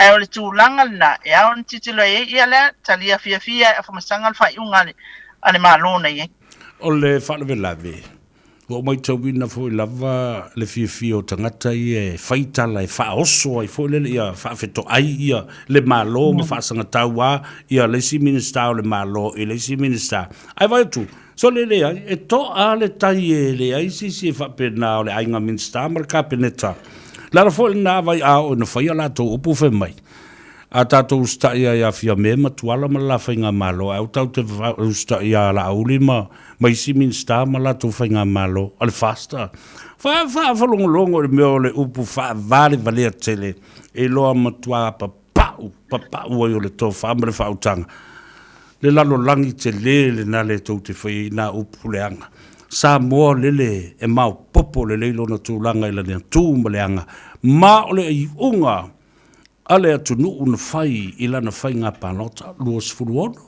luas furu whā, pe luas furu lima fo. Ioi, ua tū te atui. O tūlanga tā ua lewa e sau noa iai. E au fo i ona mata ali le sila al tatou whai ngā malo. Wau, kai mia ngei ole.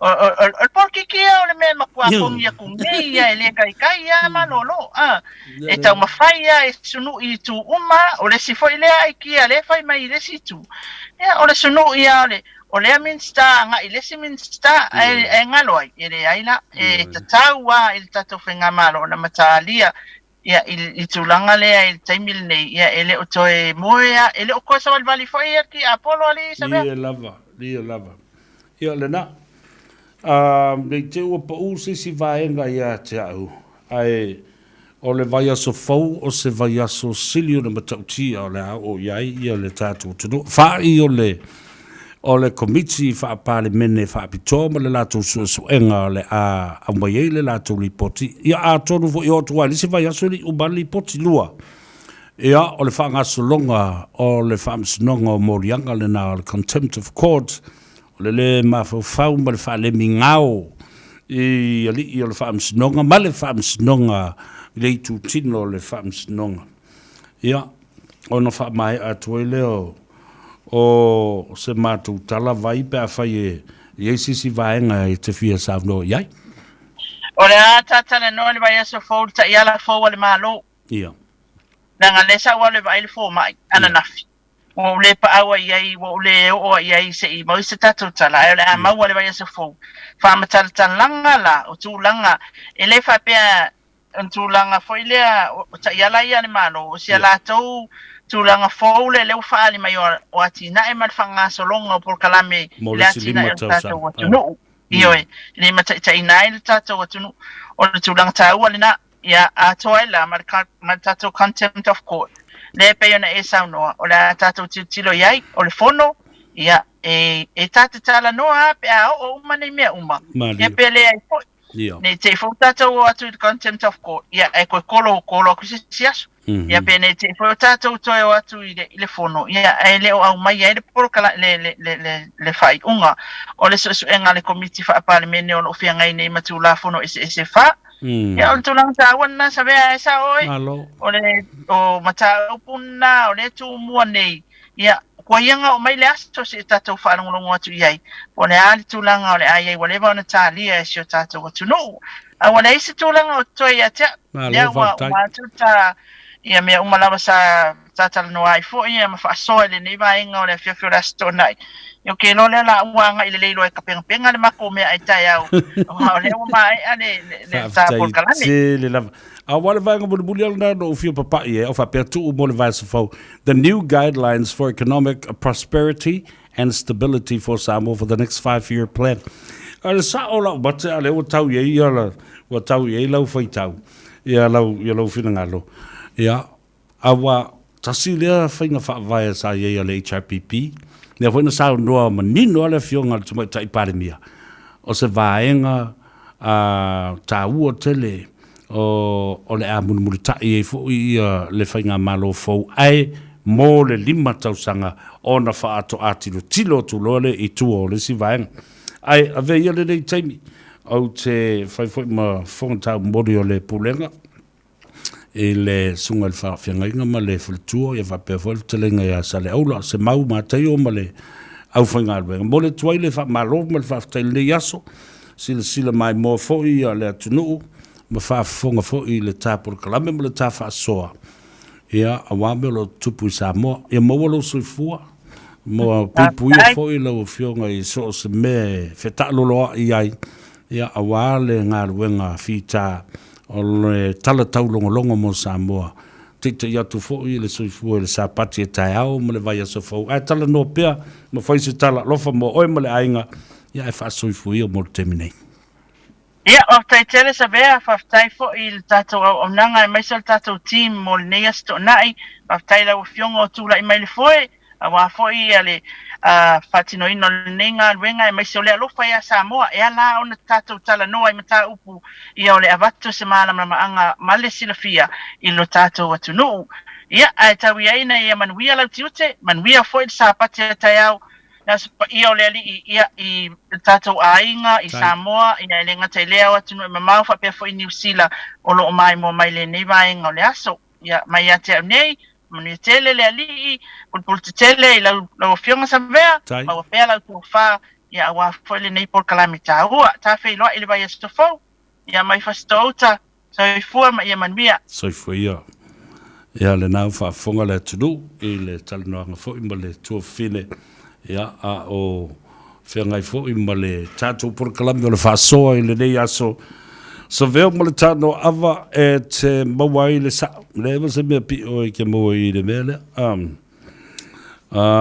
ia ma wha mai atu I fo ia tātou por kalame I le lisi le nei o I la tau le na wha tau tau ina I le vai aso lea na se ima vai atu nei o I la tau ua maua ta whinga o minsta lango isi minsta au tū o isi matanga ruenga o le fionga ia fuimono mai ava a safo tito ia o se atu nei e walua I minsta lango o le matanga ruenga o whaatoanga ma whainga whaiva o I lalo lea o le pulenga le fionga de minsta lauli le mali toa honorable lauli le mali toa pelota I vao le ua tea Fossi Schmidt o le fionga ia whale o mawaenga titi mai a tafua o se atu nei I le matanga luenga o le MNR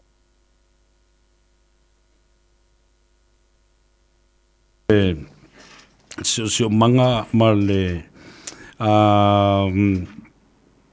meo le natura ia whapea foi ia le matanga luenga o tangata tā whawhau po o turisi o laumatia manu Rinko Purcell o se atu nei I le matanga luenga ia ma o le MNRE le nao lo ia I le minsta au tū le fionga ato sulu Cedric Schuster o laumatia manu o le matanga luenga o ngā luenga te tele infrastructure ale malo le lo o avea mo minsta au tū le fionga ia honorable olo le vaupolo fiti va ai o le a fionga ia fuyono Tenina Crichton o a se atu nei avea ma minsta lango o le matanga ruenga o le office o le fono o le vaenga o teknolosi ma so ta inga alo so ta inga tele vavabe le alo avea I nei ia toilupe ona semo pomuluniku ma minsta au tu. O le afionga ia mangele se kati o se atu nei e avea ma minsta lango o le matanga luenga o tupe. I le afionga i le minsta au tu o le matanga luenga le afionga ia mulpola Ana Rosa Ale. Ia le na morio. O le nala ia, wa umatuai tātou, i le nei aso, o leo wa toi lua 5 minute, o na tā leo leitu la elima. Wa talo whātu i le tina ia whauta, masio la tofu ia inga i nā Glen Innes, telenga au paau, ia ma le tamo fili, i le tina fo i ia tala leu i nā i te koa, ma lole soifo manuia. Ia maise fo i le tina, e te leofa masi rātou a inga fo i mangele maloli le soifo manuia. Ia, maise o le tātou to tele o nai o tātou tamam tina mātua o le tina ia pele i nai mangele, pia fo le tina ia malasi ia enua manu. Ia, maise fo i o tātou mātua, o lo o tāpua mai leo te wawa e tune iai mai Alaska. Anchorage, talo fatu, malol soifua manuia, o Vasilifiti talatonu, talo falava malol soifua o luna lilo o Kahanui, ia fa perfo i le tamai a leota tavui Peter Strickland, ia maso na whaletua ia sau i Malai, lātu uma i Seattle, Tacoma, Washington, ma fa pena fo i o i le laumua o le Kalesia. Seattle, Leai, Salt Lake City, Utah, talo fatu to tele o le mamalu sa molo alala mapampa awai i nā. Yeti tia, talo fatu, balfaltua ya Liliendi i nā i San Diego, pia foi i le sunga ya whaftaisua, tu le epa o le awa o Soswani Sinia, ia mai i nā, ma o le whaatonu fo le nā o le Porokalame, o le taia fo ia malfaltua ia soli sua fuaina ma uto uma o loo whaafonga mai o loo langolangoina le nā fo i Porokalame o loo tautua ina ai le whaafonga tāpua ia le tunuu i Los Angeles ia Long Beach o Arizona ia mai lantou e latalata atu i Oregon, Seattle si taulava i lunga i Seattle, Salt Lake City, Utah. Tātou ainga tō tele, lau whionga tau i ili i Jeffrey Utupo, pia foi le sunga Dennis Utupo, le tina i Sina Utupo taupau, ia ma le sunga foi a taupau, alo le soifu manuia, i nai Las Vegas, le uso ia whaai, alo le soifu manuia, whaai fata, le tina i Eseta, ia te vanga, mo i nā i Tapitha, talo fatu le tātou Porokalame, ma lolo soifua manuia, lau fionga, ile sa oli, tuala tau wātino tau pau, ma le whalitua ea peka, ma la ingali, il tina ea me tita, ia whapea foi lau fionga le matua whaiva, le angai o tupu, tula wena, ma reko palea, ma le lau fionga le mena i tāua, whale na oti muli anga tele, Stella, male, o tau whale lua, alole ngā rue. A talo fatu le lo le tātou whale loa, alo mo wale tātou vai o le ola i nā i le numerous fumbale whā. McCarthy Street, 14 McCarthy Street, Hunhei i Kalaestete. Tele le tau mawhai nā, io e whapea fo, i le whalau Felisi, i le ngā i le aso tai au, mo malau vai o le ola.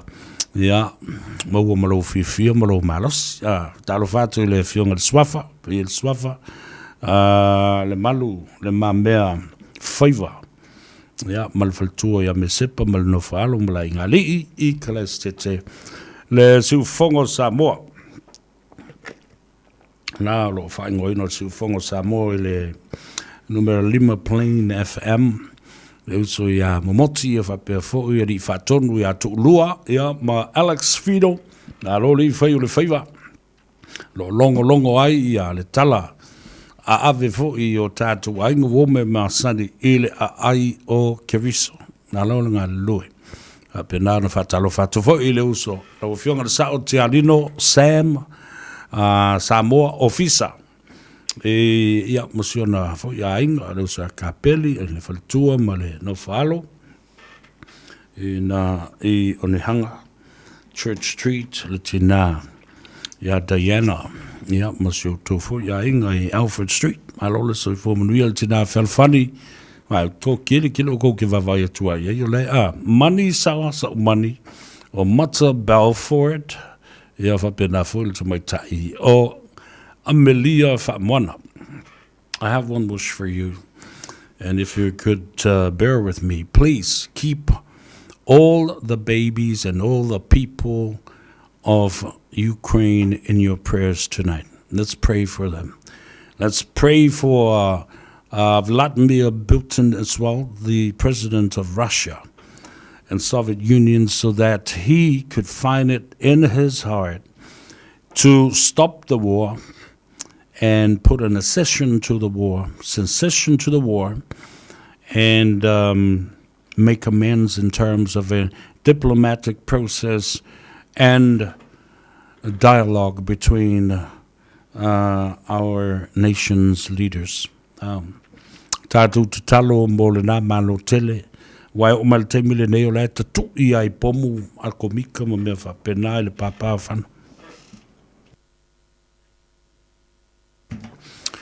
O wawai atuana le lan. Ai walwakwalisi o le tank fo le tank kau mo le ka kau fo le ne alu me o pau fidifidi. Alu akwalu I lungo o le ka vale lisko inga. Alu ai soli atoa kwa male ulu ko inga papa yo I lalo. Ka mo e kuiska ngaka mo me o kolopa mo me o suo fe ka mo fai mai fa for ko inga. O pai pa yo papa yo le. Wa ko va vai I winga fa mangu ye fa e tanga tane. Tu lo fa fonga le tino. Ka fe. Ya le melan na o tupu nei. O le fo I tātou talo mo le laulangi se I a mai se fin ngalo ma le tō whaalto ino Joe Biden. A mai I a le tō wha fo I le a le Palestine ia po o le pale mia fo I a Peretania. Ia a tū whaatasi atu New Zealand ma Australia. Ia mai si atu nu tu telo le laulangi pe ona I whalani. Ia tau mawhai ili se vai fufo talanoa, whasoa, whetu nai, I le valea. Ia a ole I o le teimia ngā pā. Lewa ngā pāre mea?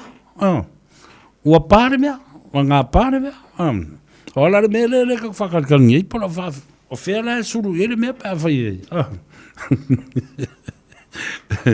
Talo whai. Ia whaatatanga o la whonga. Ia alo fangie le tua. Tātou te talo fo I mole te maloa o Vladimir Putin. Ia awa ina ia musuia lo nā nganga. Ia e tu I lalo a upenga o le taua. Ia alofa fo I. O tangata fo I. O tangata I na so tanga mo na ngafa I tangata nei. Mana tua le tunu le nei o Ukraine. O le latu talonga o le soka. O le pii. O le fusu, o I o mai ele auso fo le to lua Vladimir ma Kalitsko, ia le auso Lucia fo le e wai o latu tino fa siamani tino fa Lucia. Ia ma o latu o Ukraine, le auso mtauti o le na i le talongo le whaipere I le lalolangi. Ia, wa mai atu se tala le nei aso e une ngalo I te oe, sa vai o le ola. O lua tasi, lua iwa wha, fitu iwa lua fitu. Le vai a voka, o lua tasi, lua iwa wha, fitu iwa lua fitu. Ia, tuai lai titi atu le tātou vai le nei vai asa moi lātou I Amerika. Ia ona o le vavao le COVID mo utou wha whangamane. A fe tolu se lau, ono se fulmo le ono, ia wha mai o laso nei, anafi se fulu afi. Kau kia. Ia ai re kai a fiu sole.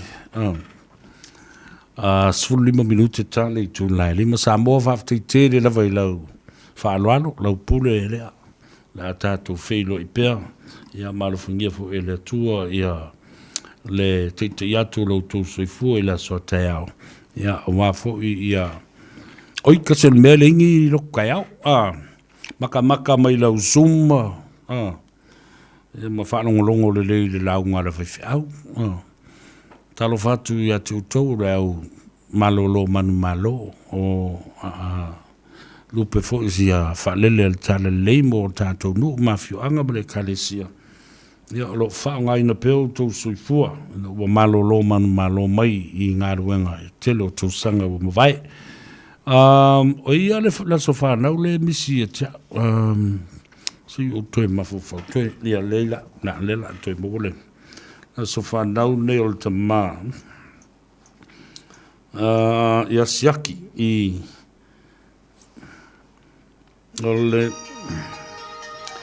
ale se I va ya tu le va ngale langa wangalo ya chau ai tau tele mole fa fonga mai ia talo fatu le so mamele ina I mangele la so fanau leo le tama ia toa timo siaki a toi le so le valus firma le lima tau sanga o lona soifua mai la fio anga o lo tsoa masale moa ia o sisi mai fo I lona ainga ina iona alo ma whanau ina le tumalo masi I au kilani sifo ia ma o ia o le tua a leo le li I satini inspector sinia ia sila fanga esea siaki manui atu tama I le atuanga le valus fulma le lima tau sanga lo soifua ma ia wha popo le tua nisi aso se tele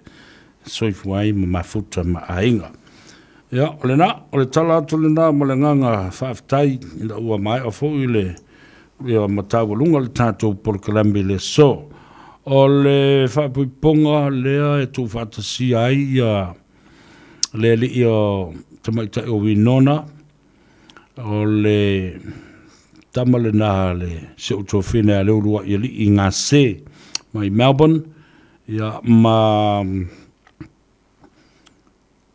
o lo whaanga na mai ai mātou malava lo whaangana mai a mato umalava le urua I ngā se ia whapea fōi si au tō lua ma si au lua whanau ia maise o le aso whiwhi o le tamaitai o Winona amu ia o tau nai ma whai ona whai ia me o whai poiponga I me o aso o mutua vevelai ia le me o le vevelai ia le me o le COVID ia e whapea na whamalulu ma tō fōi wa le nei aso o le aso fōi na tu tu whaatasi ai nisi o le whanau o le nei ainga.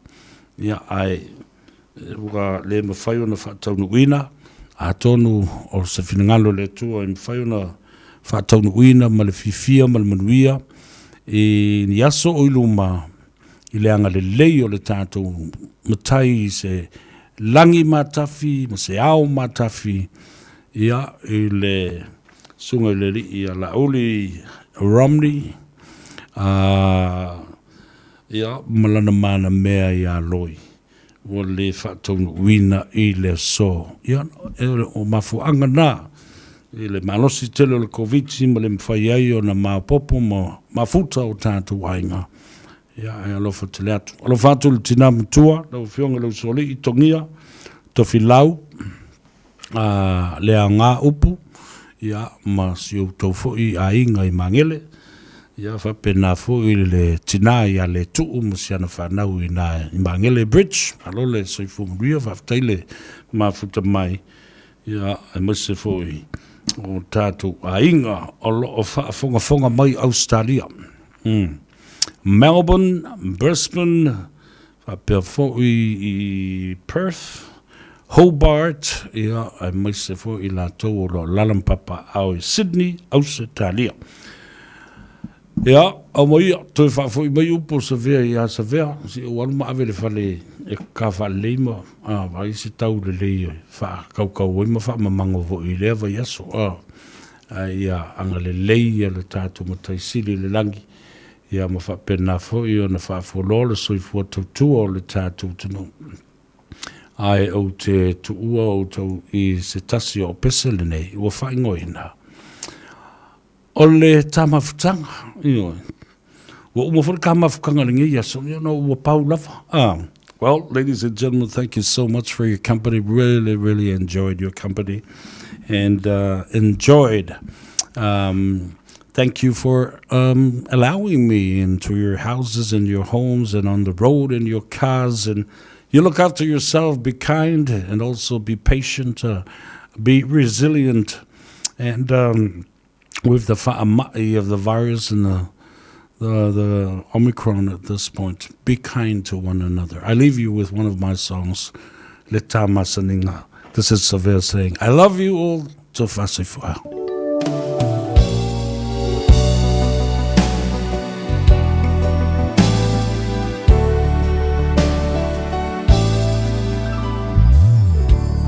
Te mana tuaina le tamasaninga na o si ata matala e pei lava e le ngata ai fa atauva lo manatu i le ana o fa atofa mai Galu o le vasa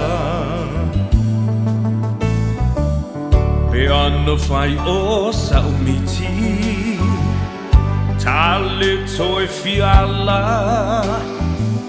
I lota musu e ala Ai ua na o ita Waloa o na tamafuta Male whaata singa Tali tonu mai o whainga tauna whaamuta Ai wali mai a O mai le unga La upele o na paulawa Ele ai se winga Ai malia maia O mai le unga Na upele o na paulawa Ele ai se winga Ua te tau o na o alu Ua tu talo waa Tanga I mai wa ai atu Ma teo pēr I manatu O langona umai la tā ua wa Ua whainga tā o na tēna Ai whaato wha mai whaso I fuatu O te le tāwhia Loi mata o tafe Wasili ai lava lea I le fatu o tae Fai mai a e alofa I sa tasi Tu e fai lo na manao Ai atoe fo I mai O lau mea totino Ai malia maia O mai le unga La upele o na paulawa Ele ai se winga Ai malia maia